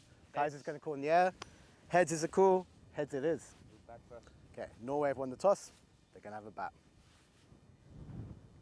Khizr Ahmed of Norway has won the toss and he has elected to have a bat. So a good confident move on a pitch that the Norway team wouldn't have played on before, but I think they would have read the room earlier on. They know it can do a little bit. It's not a complete kind of concrete pitch. I think they will have to bat pretty technically correctly to be successful in this series, but I do know that they have a lot of players that can hit the ball very, very well. Of course, they're ranked 39 in the world, so of the 3 teams, they are the highest ranked team in this tournament. And last time I saw them was actually in Portugal, where they did win the first game against the Portuguese before going down 2-1 in that series. But I think that they're going to be quite impressive. Run-ups might be a bit of an issue for some of the faster guys like Vinay Ravi, for example, for Norway. But I think they do have to go in as hot favourites against a Czech side that were a little bit underwhelming earlier. They looked a bit rusty to me, and they got bowled out within the 20 overs against the Austrians. Didn't pick up a wicket in the chase either. So obviously Czech with a bit of a point to prove here. Maybe it helps them a little bit, the reduced game, but still going to have to play a lot better if they're to challenge the Norwegians in this first ever matchup between these two teams here at Vinoj. Danny Hudacek, he's been waiting patiently. Luckily, our commentary cube did not blow over. It was one of the few things that didn't during the storm, but now we're ready to go in match 2. 13 overs aside, 4 over power play. Should be power-packed. Over to Danny Hudacek as we get ready for the start of match 2. Well, thanks, Vinny, and welcome back to everyone here for this Central Europe Cup match between Czechia, the hosts, and Norway. First time we see Norway today. They're a good quality side, as Vinny mentioned. They are the top ranked of the 3 sides playing in this this tournament.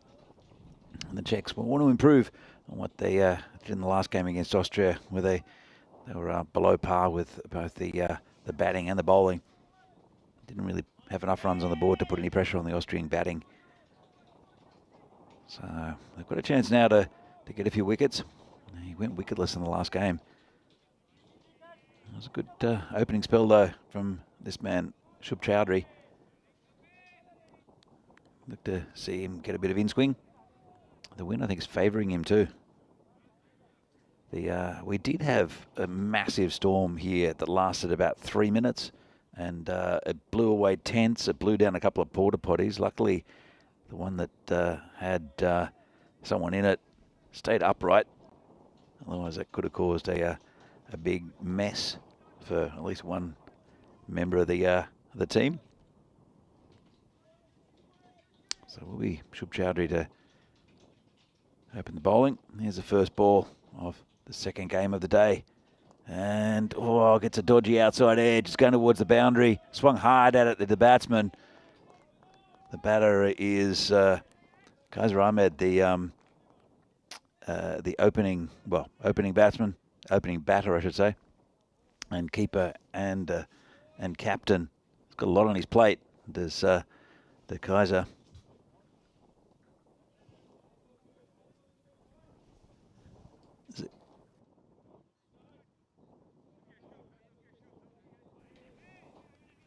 So a good start from Norway. Dodgy edge. 13 overs per side because of the delay. 4 over power play. 3 bowlers may bowl 3 overs. So again, he tried to get his bat out of the way. Nice take there. And it looks like it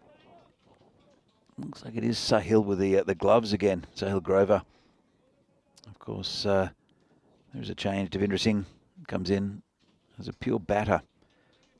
Thought he'd take the gloves, but it is Sahil who did pretty well in the first game, to be fair.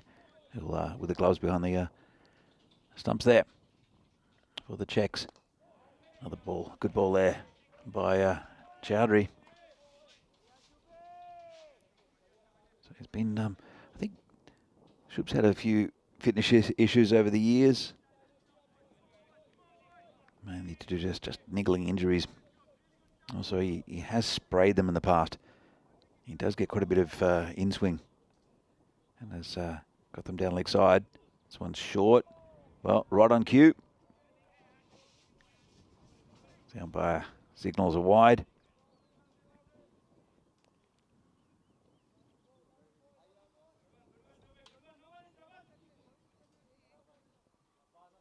So again, this ground does drain very, very quickly.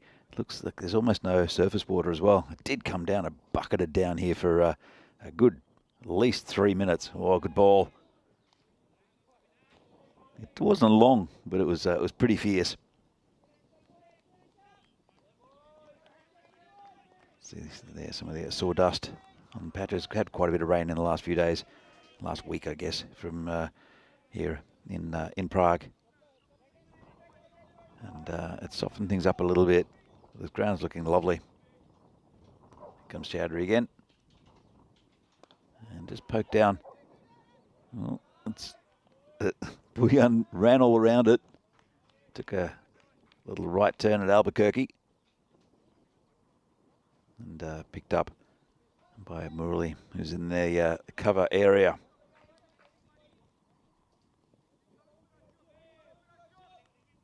And bring Ibrahim Rahimi on strike. Hasn't faced a ball yet. 6 on the board. Chowdhury comes in. And no, he doesn't. Well, they need a wicket to the Czechs. They went wicketless in the last game against Austria. Thought in parts they did bowl pretty well.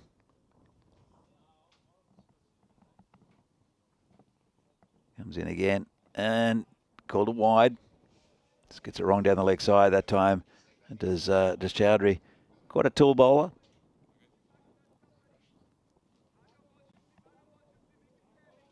And it's good to see him back in the Czech side after a couple of years of absence. Last time I remember seeing him was the Valletta Cup about 2 years ago, where he played injured. Wasn't at his best. Oh, clamps down on that one as a batter. And it's going towards the boundary. It'll be cut off, just be 2.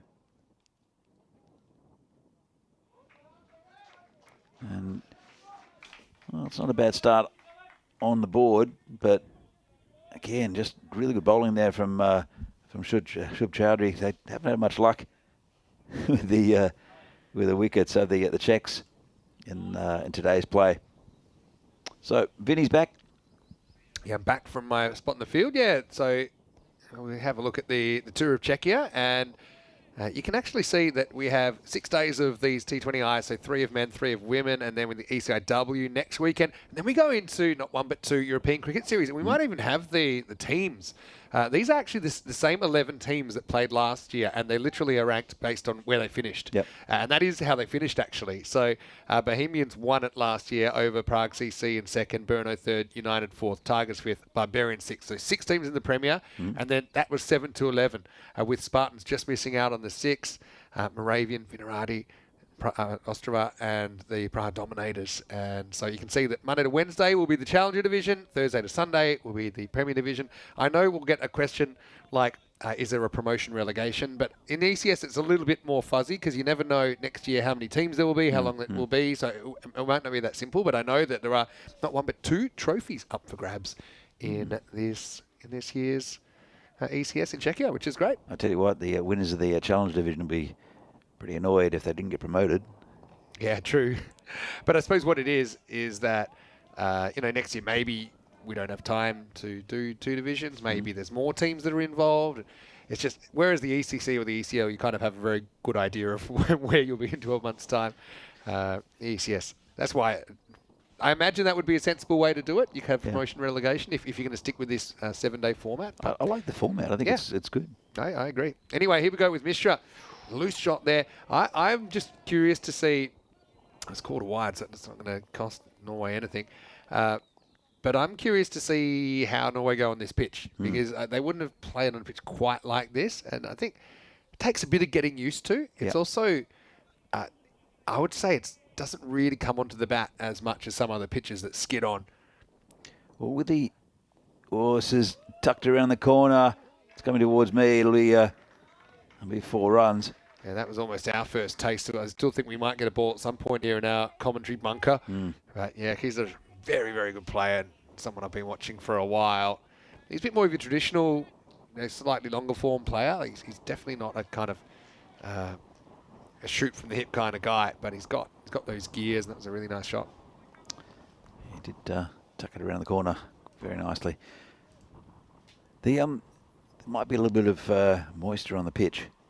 Come back to that in a moment. Yeah, it's a bit of a loose one again from Kizaram at that time. We'll get away from the keeper as well. It's tough to know where to stand. I mentioned that earlier. Grover's got the gloves again. That one bounced the second time.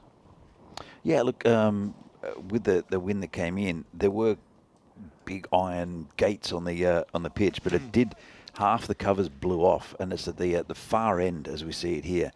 So it might skid through a little bit going from that end, where it should be relatively dry at the end there. Yeah, from I think now. the sawdust is a kind of it's pros and cons with it. This one swings away a bit. Charles says, that's all right. And yeah, so the sawdust is good for kind of making the run up a bit more sure of foot. But then when that sawdust gets on the pitch, it actually makes it more slippery. Yeah. I think that's what Shub Chowdhury was having issues with earlier on. Yeah. Oh, Mishra almost gets his head taken off. Geez, this would have been an amazing catch if he'd held on. And let's not forget the Czechs don't have a wicket so far here on opening day. That was absolutely hammered. Dropped a sitter though, straight back to him. Have a look at this one. Well, what did they say? Don't hit a guy in glasses. Whoa. I mean, that could have been really ugly. Mishra does well to even get anything on it. Yeah, sometimes they stick. I saw one from way back come up on a feed. A few good ones from the Cardamom Rover lately. The best caught and bowls we've seen. There's still probably a chance of a 3 here. Should probably get it reasonably comfortably, and they certainly will now with the fumble of Buyan. So end of the over, and that will be 19 without loss after 2 in this 13-over game. I saw it was Steve Waugh gave himself a bit of space against Kurtley Ambrose and absolutely hammered it. I remember and this. he just put his hand down, hands down, and caught it. I remember this one, and it was the first season of cricket that I really followed, 88, 89 in Australia, with West Indies and Pakistan. And I just remember the ball looked like a ping pong ball in Kurtley Ambrose's hands. And then he threw it away and just had a huge smile, like a huge grin on his face. But yeah, he's quite a character. Great player. Steve Waugh was as well, but Yeah, definitely. Kurtley, yeah. See, Austria gotten off to a good start. Each team will play 4 matches in this CE Cup. It's Chowdhury. That one comes in from outside off, swings a fair bit, drilled and misfield at point, though at least stops the 4. They'll get through for a single. Let's talk about the Storm then. Now, we knew it was coming, and this is one time, I've got to say, that the fact that we had the bumper, the bunker, I should say, not the bumper, the fact we had the bunker saved us. Oh, and yeah. in fact, we were a refuge, weren't we, for everyone else? All right, this is up. It's in the air. It's hanging. It's going to be a real tough capture. Anyone can get there. They can't. They can't buy a wicket at the moment, the Czechs. That'll be 2 runs to Rahimi. He's going to play this role a bit more of the chancellor of the arm. Yeah, I think they've just been everything a little bit out of reach for the Czechs today. And I don't know if it's to do with tweaking field positions or just a bit of luck. Once one falls, they all seem to tumble, but it's just not going for them at the moment. I think, had the luck factor all over it there, because that could have gone absolutely anywhere. Oh, this time it's angled in. He swats at Rahimi. puts it over the ropes. Maximo, his first of the series. Yeah, nice shot that. And nothing sketchy about that one. Hit it right at the middle of the bat. Yeah, that's a good hit.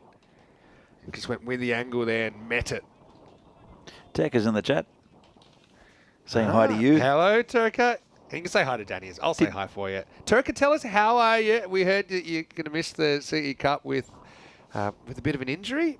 Some sort of sprain, I heard. But Turka, hopefully you're getting better, and hopefully we see you next weekend in the ECIs, of course. You know, heading towards the ECC at the end of the year, so still plenty of cricket to play.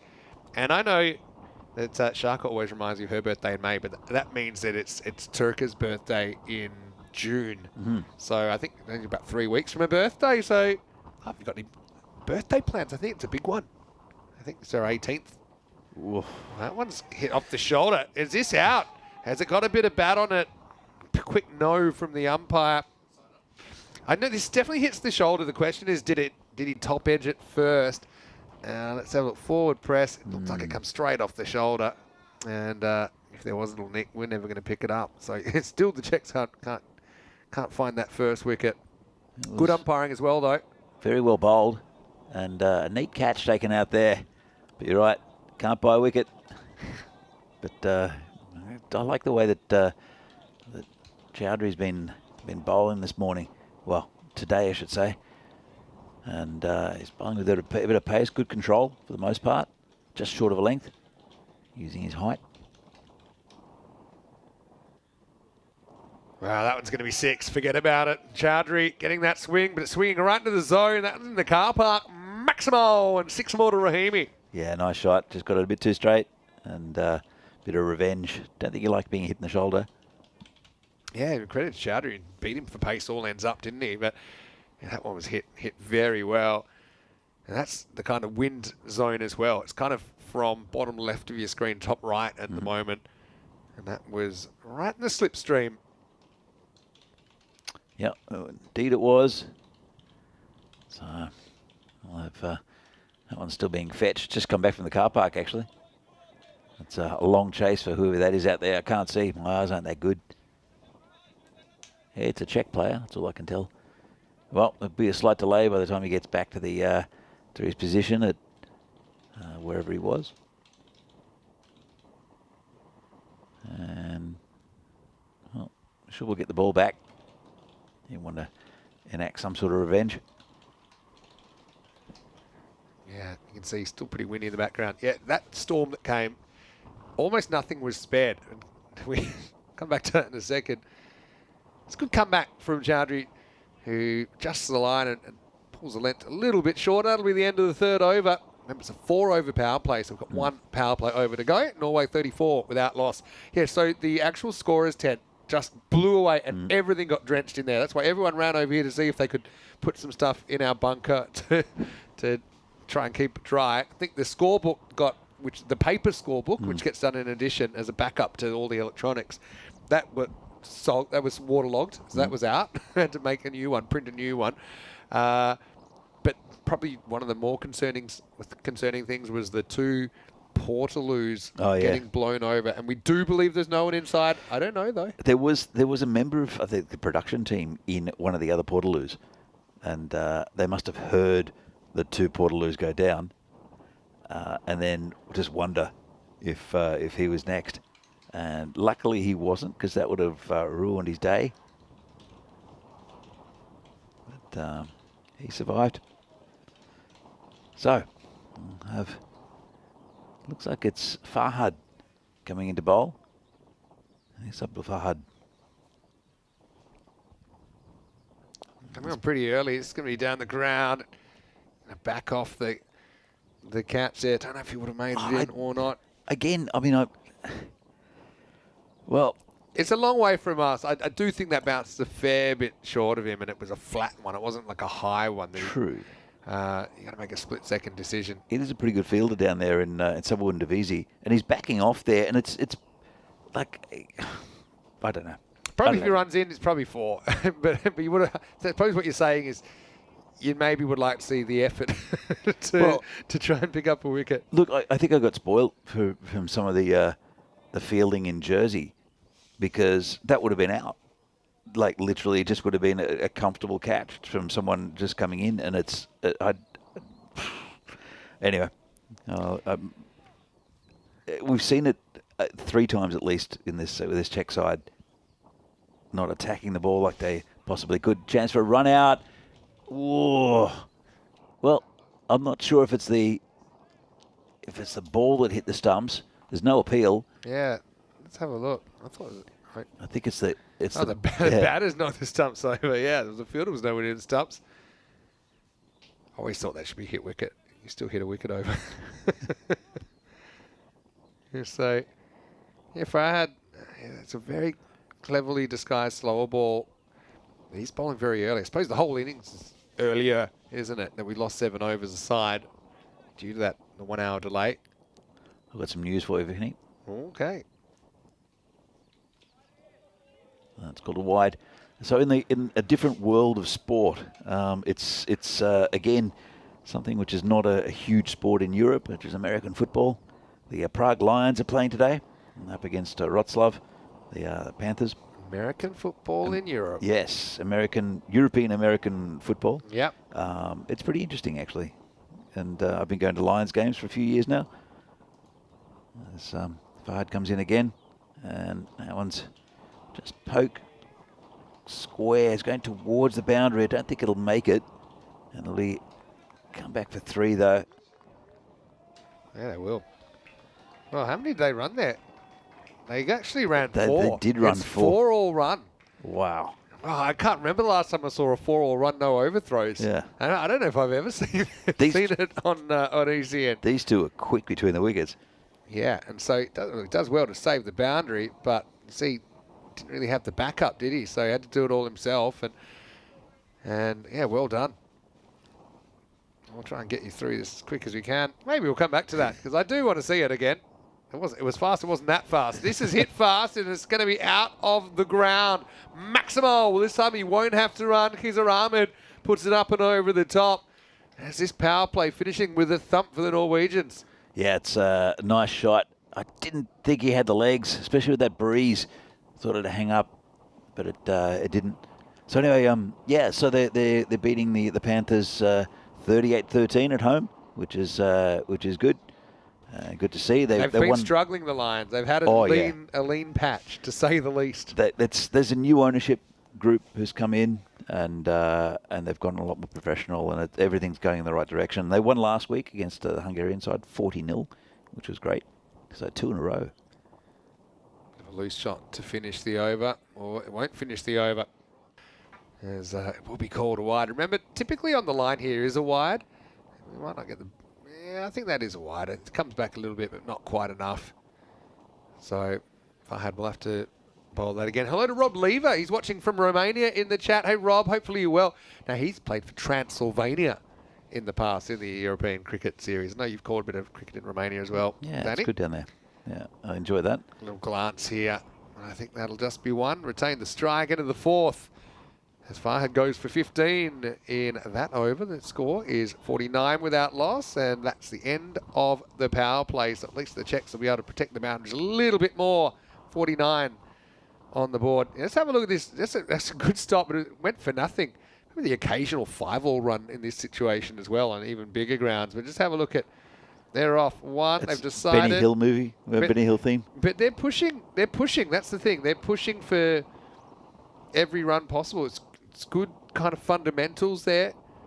And Norway, I mean, they're the highest ranked side. I'm not prepared to even say who's favourites out of them and Austria, because they're so close together. I wonder what the supercomputer thinks about that. I think Austria maybe have the advantage of having played here a bit more. They've got more guys that have played here, but... Well, don't write the Czechs off, because they are capable of beating both these sides on their day. But it's with rankings generally don't lie. And so you'll get the Czechs winning 1 game out of 5, maybe, for instance, or 1 game out of 4. But consistently, these 2 teams should be able to beat the Czechs. But between Norway and Austria, it's going to be very close. Yeah, I do remember the London Monarchs, Chris. Very brief sojourn into American football in in that part of the world. Well, you know, when I first came to Europe, I got to say I was a Frankfurt Universe fan because they won me over. I spent a bit of time in Germany working, and yeah, the purple. But I mean, I got to say I'm a card-carrying Lions fan now, especially if they've started winning. Yeah. Here's Bouillon, who's going to bowl. Remember the rules for the bowlers and the amounts of overs. The maximum is 3 per bowler, and only 3 can bowl 3. All right, this time it's going to be a slap to the leg side from Kizzer Ahmed. Saps in the end. It's over the top. Maximo, the tank, did everything he could to try and pull that one back, but it heads over the boundary. It brings up the 50 and the 50 partnership for Norway. It's just out of reach every time for the Czechs. It's good effort by the tank. Got a hand to it, couldn't drag it back in, but it's just away from fielders, just out of reach. Come back ball from Bouillon. Doesn't elevate this time. Have to settle for a single. Hey, great to see some new names in the chat. And Rowan McChrystal is in from Australia, saying he's watching from Australia, watching at home in Yakandanda. What a great sounding Australian place name, and loving to see what cricket in Europe has to offer. Well, I mean, it's fast, it's furious. This actually is slightly longer format for us as well when we play when we have the T20. And yeah, down the ground this time for a single. But yeah, this is somewhere in between now, the 13-over game. We're used to 10-over cricket. That's our kind of bread and butter, but we are really excited when we're able to show T20 internationals. And obviously the easiest way for us to do that is around a European cricket series like we're doing here in Czechia. Misses the mark here, Bouillon. But hey, Rowan, great to have you with us and settle in. Subscribe to the channel. We'll tell you when the cricket is on, which is pretty much all the time. This is a rare day that we don't have T10 cricket on because it's a rest day in England, which is a very rare thing. We're back into the action tomorrow with day 6 of the men's. All right, straight up in the air. Can anyone get here? Could this be the first wicket? It will be, finally. And it's Shubhranshu Chowdhury that takes the catch. Bouillon with the breakthrough. The dangerous Kizzer Ahmed is out for 32. And Norway 58 for 1. Yeah, big wicket there. And they'll be happy. It's just the first one they've got today. A bit of a relief there. Good catch by Chowdhury, who made it look pretty easy in the end after he made the ground to get there. Stuttered a bit, but well done. And big wicket in the context of this game. Yeah, finally one goes to hand, and Shub Chowdhury does the rest, but still a useful contribution from the skipper. He'll also do the keeping later in the afternoon for Norway. Right now, Kizzer Ahmed out for 32, and the first wicket for the home side in the tournament. Yeah, and again, nicely judged. So it'll be new batter coming in. It's Gowrie, the batter, Walid Gowrie. Yeah, no, he's a very, very good player as well, left-hander. Also, a bit of trivia, he took the first ever ECC hat-trick at the Cardimer Oval back in 2021. So decent bowler as well. Yeah, you betcha. He's a genuine all-rounder, and he's batting in the number 3 position. He holds down his spot in the team as a batter and a bowler. Yeah. But let's see how he adjusts. Like I said, it takes a bit of getting used to this pitch. Yeah, Sazib's it looks like a gentle medium pacer. It does hurry the batter on a little bit. He's happy to push this first one. Just a single into the 5th over. Bouillon with a successful one. 1 for 10 in the 5th, and Norway are 59 for 1. And yeah, plenty happening.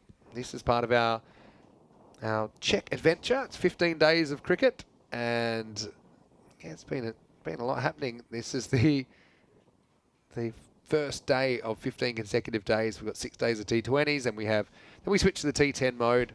So yeah, Ron, hopefully you're enjoying it, and hopefully you keep enjoying it. And you can definitely check out a lot of the highlights videos, the player of the match videos on the YouTube channel as well. Yeah, Rowan said he also plays cricket.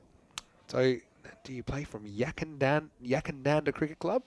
Yeah, I'm from Perth originally, and Danny, you're originally basically from Sydney. Is that what you say? Yeah. Just outside, or? No. Grew up in Sydney, in a place called Chatswood, and Chatswood, yeah. Yeah, and then now everyone's moved away down to Victoria, down to country Victoria, in a place called Mansfield, or thereabouts, Wangaratta, that sort of area. So I think I mentioned this to you a while ago, but I was rewatching the famous series Underbelly, particularly A Tale of Two Cities, which I think you can now find on YouTube actually because it's so old. Only for adults, but definitely an iconic TV series. Well acted as well. I remember a lot of those names. Definitely, like someone had. There'd be like a colourful underworld identity or a colourful racing identity. I'm loving this as well. We've got, pity the sign's blown over there, but we had the support as that's up in the air and it's going to be out of the ground. Well, Gory doesn't waste too much time finding the pitch. That was a fraction short and hammered out of the ground. Maximo, as that looks like the first ball of Venkatesh Margashayam going out of the ground. Yeah, that was. I thought it was a chance for the fielder out there until he turned around and watched it sail over his head. Update: Prague Lions now 45-13, so looking at a comfortable win. Yeah, there's a couple in a row. Yeah, 2 in a row. Never done that. That's a streak. It is definitely a streak. And, it's nicely played down the ground. Bit of foot fielding. So it's something good to see. Yeah, so settle in. That's one of the cool things about ECN. You can have this two-way conversation. I know Stephen Muhar's in there. Wait, there's already a chant with Steve Muhar. It's Steve Muhar. That's a Phil thing, isn't it? You were talking about Glenn McGrath earlier as well. I like this from Tarek Sandhu. What's your most embarrassing cricket moment? I hope to think I've forgotten mine. Most embarrassing cricket moment? I think wardrobe malfunctions. How's that out? Big appeal. Umpire seems unmoved. Cannot believe this. Sahil Grover. We'll have a look at it maybe from behind. Maybe the reverse angle will be handy as well. Tries to hoik this. So we definitely can't tell from there. He was sure though, wasn't he, Sahil Grover? Very hard to tell one way or another. Umpire's in the best position. So he's got doubt. He decides it's not out. Yeah, maybe he's got no doubt it's not out. Who knows? Comes Venky again. Well, miss hit. And once again, just a bit of a lucky one as it goes to ground. Venky's a very clever off-spin bowler. We've seen him have some big success. We saw him take a hat-trick and fiver in Dresden, if you remember, in an ECI a couple of years ago. There we go. I love that. Go, buddy. That's what I'm seeing. It's like a Wheel of Fortune puzzle. Yeah, well bowled from Venky. Venky plays for Vinarati in the European Cricket Series normally. I'm here in Czechia.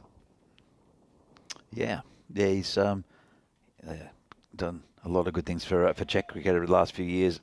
Really enthusiastic with everything he does as well. Into the sixth over, so 68 for 1. And that means we're almost at the halfway point. 6 overs out of 13. 68 on the board for 1. And, remember, this innings is going to go past pretty quickly. Venky's done some great work with the women's side as well. He's been working really hard with them. And I know they've already, obviously, finding it quite tough with the T20I arena. But it's probably not even a year since they've played their first T20 internationals, more or less a year now. But we were talking earlier about the documentary that's getting made about the Czech women's team, and I said it to you before. They said it's something like "Not Quite the Ashes" is the working title, one of the working titles. That's my favourite one. Not Quite the Ashes. But it's a really interesting insight into all the work behind the scenes and what they're trying to achieve. Anyway, Buyan comes back to bowl.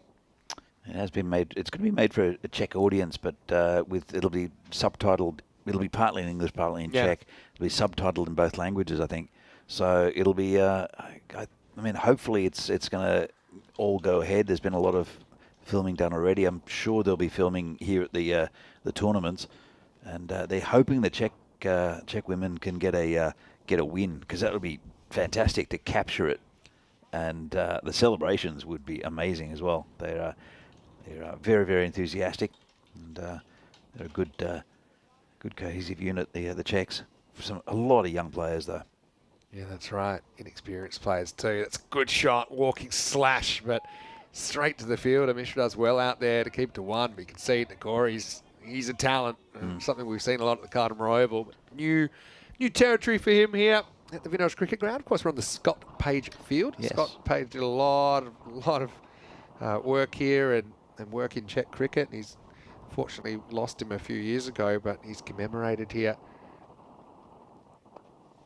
The naming of the field, that's good fielding. They will take the run. That's Margashime had to get down and dirty. He's a good fielder, as Venki. Has been relegated to the boundary.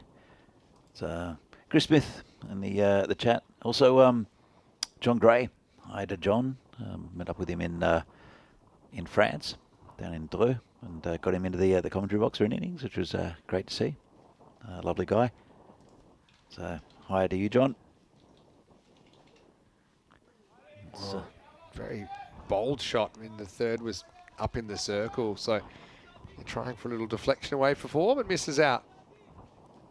You like your American football, don't you? I actually do. I'm a Green Bay Packers fan, a team that I followed mainly because of Australian colours. I started following it probably more seriously around 15 years ago.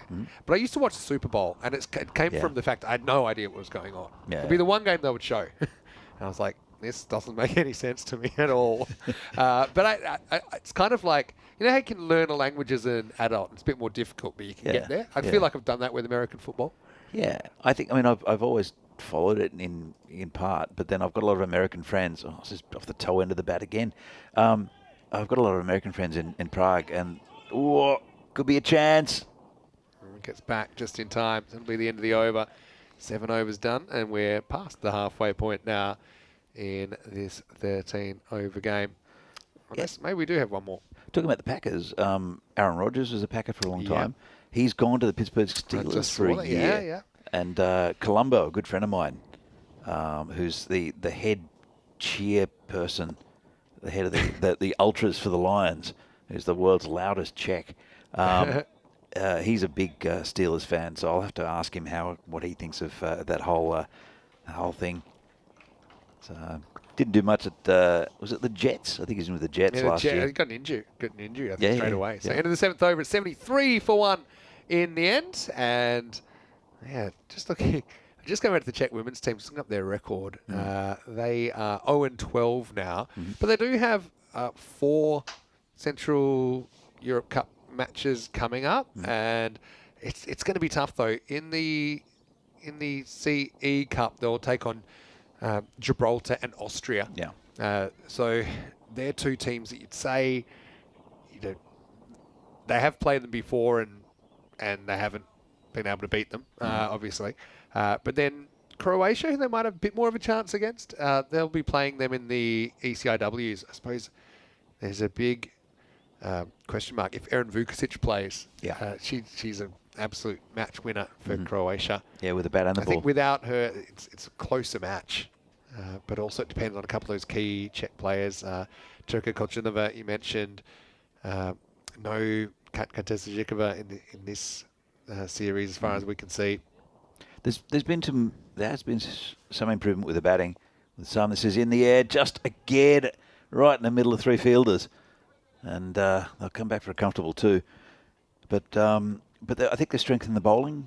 Mimi's coming in, Mimi Sochekova, and there are a couple of other young bowlers coming through. Just with the batting, they need to stiffen up a little bit, and hopefully.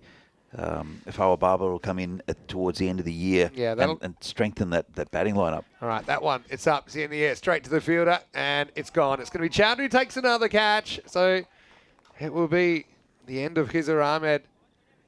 It was Rahimi who was actually out before, if you remember, off the bowling of Bhuyan. But this time Khizr will go for 33, and it's double trouble. 2 catches for Chowdhury, a wicket for Venki Margashayam, and the score 75 for 2. Yeah, well deserved. I think he's bowled pretty well as Venki after that first ball where he got smacked into the car park, and it was another good wicket.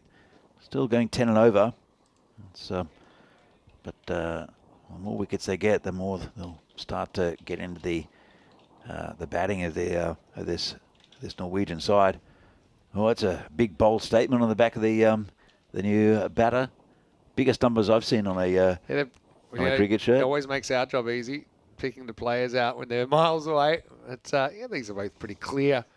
And when you start having white on yellow and stuff, the kind of, what do you call it, scrambled egg or fried egg. the black on dark blue is always a problem as well. But new batter in, and well, spins on the trick. It's interesting that he didn't get a bowl in the last game, Venki, and Murali bowled, and now they've swapped it around. They're still just looking at that one spin option. One of the issues they had is that the innings didn't go too long in that. Yeah, that's true. That first game as well. They still did use 5 bowlers. Yeah, true. Here comes Venki again. Dashana, the new batter. And that one seemed to go away from that's what he's indicating there. Still got to say, it's Mohammad Sahak. Watch out for the Sahak attack, as I normally say. He's definitely tailor-made for this slightly shorter game as well. Be tempted to throw him in next. Dashana, also a very talented individual. Well, I mean, it's not exactly the same, but we can see it as if we see it as a T10 game. Last year, those runs were chased by Sahil Grover. Like, went through for 1. Again, good bowling, but probably I think we said about 130 odd was about par at one stage. There were a lot of scores above that, but about 130 was about par for this ground last year. It's a little bit slower this year. So if we look at that and add maybe 20 runs. Yeah, I tend to think it's probably in the T20 format, you mean? No, because it's only 13 overs here. In 13 overs? Yeah, well, I'm kind of working off about 7.5 and over being par to 8. So let's say add on a bit because it's a shorter game. So I'd probably say 8 13s, which is, what's that, 104.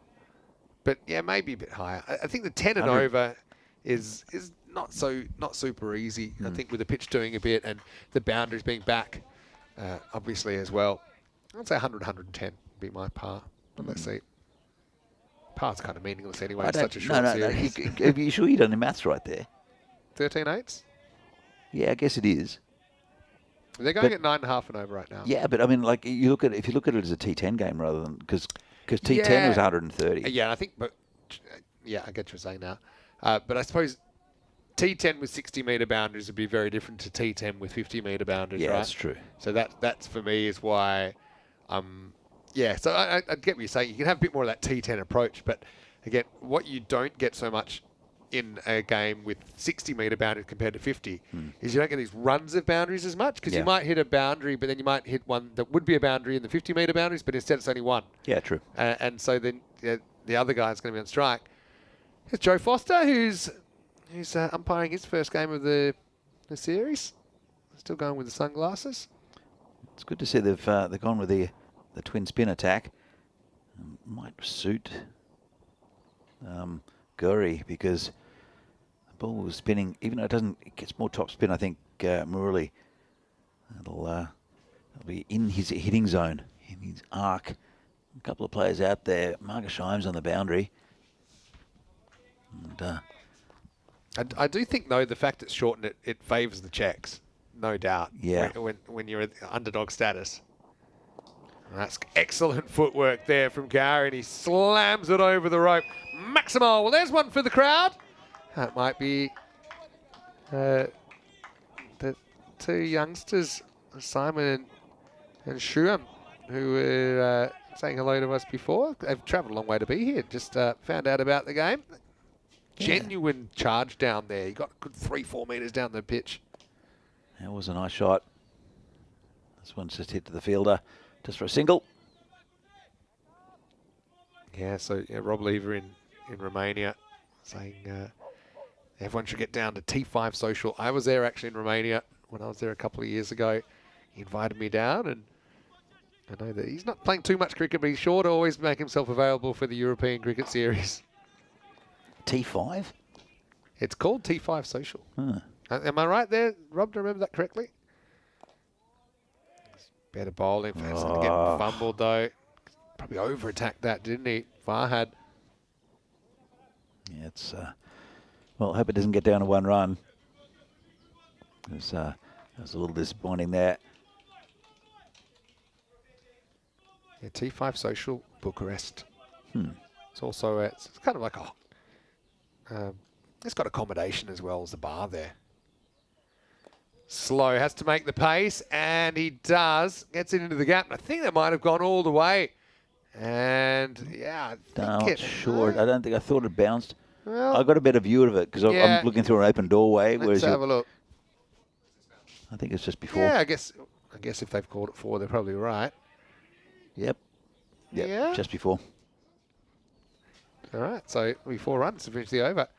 And it's 89 for 2. After 9, 4 overs to go. So I think we'll really see them put the foot down now. And hello to Paul Kempen as well. Phil G's in there. Phil will be on with you tomorrow, Adam. Yeah. I feel like I haven't really earned my day off, but the way it is, because we got several commentators available, so we're going to rotate it around a little bit. So I'm going to have my Sunday on the Monday. I'll have tomorrow off, but I'll definitely be paying attention to the results tomorrow. Austria have got the double header, and 3 days. Of course, there's one team every day that plays both matches. It's Margashheim and over number 10. And goes after this, but fielder comes in and not able to hold on. It was a tricky one. Saba goes for it, and then they're going to steal a 2. It's excellent running from the Norwegians. He's got very good hands normally, Saba, and he got right behind it. So it's a let off there for Dashana. And I know Kushi Mendal, the coach, won't be happy with that one. This one's hit firmly. That's into the field. That's 6 runs. Nice shot. Well, it's cost them so far 8 runs, that drop catch, in 2 balls. Yeah, absolutely. Hammered. It wasn't an easy one that went down, but it went down nonetheless. That should be catchable at this level, Vinny. It really should have been taken. So...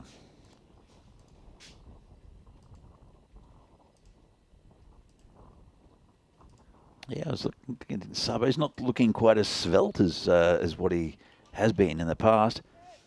He's I'm not sure if he's married, but it looks like he's married. Yeah. If that makes any sense. I'm hearing you. Anyway, Sean happy to pat this one back. I think we'll see less of these. They've got 8 wickets in hand. You've got 3.5 overs to go. They're really trying to go big here. On for 130s. Used his feet this time. So they move well, moving confidently. Time just having to settle for the single. Yeah, it's well, that right-hand, left-hand combination as well. So a bit inconvenient for the Czechs. But 98. Oh, yep. I'm going to come back to this from Jake. He was mentioning the Test Championship final at Lords this week. I think it starts on Wednesday. Oh, okay. Are we interested in that? For sure I am. Sometimes it can be hard to find a broadcast of it. Depends, actually. Couple to come here in the 10th. Got him. Yeah, it's gone straight through him. Gori is just going to let that one slip through the gate. Margashheim with a double strike here in match 2. Norway lose another 98 for 3. Yeah, really well bowled there from Venki. Just pushed that one through. Just got him playing on his back foot. Have a look at this one. Yeah, this will be a good fielder, actually. Maybe, unless he's in the way. You get the idea, because it comes in with the arm. He's been getting the ball to go the other way a fair bit, actually, Venki. There's the Teletubby hill in the background. As Gori has to walk back, not before scoring 21. It's the thing that everyone's got a good strike rate for the Norwegians so far. He went at 175 to 98 for 3, but this is probably a good moment to unleash the Shahak attack. And Mohammad Shah Shahak comes out at number 5. And one thing's sure, he will go for it. He did have, I suppose, a bit of a lean trot at times. I think when you play so aggressively, it's going to happen from time to time. He's also a very good bowler. So he's, again, another all-rounder. They've got such flexibility, this Norwegian lineup. But let's see. You'll get 1 ball from Margashheim here. And this is actually the only ball we'll get from him because he can't bowl more than 3 overs. So let's see if he if he wants to go it, or whether he's a bit more careful. Still got quite a few bowling options, the Czechs. And He decides, okay, not going to go straight away, but I will pinch the strike. So Margasheim finishes with pretty good figures. Finishes with 2 for 21. And with 3 overs remaining, it's 99 for 3. yeah, I've been impressed with Venki. He was unlucky with that drop catch, and then a 6 straight afterwards. It spoiled his figures a bit, but got his man in the end. That's what's coming up tomorrow. I know Phil G will be in for me tomorrow. And Danny Hudacek, you go back-to-back, actually, first couple of days. I know you're going to have day 3 off. But starting with the 2 teams that haven't met so far, Austria versus Norway. I think they're very close together in rankings, just a few places apart. And then the Czechs, they get the morning off, but they'll take on Austria. They'll be hoping it's a tired Austria side in the afternoon, I'm sure. And we're hoping for a bit of revenge after going down pretty comfortably in match 1 of the series. And it all starts same time and same place. 8:15 a.m. GMT, which is 10:15 in Central Europe and 1:45 in India, and that is just half an hour before Hornchurch starts. So you get us first. You can get us first, then you can check out a bit of the Hornchurch as well. Little bit of the old showtime here from Mohammad Sahak. Tries to put it down the hill and does. 4 runs to start the over. Yeah, nice shot. I hope Tanky's watching this one. Radik Tomar trying the same sort of shot in the last game and just paddling it to the player at that short, fine leg. So, look, nicely played. Yeah, and I wouldn't really call him a touch player either. But interesting, I think this is also his smart play. He knows the wind. The wind is going that direction. So he says, why fight it? They're going to put the fine leg back now, and it opens up a gap somewhere else. So the square legs come up. He hasn't seen it. He hasn't really looked at the square leg at all. Let's see where he puts this one. He does go for it this time. It should be gone. He will be gone. Made hard work of it, Venki, but gets there in the end. So Farhad with a wicket. It'll be a 4 and out for the Sahak as the 100 does come up. But a loss of a 4th wicket now, 103 for 4. Yeah, it's a good little fight back here from the Czechs, picking up a few wickets. And they needed it. This one, you're right, he did make it harder than it looked, Venki, but this wind is a bit tricky. Good. Generally a pretty good pair of hands, though, Margasheim. Can't keep him out of the game. He's a bit of an all-action player. Farhad picks up his first wicket. No harm, no foul there. Again, doesn't really waste any time. And does get a boundary while he is there. And in Norway, I still think they've got heaps of batting to come. They're going to bring out Faisal Raza at number 6. Mushtaq listed to bat next, but yeah, they're not too worried here. They're not going to run out of batters. So you told me you were in a beer festival yesterday. Yeah, I did. Firstly, let me get to a time clarification. Okay. First one will be a little cut, which finds the fielder though, fortunately for Czechs. And it'll be just a single. So it's 9:15 in the UK if you're watching. 10:15 Central Europe time. UK's 1 hour behind. And it's 1 hour ahead of GMT. Yeah, went to a beer festival yesterday, actually. Zhizkov Beer Festival. I think, didn't we go together one year? We did. Was that 1 or 2 years ago? That was a couple of years ago. I remember it was, I think, was it my sister-in-law and her husband? That's right. Were there. That's the first thing they did when they got to Prague. I picked them up at the airport. That's right, went to the hotel, went to the beer festival. I'd just come into town as well. So I said, all right, I'm down. Beautiful in the park. 35 different kind of beer makers, if you like, little stalls and brewers, I suppose you call them. Brewers. And then lots of different types of Czech food. There's a big Czech food stand. I love that. And there's a kind of, it's in a park, so some more is kind of up a hill, some's down. There was live music, which was really good. We've actually got a band you might enjoy, actually. It was a Czech band, actually my friend, his neighbour, I think, there was 10 people in this band. I was like, wow. They said, yeah, it's not great for making money because you only get the same amount. And it has to, but they were really good. I think they were called Celeste and Charles or something, but they had horns, they had different types of saxophone, they had trumpets, they had, it was all happening. And even a little bit of the kind of choreography and a little bit of the showmanship. I really enjoyed it. And so I downloaded them on Spotify. But yeah, it was good. And it was actually good day. I'll tell you why I was there in a minute. But first, I'll tell you, it is the end of the 11th over. Farhad does end up with a wicket there to show for his efforts. It's 106 for 4 after 11 overs, 2 overs to go. And, yeah, so it's actually, I'm missing the European Cricket Series next week. I'll do day 1. That's all I can do. I can do the first morning. But I promised my friend last year, because getting married and I'm the best man. So he said, look, Vinny, I know you're busy, but give me a date that you can. If I give you a date, can you promise to get to be free? And I said, yeah, I will, as long as it's not during an ECL or an ECC. Yeah. So yeah, it just happens to be the Czech series. So I'm leaving on Tuesday, and the wedding's in Venice. So I'm going to Venice for the first. Actually, I've been to Venice for cricket, but it was during the lockdown, and I never went to the canals or anything like that. Okay. So yeah, yesterday I was at his bachelor party, but maybe showing my age, I was in bed at a very reasonable hour considering, and I paced myself. Yeah, for sure. I was at a friend's place having a barbecue, and we had a rye whiskey tasting. Now that sounds dangerous. It was. So that one's hit, and kind of goes into a little bit of a gap. I should get a pretty comfortable too. And say, tasted anything you liked? Yeah, I think it's Phil called- would have been all over those. He loves them. Yeah, he does. Well, I mean, it's more Scotch, like Scottish whiskies for Phil, and bourbon. No, he actually does like his bourbons a lot. But yeah, I think it's called Whistle Pig. I think that's what it's called. That was the last one we tried, so I really have no idea what it's called.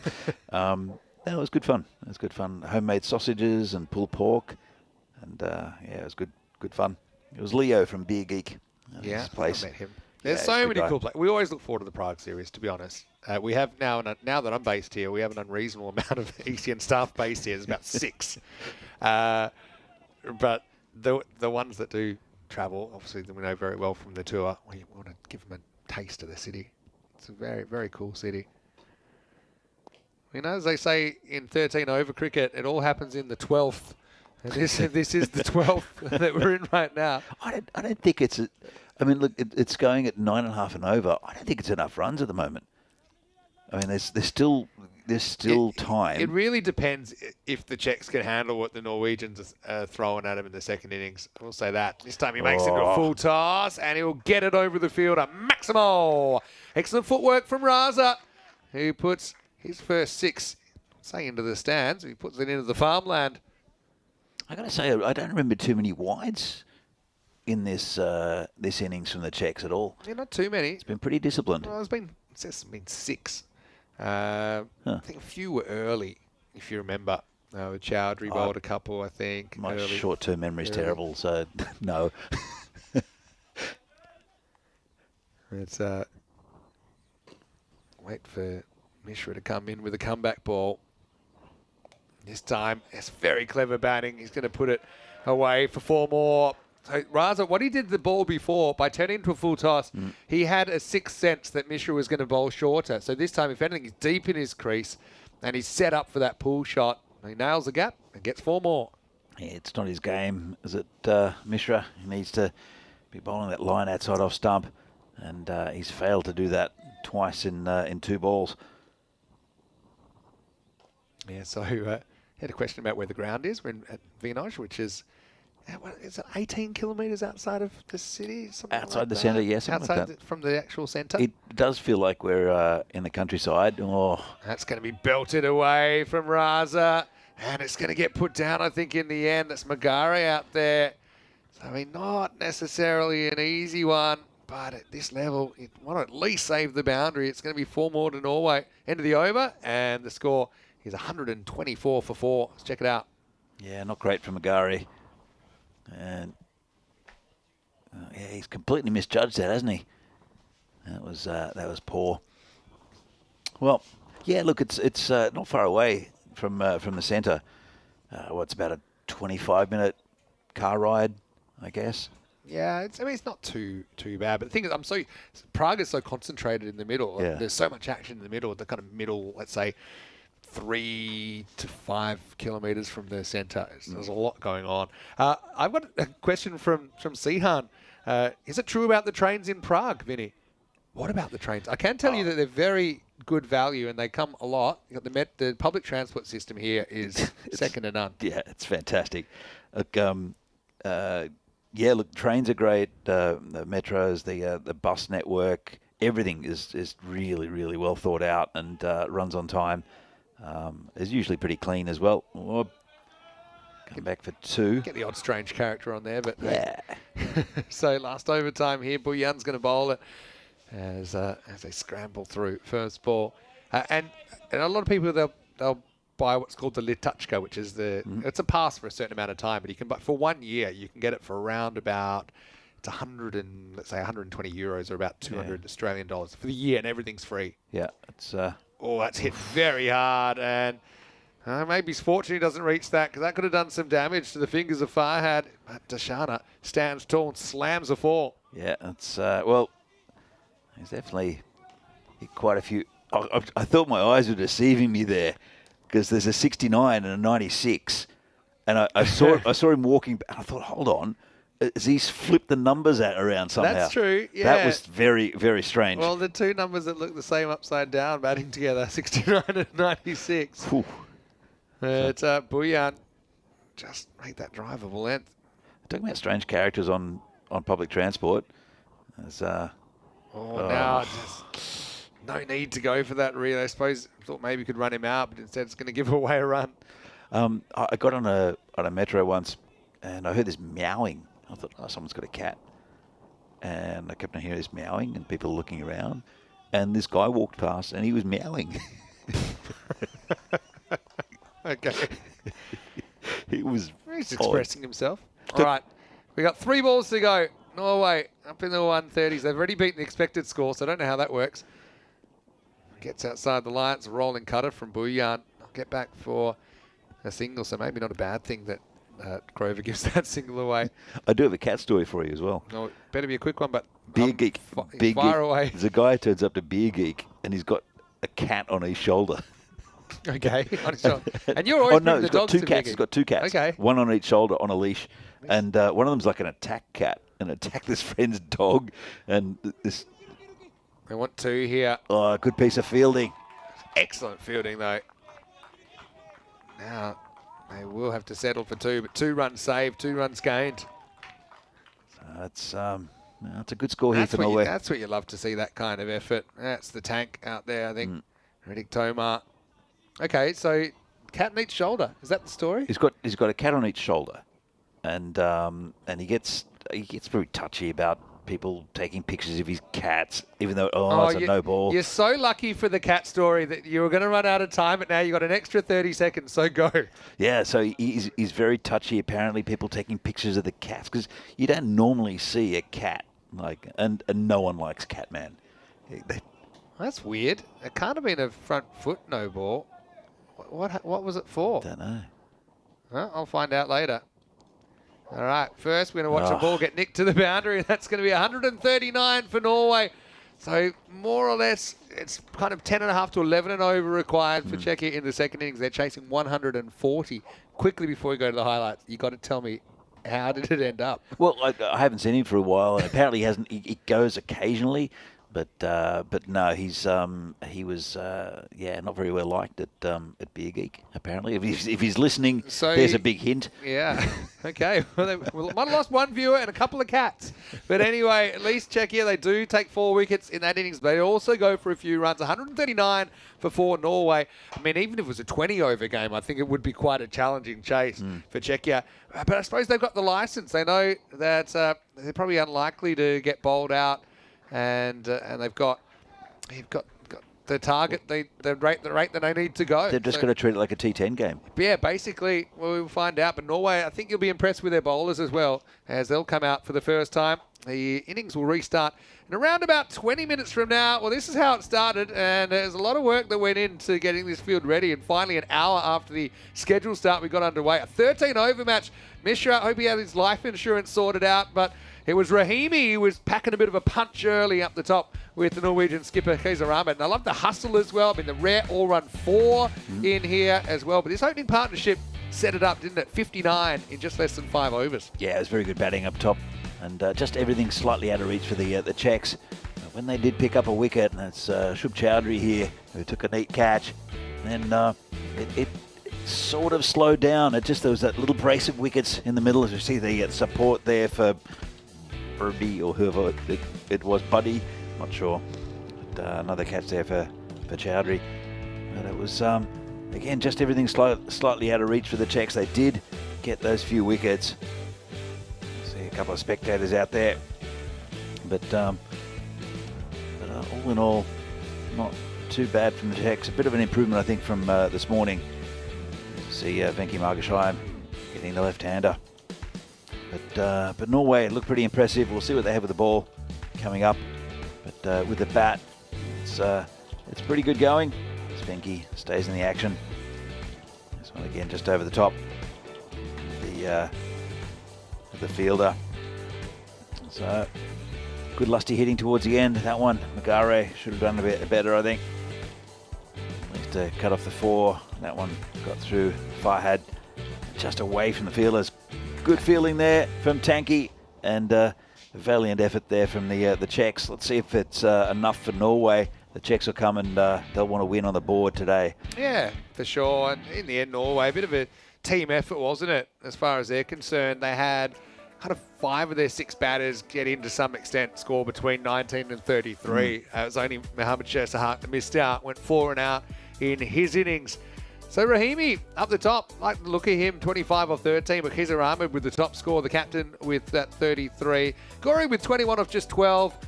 Darshana with 27 off 19, and Raza not out at the end as well, 19 off 8, because all the strike rates were good there, weren't they? That's one key difference. I think with maybe some of the innings we saw from the Czechs earlier that batted themselves run a ball and maybe not quite run a ball and found it tough. And they had that mid-innings collapse as well, didn't they? 2 for 21. Venkatesh Margashine, best of the bowlers for me, best in wickets and also best in economy. Wickets also to Abul Shohaz Farhad and Sazib Buyan. Anyway, the Czechs, they know what they have to do. Really got nothing to lose. Whether you lose probably at this stage of the tournament by 10 or 100 probably doesn't matter. But they've got a real opportunity here if they have a good innings, if they can go at that 10 or 11 and over for that period. Remember that they're, I think, something like 15 spots below Norway on the ranking, so a chance for them to maybe climb up towards the 40s. Vinny Sounder here, Mr. Maximo with Danny Hudacek. We'll take a break. We're back in around about 15 minutes to take you into the second innings with Norway scoring 139 in their 13 overs. It'll be the Czechs on the chase. When we return to Vinaj live on ECN, you're watching the CE Cup.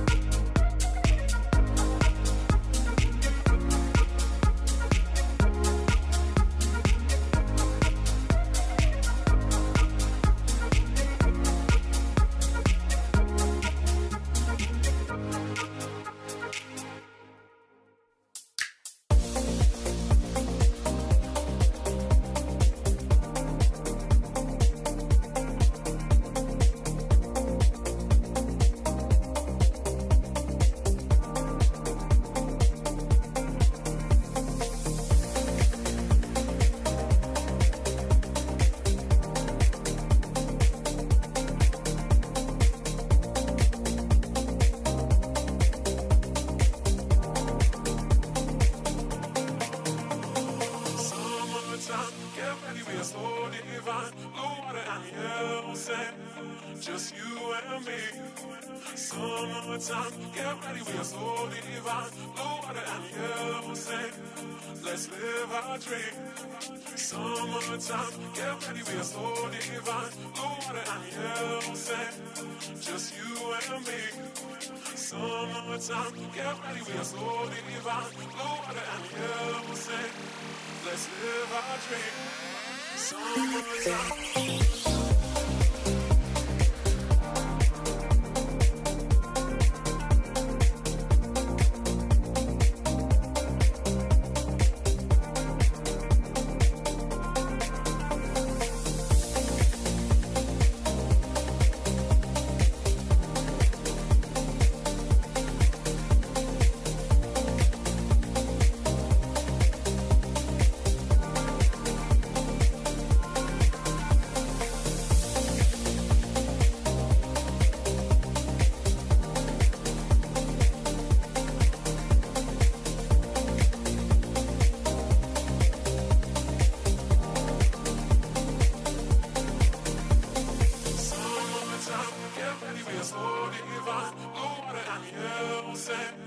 Just you and me. Summertime, get ready, we are so divine. Blue water and yellow sand, let's live our dream. Summertime, get ready, we are so divine. Blue water and yellow sand, just you and me. Summertime, get ready, we are so divine. Blue water and yellow sand, let's live our dream. Summertime.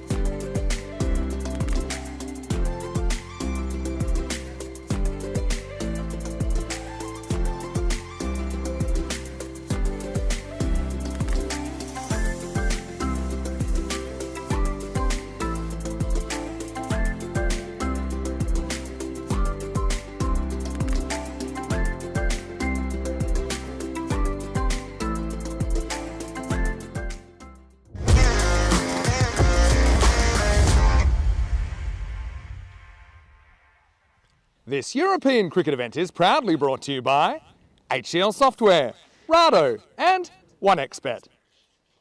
Hello, welcome back to Check Yet. Now coverage of the CE Cup, starting with the men, of course, 3 days per event. Men's CE Cup today, tomorrow and Tuesday, and then the women's on Wednesday, Thursday and Friday. 2 T20s a day. Of course, they are full T20 internationals. Right now, we're watching less than 20 over T20 international because of rain and a storm and the cleanup. We delayed the start by an hour, so we're down to 13 overs aside, and Norway batting first. Off their 13 overs, scored 139. You see the conditions there, 4 over power play, with 3 bowlers able to bowl 3 overs. The others are restricted to 2 overs max. And yeah, look, it's going to be an ambitious chase, I think, for Czechia. They start needing a run rate of about 10.8 per over. So that, it's kind of, yeah, I mean, it's more than 200 pace if it was a 20-over game. But as Danny Hudacek said earlier, it's not a 20-over game. So you're probably less concerned about the wickets falling as you would be in a 20-over game. It's almost like you start in the middle overs, is how I would say. And Danny is back with me now, and we've got a little bit of a spectre of a possible storm once again. Hopefully it misses the ground. That's the information I'm getting, but we are prepared, I suppose, as we can be. This is Vinay Ravi. Now, look out for him. He's always been one of the best bowlers for the Norwegian side at the Cardham Roval. And you can see that they've sent Devendra Singh out to open the batting. He's into the side for the first time. Yeah, I think it's a good move. Piyush Baghel missed out. Got a duck in the previous game. It was a pretty soft dismissal as well. So, but Divi will stiffen up this batting lineup that did say that it does bat pretty low down. So it just didn't really show it in the last game. They had a big collapse earlier, didn't they? And they could never really recover. Davitsi was opening before, don't forget. Ravi to start us off. This is the first time Ravi would bowled on this field, and also with the run up, it's not necessarily, I wouldn't say it's dangerous, but it's not necessarily easy to find your footing just before you hit the artificial surface. Yeah, so Baghel's out of the side, but he batted 6 earlier. We saw Davitsi go for 2 off 4. Magari batted and actually was a top scorer for Czechia earlier on with 31 off 27, but he started in a blaze of glory, kind of lost his way through the middle overs. Is driven and well fielded. It looks like Kamar Mushtaq. Now, he went a bit viral back in the ECC last year because, how do we say this? He got hit in the head by a bouncer. He had the concussion test with, I'll say, objectively one of the most beautiful concussion testers we've ever had. And his reaction spoke for himself. He was pretty thrilled. And then it went a bit, it got turned into a meme in the subcontinent and everything. We had people wanting to headbutt the ball after that. I'll show you that video when we can. Now, this is going to be a bit of a bonus for Czechia. That's the minimo down the leg side. So, yeah, I think Vinay Ravi finding it tough going so far, getting his rhythm, and there's 5 bonus runs. A welcome boost to the Czech side. You know this Norwegian side better than I do, Vinny. And you know the Czech side as well. So I know you've got a better understanding of how you think this game's going to go. I've got a good feeling about Czechs getting up in this game. I would tend to think that objectively speaking, I think the percentages are about right. I'd say I'd give maybe a 15% chance, say 14. Early wheel change for Vinay Ravi here. His hair just keeps getting longer and more beautiful as well, actually, Vinay Ravi. It'll be a tough. But I suppose one thing that benefits the Czech side is that Norway haven't even bowled on this pitch at all. So that might take a bit of getting used to. The run-ups obviously might not allow their faster bowlers to settle. And they've got quite a few kind of seam bowling options. Both shoes changed, and we're good to go. So 7 already. So I think you basically don't want that run rate required to be going up past 11. Definitely not past 12. It's just hard to claw back on these boundaries against good bowlers. So yeah, I'd be saying 10 and over or die trying. That's kind of my approach if I'm Czechia here. Well, it's 7 off the first ball. It's a pretty good start. It's a very good run rate. Start. New shoes, but this one, you see, it seems. This is one thing I was saying to the Norwegians before, because they were asking me, okay, tell me about this pitch. Tell me, what it's like. And I explained, look, it's not just a flat concrete pitch. It's got a bit. And watch this one hit the seam and really go. It cuts the batter in half. His Ahmed had issues stopping it to his left. So I think they're seeing that close up now. And it is difficult to keep on your right because you'll get one that'll fly, but others that'll just die down on you like that one. It's not an easy 10 and over pitch at the best of times. Yeah. That's what I'm saying. Yeah, true. With that bit of movement. This one hits him right in front. It's worth a shout. In fact, he's gone. And Vijender Singh's going to go without scoring. This looked a good shout to me. I think it seems back. I had it hitting him in front of off stump and going on to clean him up. So Vinay Ravi finds his spot and has immediate success. It's 9 for 1. Yeah, it was a confident appeal, wasn't it? Let's have a look at this one. And, well, hard to argue with that. That was missing leg and missing off. And smashing into middle. He actually hit him more in front of the stumps than I thought. I think the only question for me was, did it hit him outside the line? Don't think height was ever an issue. No. And Joe Foster gets that one absolutely right. So, disappointment for Divi. He just jumps across, plays across the straight one, essentially. And there's always risks in that against good bowlers. Have a look at it jump in from outside off, though. And I think that's a very, very correct decision. And Vinay Ravi likes the sight of the umpire hoisting the finger of doom, as Tina would call it. 9 for 1, as we'll see Sazib Bhuyan coming out at number 3. Yeah, he missed out in the last game, didn't he, Sazib? And he's a vital cog in this batting lineup for the Czechs, with the Beast out and Arun Dylan staying out. And, he was the form batter also for the Czechs last year. It was just hit a purple patch of runs. It looked untouchable at some stages. Yeah, it's true. I mean, 160 scored in the ECI. Still one of our top handful of scores. It's quite amazing that day. Someone's just mentioned a name from the past I haven't heard for a while. Wow. Sazib's going to get his eye in by trying to throw his back out. What a swing first ball. And he's trying to hit this out to the leg side. It's going to be tough. Okay, what are you seeing in the chat? Tommy Rodonigas. Tommy Rodonigas, rugby league? Yeah. Used to play for Wests and Newtown, I think. How's he been worked into the chat? I have no idea. So yeah, he was a feisty character, rough as guts. That's a nice shot. Cut shot for 4. Really swung in that one. Giving it a little bit more width there from the bowler. It's an encouraging start, isn't it, for Czechia? 13 off this over, despite that loss. I mean, you can afford to almost lose a wicket and over. I mean, you won't want to, or definitely a wicket every couple of overs. Yeah. It's not how you'd want to do it, but yeah, you'd rather lose wickets and stay up with the rate than have wickets in hand and fall behind. Well, they do have a bit of talent in the batting, as I mentioned before. Bhuyan now on 4. See if he can go on with it. Called a wide. This is one that probably goes over the tram line. Ravi doesn't like it. There's a bit more of a grey area about what's a wide and what's not in T20Is. For me, definitely in T10, that's never a wide. It's straight over the line. But in T20, umpire tends to own the line. Yeah, it's a fair enough call for B. Some of it line was clipped, but whether it's inside that line or outside that line, I'm not sure in this format. As long as it's consistent, there's no argument. There's a bowler again. It's a bit late on this, but he gets lucky. Czechs probably feel they've earned a bit of luck. They had a lot of balls when they were bowling, fall into open space. Bhuyan will get back for a couple. So pretty eventful first over. We had 16 off it in total. We had 16 for 1 after 1. Yeah, it's a good over for the Czechs. They did lose that wicket. And Divi Singh batted very well last year.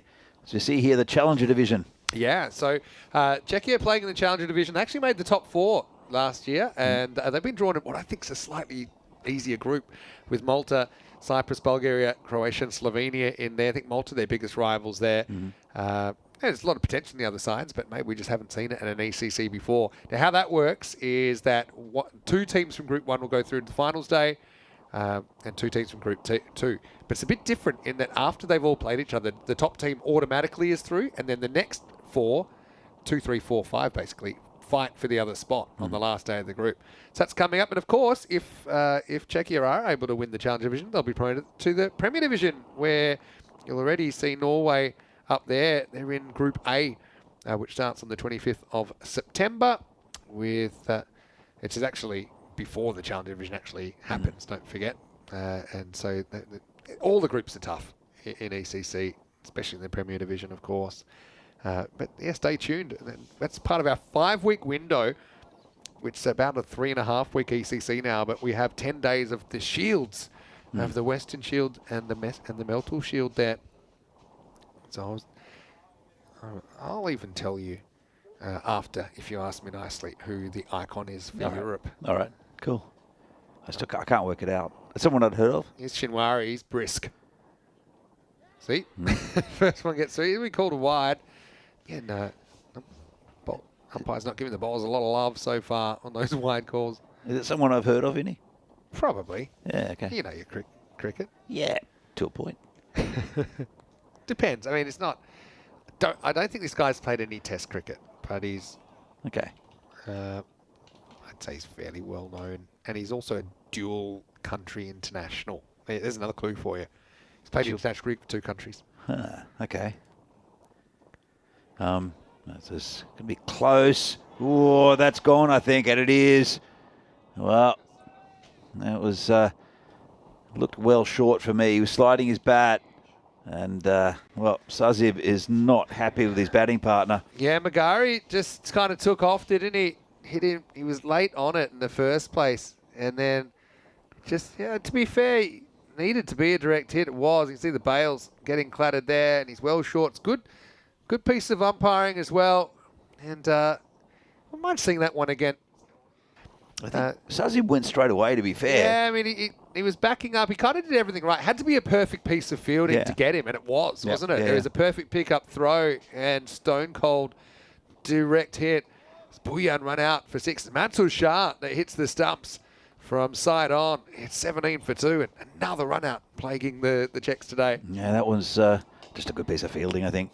Whether the run was on, I'm not sure. Well, I guess by definition it wasn't. No. But again, how often do you run out in that position? 1 in 5, maybe? I mean, pick up and throw, even at this level, to hit the stumps from there. Not a big target to aim at. Unfortunately, Buyan has to step aside. New batters Van Drassi facing up. He wears the first one. Yeah, that was an interesting way to play a cricket ball. Oh, geez. Well, knows he's in a battle now. Yeah, right on the elbow. Oh, that's a nasty one, actually. Even worse when I saw it from... That's just sheer pace, though. I don't think Shimari's having too many problems with landing. Did follow him too, which is always nasty. Yeah, but again, he never got inside the line. If you're able to spot that line, get inside, you might be able to flick away. They've got the fine leg back. I think, again, a sign of the pace that Shimari's bringing to the table. So, continue.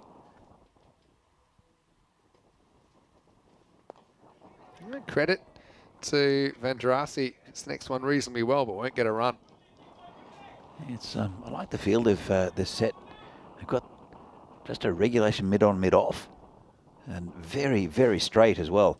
So you know where he's going to be bowling it. He's going to be bowling it just straight at the stumps. It's and then if there's any that drag down leg side, they've got 2 men behind square. It's pretty simple. All right, lifts this up and over the top. Could come back. Let's see if this runs on. Doesn't really. They will get back for a couple. Yeah, not a bad shot. Didn't get much timing out of it. Just flicked it over the top. But still, it's only a short power play as well because of the 13 overs. But well, still a reasonable start here for the Czechs. They did lose that wicket. Still need about the same number per over to get up, but there's a big wicket, that of Buyan. It's hit straight. It's hit very well. It's a very good comeback. Van Drassi got hurried up. He knew he was in a fight first ball, but he's adjusted, and he just leaned on that one down the ground. Classy shot. Well, he knows where the ball's going to go because because I mean it's by the field set, you know it's going to be a straight ball. It's going to be at the stumps or thereabouts. And so Madrasi just waited for it. Nice shot, good thinking. Ball's going to be in the same area again. He might bowl a shorter one. He does kind of have a trap there for a hook shot. Don't know if Morley will want to play the hook shot. Didn't look apparent with the first one when we got hit in the elbow. I was not looking to play that big stroke. Wasn't too pleasant, was it? So, see what happens in the next delivery. And that's a lovely shot. It didn't even run. Just dare to dream here. I suppose you need someone to step up. And there's Alistair. It's Mr. Baywatch, as he's known sometimes. He's only wearing a few more clothes than he's normally wearing. Yeah, I've hardly seen him with his shirt on. It shows it's a little bit chilly here in Prague. Yeah, 27 for 2 then after 2, as Shinwari ends up not having it all his own way. 11 off the over. And that did bring a wicket, though, through that run out of Sanzi Buyan. Will still be steaming, I'm sure. Oh, yeah. You see there's that one cloud over the ground. You can actually almost see the clouds moving in real time here. The weather moves so quickly. It's what clouds do, Vinny. I can see them move. Yeah, but sometimes, on the camera when we have the wide shot, we don't often pick that up. You can always see it this time. Norway playing the first game of the series. Czechia doing the double today. Austria will do it tomorrow and Norway on Wednesday. Let's get back to the action. Here's Vinay Ravi. Oh, it's a good ball. Good take too. Yeah, there's that in-seam movement once again from Vinay Ravi. He's got outstanding seam position. Oh, good luck. Good luck adjusting to that. Yeah, I've been impressed with him. He's just very smooth with his action, isn't he? So he's also quite a big man. Coming again. Bowling to Magare. Slow ball. It's going to be called a wide. There's one that I think it's an attempted outswinger, I think, rather than his regular ball, which has been coming in. It's kind of held its line. I don't think it's a genuine kind of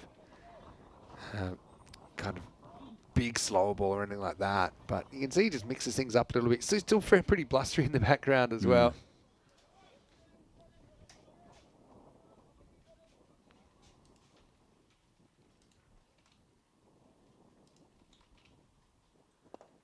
Pretty good ball. Magari digs it out and will hustle through for a single. Yeah, it was well run that time by Magari. He does. He's pretty decisive with his calling and running between wickets. I think this is how he's going to justify it to Sazi Boyan, who he ran out in the previous over. Or previous over from this end, I should say. And bring Murali Vandrasi, the skipper, on strike. And he's been good so far.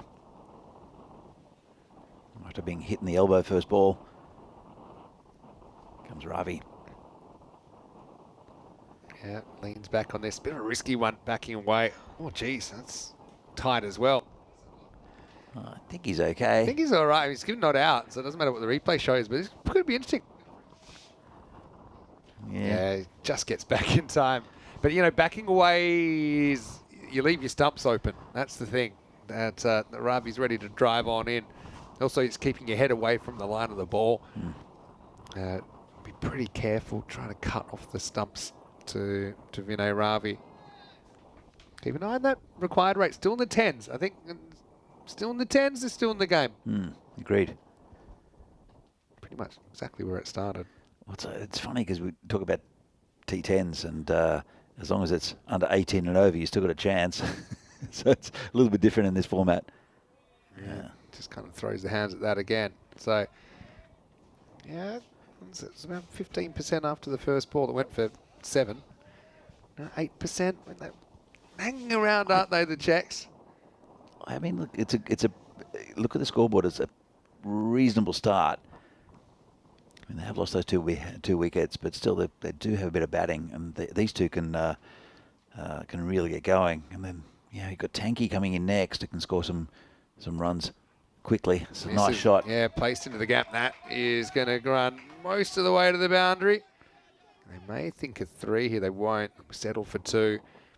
That's the other thing, though. I suppose at the Czech domestic level, you don't often have a lot of genuine pace. I know that occasionally the Beast will rock out a big over. I know you've got Riaz Afridi that can scare people here. But apart from that, it is mostly medium pace you're getting. I suppose Shub Chowdhury, when he's in full flight, you can probably put in that category. Joe Cope, he's quickish, but he's more of a swing bowler, fast medium.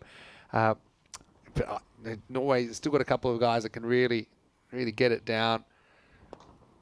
So Hark's one. Well, here we go. Pick up, throw, miss. And Bouillon will be wondering how come they never missed when his wicket was on the line. It'll be the end of the 3rd over. Score is 32 for 2. It would have been out comfortably if it had hit the stumps. You got Shinwari obviously wheeling and dealing with his left arm, as you've got. So Hark's another one. Ravi still he's not quite in his stride, but he can be a yard quicker than he's seeing at the moment. They battled, didn't they, through the first half? Czechia to at least keep it to something potentially chaseable, particularly those middle overs. I think you see that there's 3 single-figure overs in a row and over 6, 7, 8. Just keeping them in touch, but still a lot of work to do. Still over 100 to get. Shinwari comes back to bowl the 2nd over. It will be Murali, the captain, to face up. I see Paul Kempen's number 1 now, Vinny. Ah, yeah. I always say who's winning the chat. I wonder where I'm ranking. I won it the first day, and then I immediately retired from competitive XPing. Phil's been on the chat for it's a play down. But it also rates your comments for quality. Really? We don't really understand how it works. But the other thing is, I think you can comment a lot, but then if you only get a certain amount of points for that period, you can't. If you comment again, it stops you getting points until like half an hour later or something. So it rewards people that have been in kind of most of the day or all day. I think Wayne's up the top now, as far as I'm seeing. Is he? Maybe. Oh, you've got. Oh, maybe not. So you've got a delayed chat. No. I think actually that is Paul Kempen. Pardon me, because it doesn't have the names matching, so I've got to remember everyone's handles. Oh, okay. I'm stuck in at number 3 now, but then it got ridiculous the first day, because this isn't an ECN thing, it's a YouTube feature, so we haven't put this on consciously. Really? Yeah, it's not anything we're doing. It degenerated pretty quickly, people chasing points, and I've got to admit, there we go, he's going to throw them out at this, and that will run away for 4 runs. Vandrasi uses the pace of Shinwari. Well, he was all shook up, wasn't he, first ball Murali, but he fights back, carves a boundary over 3rd. I like the fact that he's not trying to hit the ball too hard. If it's pitched up, then he hit a couple of boundaries straight, but then he's just guiding it over the top and taking his time, but still scoring nicely. Moves on to 18 off 11. Magaro's the one that slowed things down a little bit. He's 3 off 5, but we saw he batted pretty well in the first game. Yeah, so the first day that this came out, everyone was taken by surprise. So, I mean, Wayne was all over it. I was blocking people selectively just to try and get up the rankings. I found that if you timed them out, they'd disappear from the ranking. I think at one point I said to Wayne, "So long, old friend." He was 1 and I was 2. And then there were comments kind of like, comment. Just I don't think the AI is quite there yet. But I mean, we want to encourage quality as well as quantity. And I suppose it's an interesting thing to observe, but I'm not actively partaking. There's the slower ball from Shinwari. Vandrasi actually going to get that past the infield. It won't get it past Vinay Ravi. It'll just be a single. Phil reckons you can opt out in the YouTube You can. settings. I think a few people have already. I haven't opted out yet. Why not? Well, it's probably not a bad. I mean, it doesn't really matter who's top 1 or 2 or 3. But if you actually look at the top, how low does it go? Lets me to see. I mean, we've got top 50 here. Really? Yeah, we got top 50. This one is going to test Anil Palmer. He's coming around and good throw might be trouble here. Good throw would have been trouble. It set a tough task for Kizar Ahmed. He wasn't able to reel it in. 2 runs. The dive was a little bit late there from Magari. Let's have a look at this. Or maybe he's trying to intimidate him with the sound of the footsteps. Well, that's all. That throws on the full. That's out. Yeah, well, he's still there Still battling on. Nice shot around the corner. Looks like the could be a bit of spin. Keeper getting the helmet out. And is it Anil Palmer? I think it's Anil Palmer who's going to be bowling. What can you tell us about Anil Palmer, Vinny? Yeah, Anil's a guy who, well, he's in for his bowling, number one. So he's a guy, once again, he's going to be something a little bit different to what we've seen so far. So they're going for a bit of a change of pace. Now, I think with Anil, maybe haven't seen as much of him as some of the others, but he still has played 11 T20Is and has a pretty good record, 23 wickets in just 11 matches. So better than 2 a match, best at bowling of 4 for 17. That was against Gibraltar back in 2024. He did play in the T20Is in Portugal earlier this year and took 5 wickets. So, yeah, he's a guy, he's going to bowl left arm spin. And, yeah, I think he'll get some good grip out of this surface. I think you do get turn in this pitch. It's got a bit of grip. Let's see how he goes. Bowled to Vandrasi. Loses the first one down the leg side for a wide. That's the wind as well. I think the wind should suit him actually for the drift, but the drift became just kind of blowback there and went all the way down the leg side. Be angling into the right-hander as well from around the wicket. It's a big tactic. You see in this shortened format, left arm spinners. There's usually one in each top side. Just it's a weird angle they come from, and then so moving the ball in with the arm and then away. Oh, big Joe Cope's in the chat. Joe, why aren't you here? That's the question I want to ask you. This one's got through the field. They'll look for 2. They should get it. And yeah, well, Joe's saying checks to chase this. Vengi to hit the winning runs. Oh, there's a call. Well, if he bats as fast as he ran when he ran himself out earlier, I think he's the only person I've ever seen run out by more than 30 metres. Because he'd gone past Sahil and still going. Yeah, what's good? I reiterate, Joe, to use a Lara Bingle term, where the are you? Yeah. Oh, that's going to be wides. I don't think there's any bat on this. Maybe I'll stand corrected. Wait for it. Oh, actually, no, yeah. Now we're in the T20 universe. He's given it a bye because even though it's down the leg side, he says he's moved inside. Yeah, it's a good call. Yeah, probably true. Yep, good call. Bad for the keeper, though. Yeah, well, you know, no sympathy for keepers. Never is. Better ball this time, and he heaves it down the ground. Ravi does the rest, keeps it to 1. So have a look at that. Rate for the first time now has crept out beyond 11. It's not really heading in the right direction for the Czechs. There you go. Gives you an idea of the wind. Those flags were straight earlier. We had issues with the actual main camera blowing around. That's why the pitch wasn't in the centre for a bit of that. Looks a bit shaky there as well. Have a look. It's guess not the most. I'll have to repeat what I just heard from the crew. I can't repeat one of the words, but they said it's like a insert word earthquake. And that word's one I can't use. But yeah, it can get windy here. Hey, welcome to Prague. I still remember my first time here in 2021 with 4 people holding down the tent. That's a little sneak through as well that'll bring another run, but Palmer causing a few issues. A little bit of an inside edge on that one from Vandrasi. He will retain the strike, and the score is 49 for 2 after 5. Hey, bit of news as well in the ECS in Hornchurch with Group B action continuing tomorrow. And unfortunately, the AZ Black Eagles are not able to continue in the competition, but they have been replaced. And this is news over the weekend. And Havering 11 will basically pick up where they left off. And they'll be in action match 29 and 30. But nothing else changes really. You've got Gug and Old Brentwoods to kick off the day. CFS Pinnacle Pro in there as well. As Might be the East Londoners that have the day off tomorrow. So Tina and Nish are back. Tina couldn't do the ECSW yesterday, which was a bit rain affected, because she had a school reunion. Oh, So, okay. so Nish did a good job there yesterday.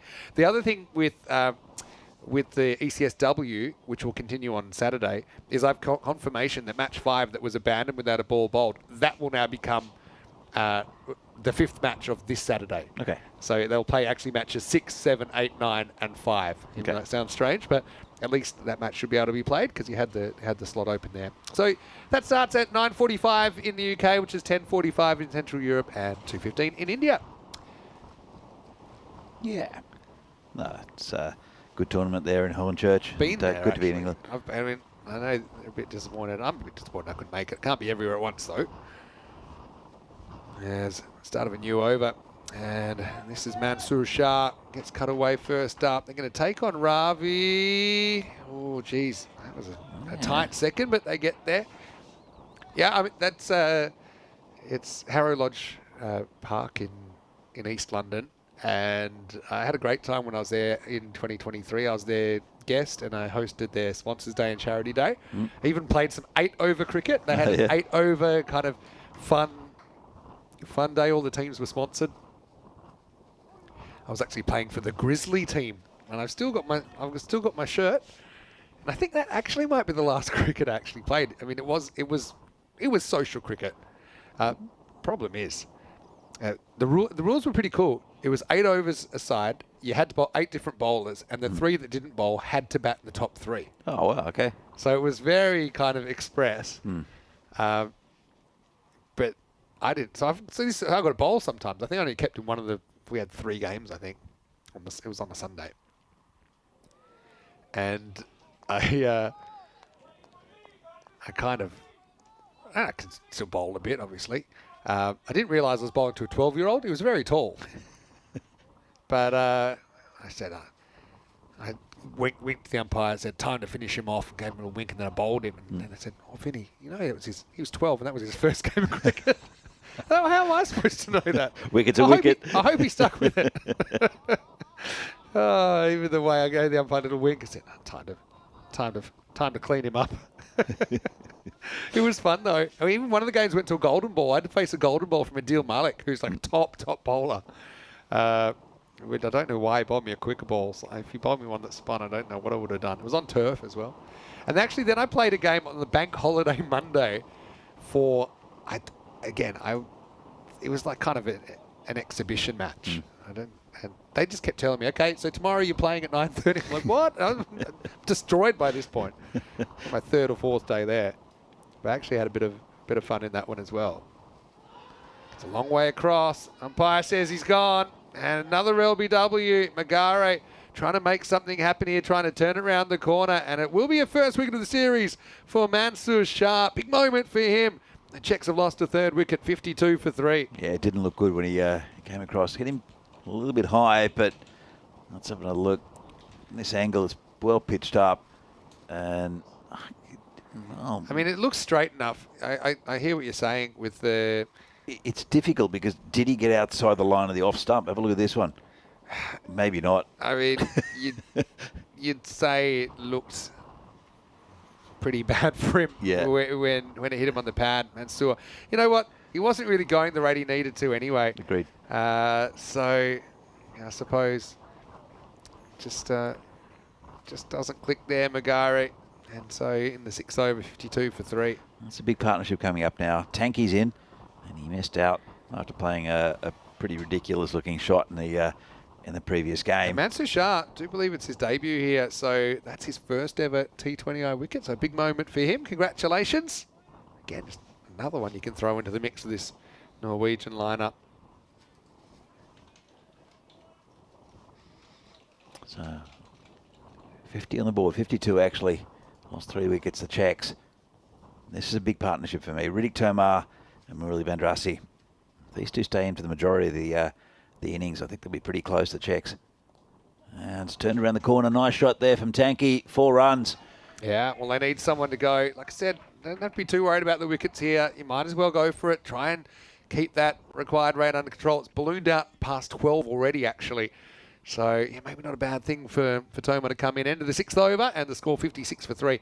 And Mansur, it was his first wicket in T20 internationals. I know he actually did play two of the 3 matches against Portugal back in the series in April, which was they actually had an ECI T10 weekend, and then they had 3 days of the T20s. I didn't cover the T20s because I was in Madrid. It was our first ever ECS in Madrid, so I had to go to that. But Tina covered them, but I did cover the T10s.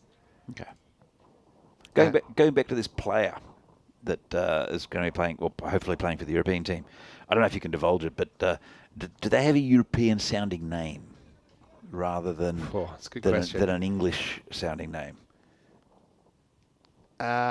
Yes. Okay. Yes, they have a European-sounding name. Okay. Okay. Just clarifying again with Mansur Shah, the 2 matches he played in Portugal, I remember calling him, but they were actually T10. So it actually is his first T20 international. All the formats hard to keep track these days, isn't it? Tell you what, spin has worked today very, very well, hasn't it? I saw Venki Margashayam get some wickets, Bilal Zalmi in the first game as well. And the run rate has dropped considerably here with Palmer. Again, no run. So it's difficult to get the spinners away. But it's been good spin options, I think, from all teams. So I think you need that somewhere along your lineup. It's been hit firmly down the ground. Just be a single. Bring Riddick Tomar on strike. So Tanky, no doubt, will try to hit somewhere on the other field. Let's see if he can do it to the spinner. Let's hope he doesn't try to get too funky too early. Yeah, well, only 39 balls left in the game. Takes it on straight, gets a good piece of it straight down the ground. It'll beat the field up. 4 runs, great effort by Ravi. And Tomar, 2 balls, 2 boundaries for the Tank. Yeah, look, he's starting to fire already, isn't he, the Tank? And he can do some, he'll be quite devastating on his day. But this is the difference. It's probably 6 in ECS. Yeah. You see the difference? And so it's why that 12 and over, if it was an ECS game, you'd be laughing. You go, yeah, I'm pretty confident in that. But to get these runs of boundaries is a lot more difficult than it is in ECS cricket, where you might routinely see 3 or 4 on the spin. Doesn't get as much of this one. Straight down the ground this time. And left to settle for 1. So, I mean, there haven't been too many. I mean, we saw 3 consecutive boundaries in the second last over, actually. But apart from that, we never even saw back-to-back boundaries in the first innings in what's a pretty good score from Norway. Vandrasi will push at this one and get 1. He'll retain the strike. Then Palmer goes for 14 in his over. And the score is 63 for 3 after 7, just over the halfway point of this innings. Yeah. Okay.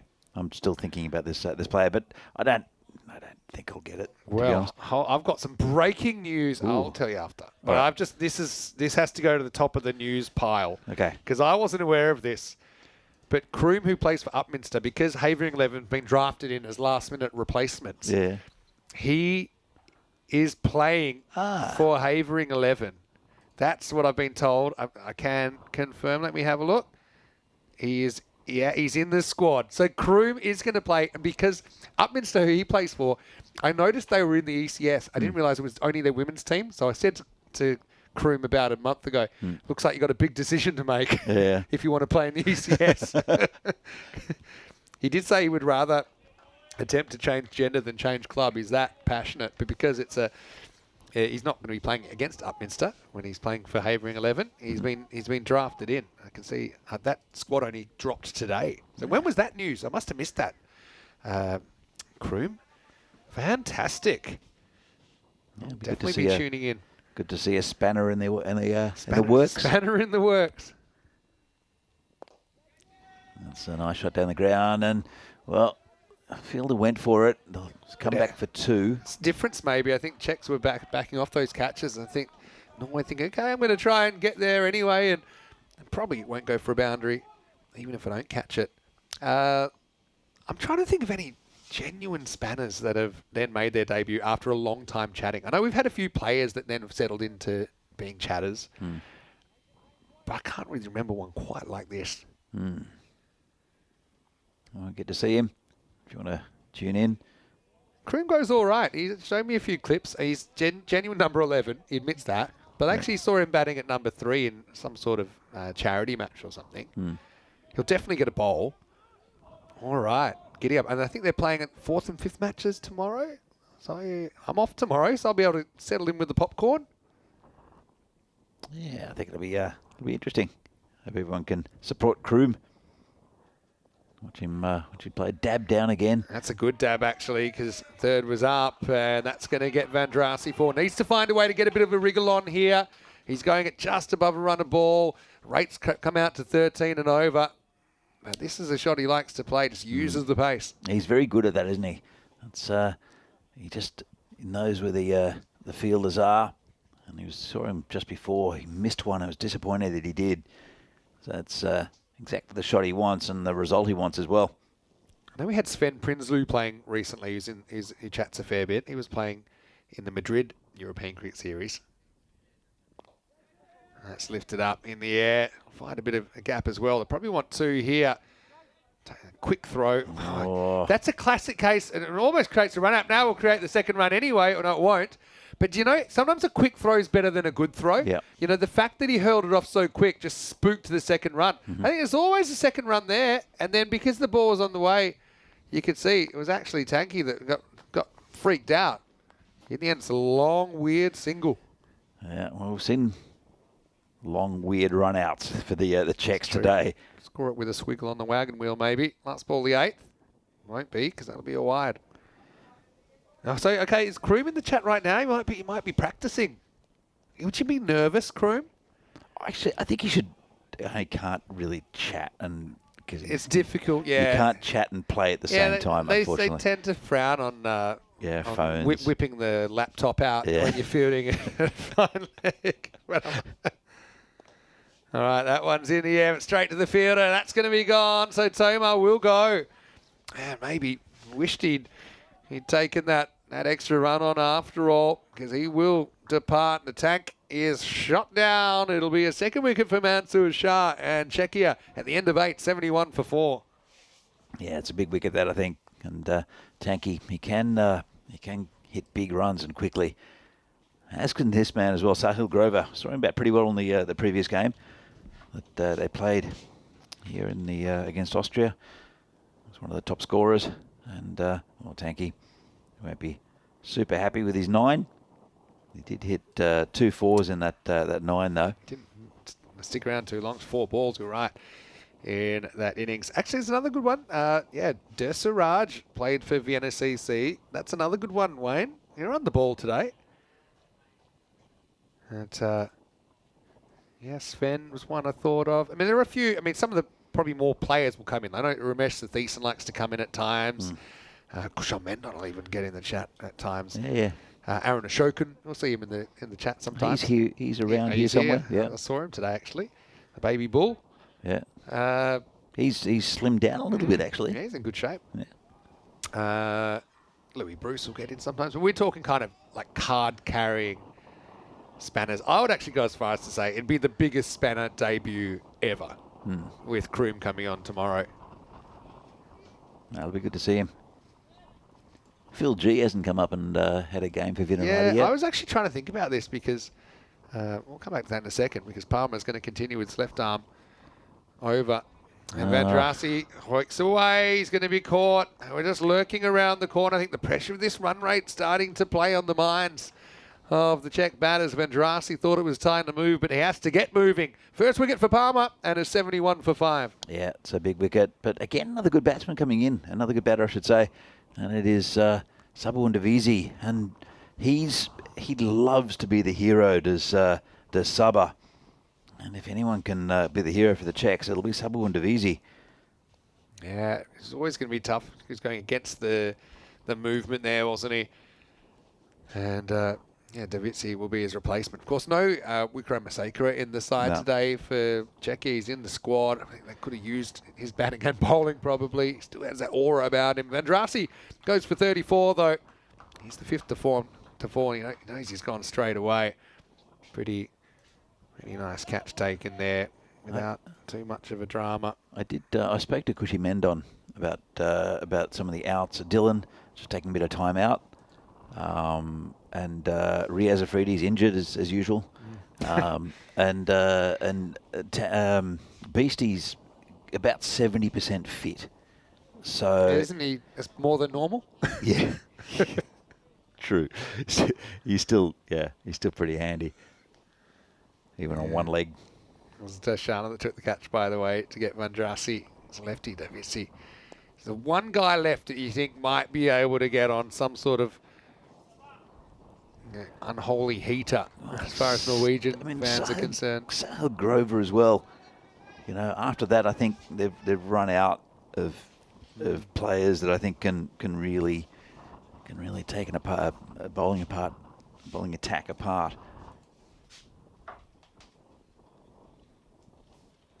So he's got a weird front stride. There's a bowler. Oh, swing and a miss there, and they'll get a comfortable bye. But yeah, Palmer's got this. He's got a weird first stride, and he comes up, and it looks pretty regular. Bowls with a good shape too. But have a look. This one. That. Yeah. It's a weird one. It's off the wrong foot. This looks like a dance move. Yeah. A little pop away he wants to, probably should get to as well, Davitsi. One thing he's really worked hard on is run between the wickets, probably because I've been harping on it for about 4 years. But it's nice to see him hustling and just doing some of those things that you would hope from an international player. He's certainly talented enough. Oh, he is. He's just, I think he's a bit lazy and stubborn at times. But he's a talented cricketer. Hit that softly knowing there was 2 there. Yeah. Does it again.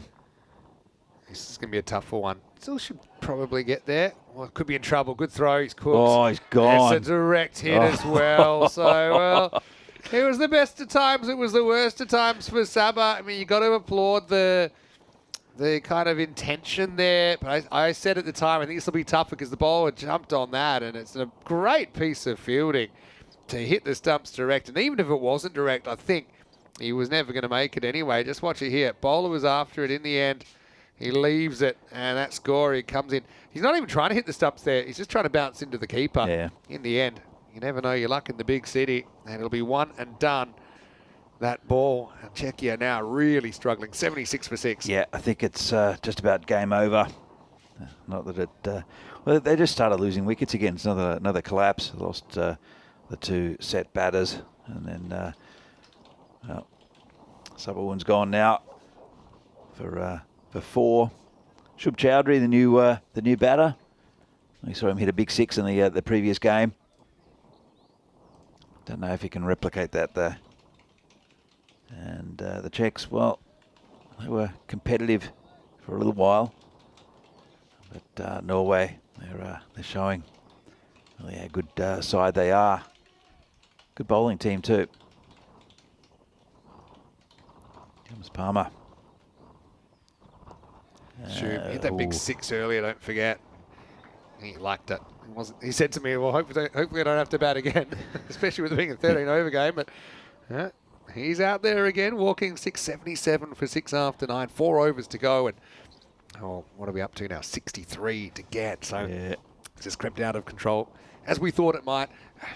But, Czechs just can't seem to take a trick here today.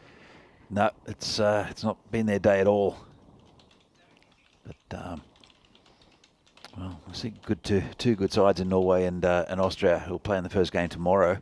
So the Czechs back tomorrow afternoon. Hopefully they would have chatted about things overnight. And Cushy Mendon, experienced cricketer, he'll have a bit chat, word of advice. This one is clipped away and actually finds a bit of a gap. This time it'll be a fairly comfortable 2. There's an air of inevitability about this chase now.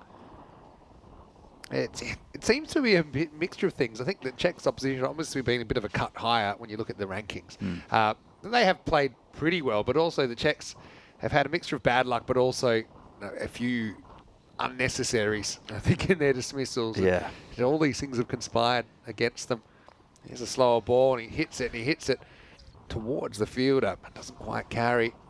There've been 2 directly hit run-outs. That one, last one with Devises, probably would have been short if the keeper had taken it as well. But the first one was with Sazib. It was just a good piece of fielding. And sometimes it's just, you just got to sort of tip your hat and say, well done. But, yeah, no one's really taken the innings. In either of the games they've played, no one's really taken the innings and gone with it. Well, genuine edge. It works to an extent, but Ravi will keep it to just a single. Interesting that Venky's batting lower than Shub. I'm sure they're good mates. I'm sure they'll have a bit of a chat about it. I think it's on the back of the Maximo. He's got the form, so that's what you need at the moment.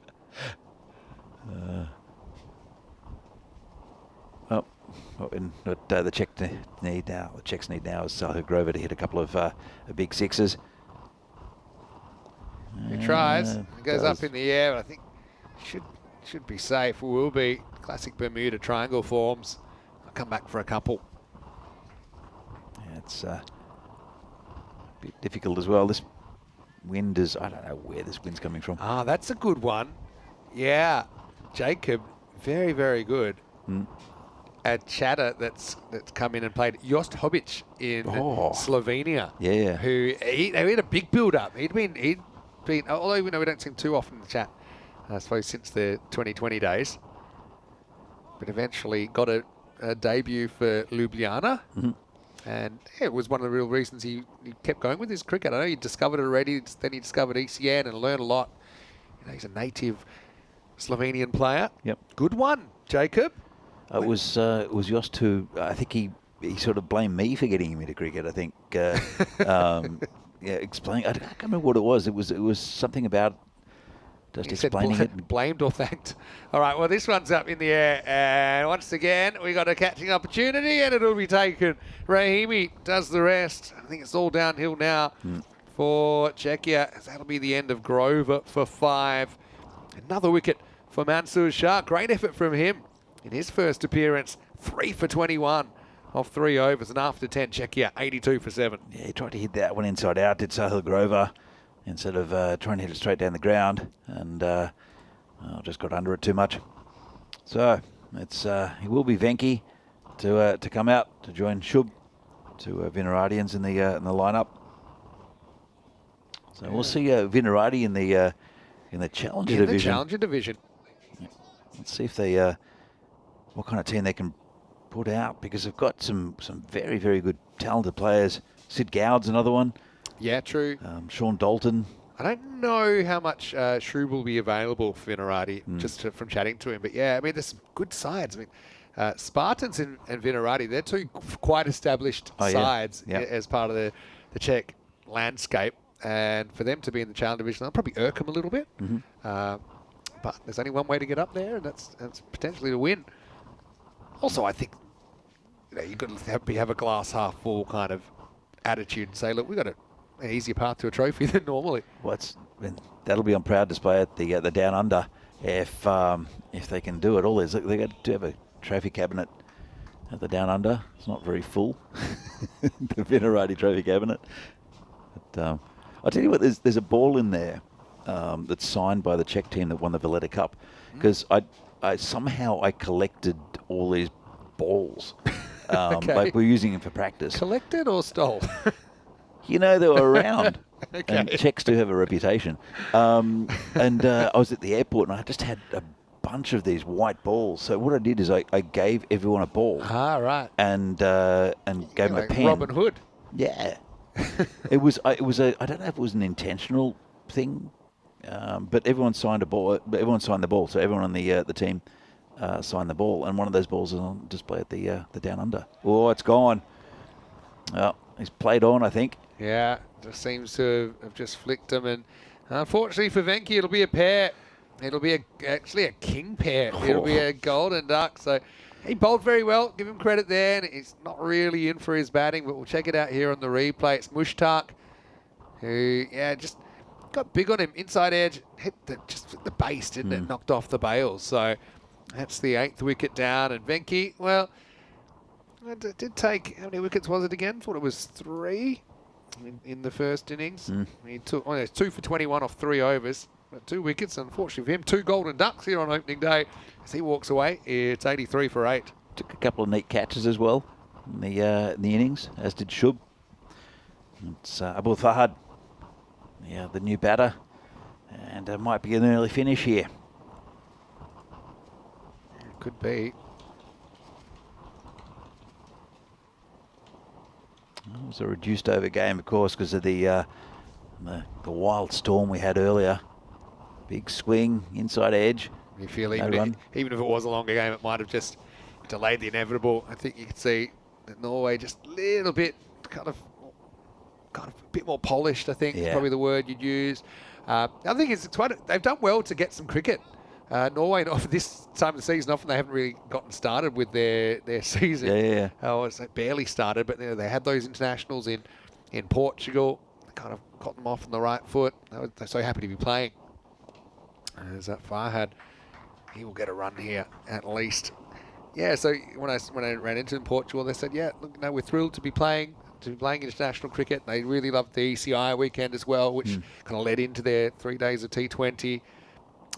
But here, they've certainly set a good pace, and it should be a pretty interesting battle between Austria and Norway tomorrow. Yeah, it'll be a good game. Looking forward to that one. First up at 10:15 local time. I'll be here with Phil G, who's no doubt going to keep up with everyone in the chat. It's going to be weird because I'm sitting here in the open doorway, and Phil, I think, will probably take your spot there. I'm not sure which way. He doesn't. I don't really care. I know, which way. but I think Phil will take my spot. He'll get the window spot. Yeah. I think you've got that down. But what will become interesting, I think you do a couple of days with Rico. Yeah, exactly. And he likes this spot. You better get used to looking through the window, because the other thing is Rico will need to walk around. Yeah. So at least here you've got the chairs. I've got no problem with it. Yeah. Yeah. I'm less likely to get smashed by a cricket ball. Yeah, true. That's the end of the 11th over. It's 85 for 8. And check a non-zero chance of losing all 20 wickets here on day one. But, so we're all behind Kroom tomorrow. I was going to look up Kroom's draw tomorrow, see who he's playing. What's happened to MSP? Not in the squad. I know it's got, but potentially there's a bit going on there with selections. I know he was in the side last time. He hasn't always been in the side over the last couple of years. But in the end, they picked the squad they think will do the job. I suppose Austria, they did do the job this morning over Czechia. Here's Shinwari coming back. Shub's going to take him on. Gets a thick outside edge. Ravi's been busy down there, hasn't he? Keep that to a single. Yeah, just another run. I'll look to try to get over 100. I think the Czechs will be a decent total, but chasing 140 just was never going to be enough, was it? Again, a pretty bright start for them, but there's just no one batter that's really taken hold of the innings, and that's what we had with with Norway. There's a bit of chat about the number pi, 3.14, etc. Do you know how many digits they know pi to now? No. Have a guess. With computers. It'd be in the millions. More? No? A ridiculous number. Okay. They've just released it to 300 trillion digits. You know somebody's going to make it their life mission to try to recite it. Hit down the ground, nice shot. That's 4 runs there from Fahad, and that's 4 more to the total. 91 for 8. 300 trillion. 300 trillion.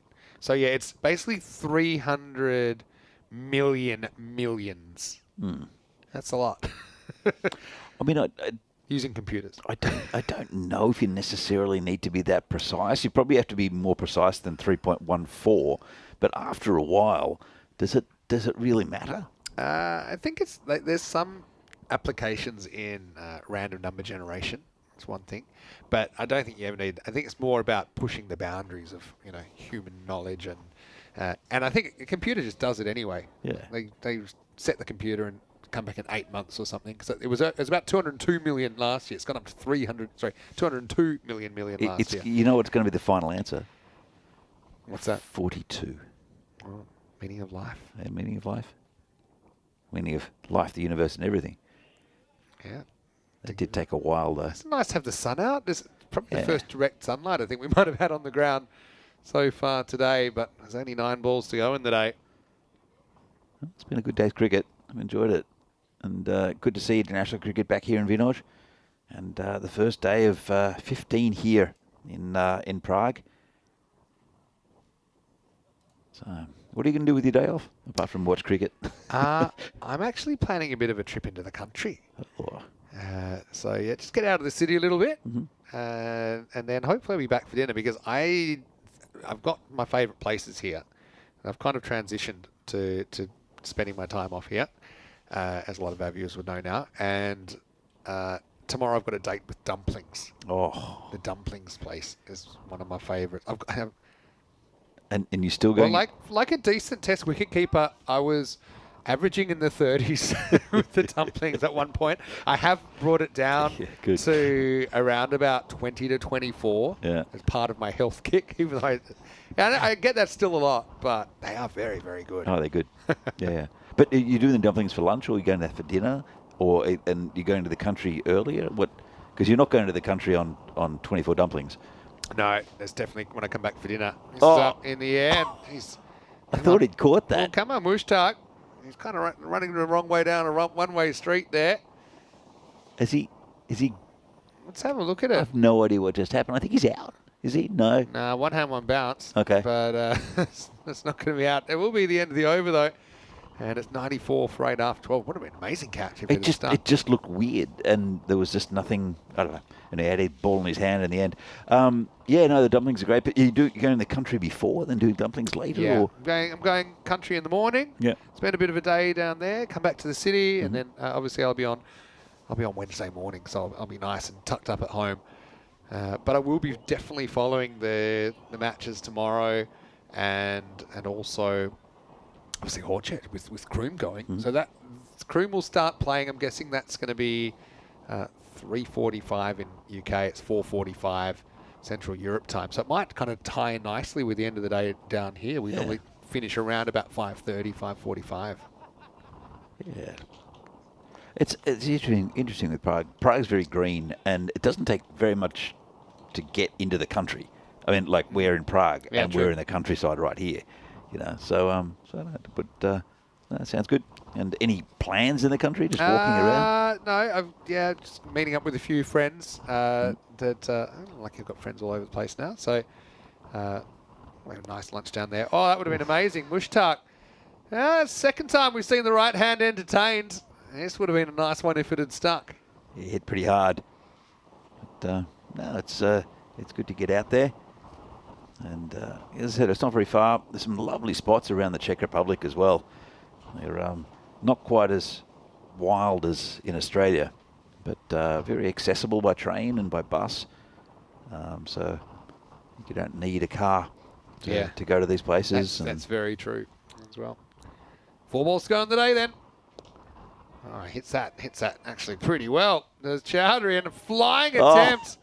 That's got to be 4. He was surely over the boundary.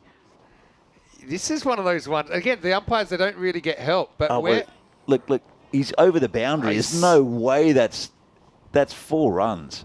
He actually he kicks the boundary there, and it's his first. Yeah, it's been given 4, so they've got it right. Yeah. I think would have been the first one to communicate that as well. As we get ready for a windy finish of the day. It's a good piece of footwork. Oh, yeah. I know he's complaining about it. He's come on, I got it. No, he's Well, it was Uh-oh. it was 4 like 3 different ways, so I don't think you can have too much of a complaint. I think that might come from a misunderstanding of the laws, because he was in the air when he kicked it. Yeah, yeah. So he's probably saying I was in the air, but he took off from outside the boundary. Yeah. And so that's why it was still 4. The wind's picked up here again, Vinny. The door was about to slam. Be We've careful saying the wind's really picked up here. We've got a scorer. That's a famous. That's Piyush there, just trying to help us. Don't know if that's going to work. He's just going to stand in front of the door. Thanks, mate. Yeah, useful. Oh, it's out. Well, another wicket, and it's Shub Chowdhury. It's a pretty tame caught and bowled. Back to the bowler. Hey, I've got some laws chat for you. Well, it's not a law yet, but it will be. It's a playing condition in, I think, immediate effect. It's to do with boundary catches and what you're allowed to do. Oh. So do you remember there's this weird loophole where you can actually, as long as you've touched it first from in the field of play, Yeah. and you throw it up, and then you can like jump from outside the boundary, tap it back, and then land. So they are actually changing that. And it might already be changed maybe from the end of this month or something. But the ICC have said that's a bit unfair. I think most people would agree. So now you are allowed to run outside the field of play. But then when you jump from outside of the field of play, you need to then land inside the field of play. You can't stay out. Gotcha. And that even applies if you hit it to someone else. Yeah. So that's kind of the very short summary version. And I think it's a good change because it doesn't feel right that you can be outside the boundary completely. And How often have we seen that in the last few years? That the whole thing, even at this level. yeah, probably more often because of the changing nature of the game. Well, Mishra, well, credit to him, the number 11 will get 4 runs and he'll put the last ball into the agricultural area. And so they won't get bowled out, but pretty close in the end. They got the 100 up too. They did, and that will actually be 102 for 9. Well, bad time for the scoreboard to go haywire, but I've got 102 for 9. Mishra comes out and is able to sneak that one away, but in the end, it'll be a win by 37 runs for Norway. Their first ever match on Czech soil, and it's a winning start against the hosts. And yeah, certainly Czechia, they had a bit of an off day as well. I think, yes, they ran into good opposition, but they also probably didn't quite play their best cricket. They'd be the first to admit that. And they're the first team to have to do the double header as well, and I wonder if that might be relevant as the tournament goes on. But congratulations to Norway. They ran out winners here in match 2. Yeah, it's a good win, and we'll see what they're all about as well. They lost a few wickets, but also had some quality batting. But the bowling was very impressive. I think some good pace up front, some a good spin option as well with Anil Palmer. So the Czechs, as you see there, Abul Fahad and Mishra coming off. Let's have a look at what's coming up tomorrow with Austria-Norway to kick off the day. So the battle of the two undefeated teams, and then Czechia-Austria rematch of the first match. That's match 4. Of course, I'll have the day off, but Phil G will be in with Danny Hudchek, take you through that one. 8:15 GMT, it's 9:15 if you're in England or the UK, 10:15 in Central Europe, and 1:45 in India. Don't forget also Hornchurch getting underway again tomorrow after they had their rest day, with the men continuing with match day 6 there as Group B action continues, and that starts half an hour after we start. And there's the fixtures there. The big news, Havering 11, they're into the side unexpectedly. They're into the action, and Kroom is getting a run. So I'm very, very excited about that. Good luck to you, Kroom. Of course, it will kick off with Guggen versus Old Brentwoods with the Tish combo. That's Tina and Nish to take you through the action. You can ask Tina how her school reunion went. Well, wild and woolly scenes at times today in Prague, and that was a bit of a gift. They had the kind of, it's 2 games in a row they've had a decent start, but unfortunately have lost a lot of wickets thereafter, including another middle order kind of collapse. This time, I suppose it was the weight of the run rate as well, but that was an amazing piece of fielding, wasn't it? With Buyan getting run out, direct hit there from Mansour Shah, who had a really good game. He took 3 for 21 as well, but for the Czechs, it just crept out of sight, and it was good night for the home side. Yeah, absolutely. Look, there was some decent play. Vandrasi batted pretty well. A couple of LBWs there, very clear, obvious decisions, and again, a couple of run-outs with direct hits. So the Czechs, as you said, Vinny, not themselves any favours at all. But Really, just no one going on with a score. You can expect one of this top order. And the top order does go down to about 7 for the Czechs. Any of them likely or possibly getting some runs, but just not happening today. But the quality of the opposition as well. It's a step up from where these players normally play as well here in Czechia. Yeah, it was going from bad to worse then as Saba took on a 2. Another direct hit. But you've got to give credit to Norway. I mean, they're a team that work really hard on their fielding. Yeah. I know the Czechs have been too, but just did kind of show up, I suppose, the 15 places between them. But, credit to Norway. Foreign conditions, having to deal with probably not quite ideal run-ups as well for a fairly pace-heavy attack that they've got. Come on, Mushtaq, he was in the action. He went like duck, duck, goose. He went drop, drop, catch. This was one that Vinay kicked back from row M, but was given 4. Finally, come on, said that. Now that's the kind of pace I want to be catching. That's more like it. And in the end, and the Czechs, again, it's not often the home team's the rusty team, but it kind of looked that way, didn't it, against 2 teams that are pretty well schooled and into their international calendar so far in season 2025. In this one, Norway prevail 139 to 102. Yeah, good win and good quality side. See the scorecard. It was only really Murali van Drassi who scored anything with that 34. And well, it was a quick view of the scorecard. About 102 for 9 all up. As we see the overhead shot of this ground, looking lovely. There's a golf course in the background, and the field. I don't know what it is growing there this time. Wheat or something. I'm not sure. Looks good though. Everything looks good from the air, doesn't it? Yeah. So the top performances in that game. Obviously, you had Van Drassi with 34, which was actually the highest score of any Czech batter today, so maybe that's a bit concerning as well. In fact, he went at an okay rate, but 34 off 30, probably not quite the rate they needed to go in the whole innings. And as far as the bowling went, mentioned Mansur Shah with 3 for 21, and then Vinay Ravi with a wicket, Palmer with a wicket, and Mushtaq with that caught and bowled at the end. And we'll have one more look at the scorecard while we go, but that gives us a chance to say a big thank you to all of our viewers out there. Phil G, again, looking forward to you being in the box tomorrow in the reinforced bunker, which actually we needed a fair bit today. Oh, yeah. And also just want to remind everyone, if you haven't already, to like this video, to subscribe to the channel. And Wagner said that they just joined at the end, but good news, there's more cricket coming tomorrow. In fact, not 1, but 2 locations to kick off your week on an ECN Monday. It feels like it should be a Tuesday, but it's definitely a Monday. And we'll have one more look here. We start at 10:15 Central European time, which is 1:45 in India. That's 8:15 in GMT. It's 9:15 if you're watching from the UK. And Austria-Norway to get us going with Czechia-Austria in the second match of the day. Phil G in for me. Don't forget Hornchurch as well. They'll get going half an hour after us, including the big Kroom debut. He'll have to do all the press probably before he gets on the park for Havering 11 in match 29. So yeah, it's a shame about the AZ Black Eagles, but what you will say is it gives an opportunity for Havering 11 to make their mark on the European Cricket Series, and that starts 10:45 Central European time, 2:15 in India. Big thanks once again, and if you haven't already, like I said, like the video and subscribe to the channel, tell your family, tell your friends about ECN. Don't forget also our social media at European Cricket and our website, europeancricket.com. Danny, good luck tomorrow. I'll be watching, and I think it'll be very, very interesting.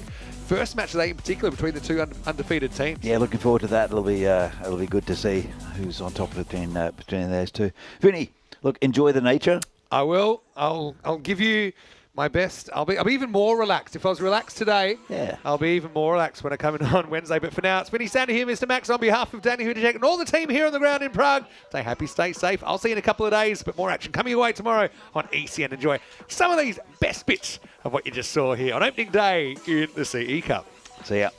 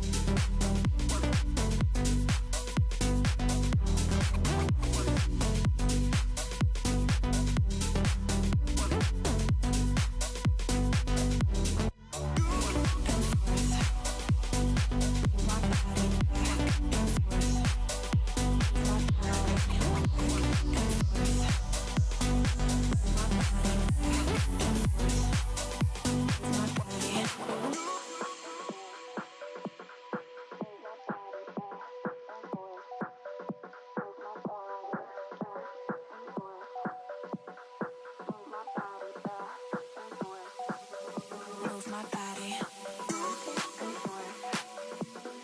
Move my body back and forth. Move my body back and forth. Move my body back and forth. Move my body back and forth. Move my body back and forth.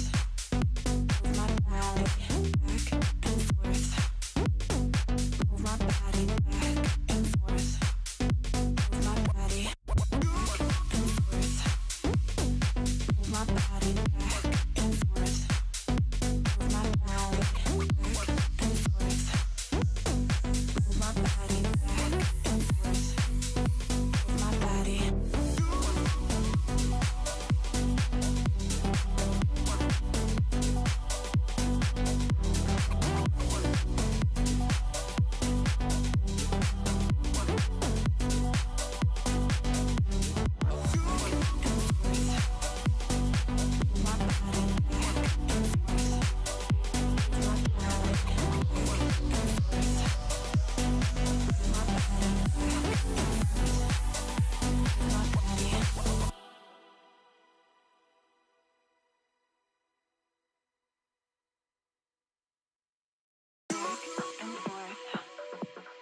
Move my body back and forth. Move my body back and forth. Move my body back and forth. Move my body back and forth. Move my body back and forth. Move my body back and forth. Move my body back and forth. Move my body back and forth. Move my body back and forth. Move my body back and forth. Move my body.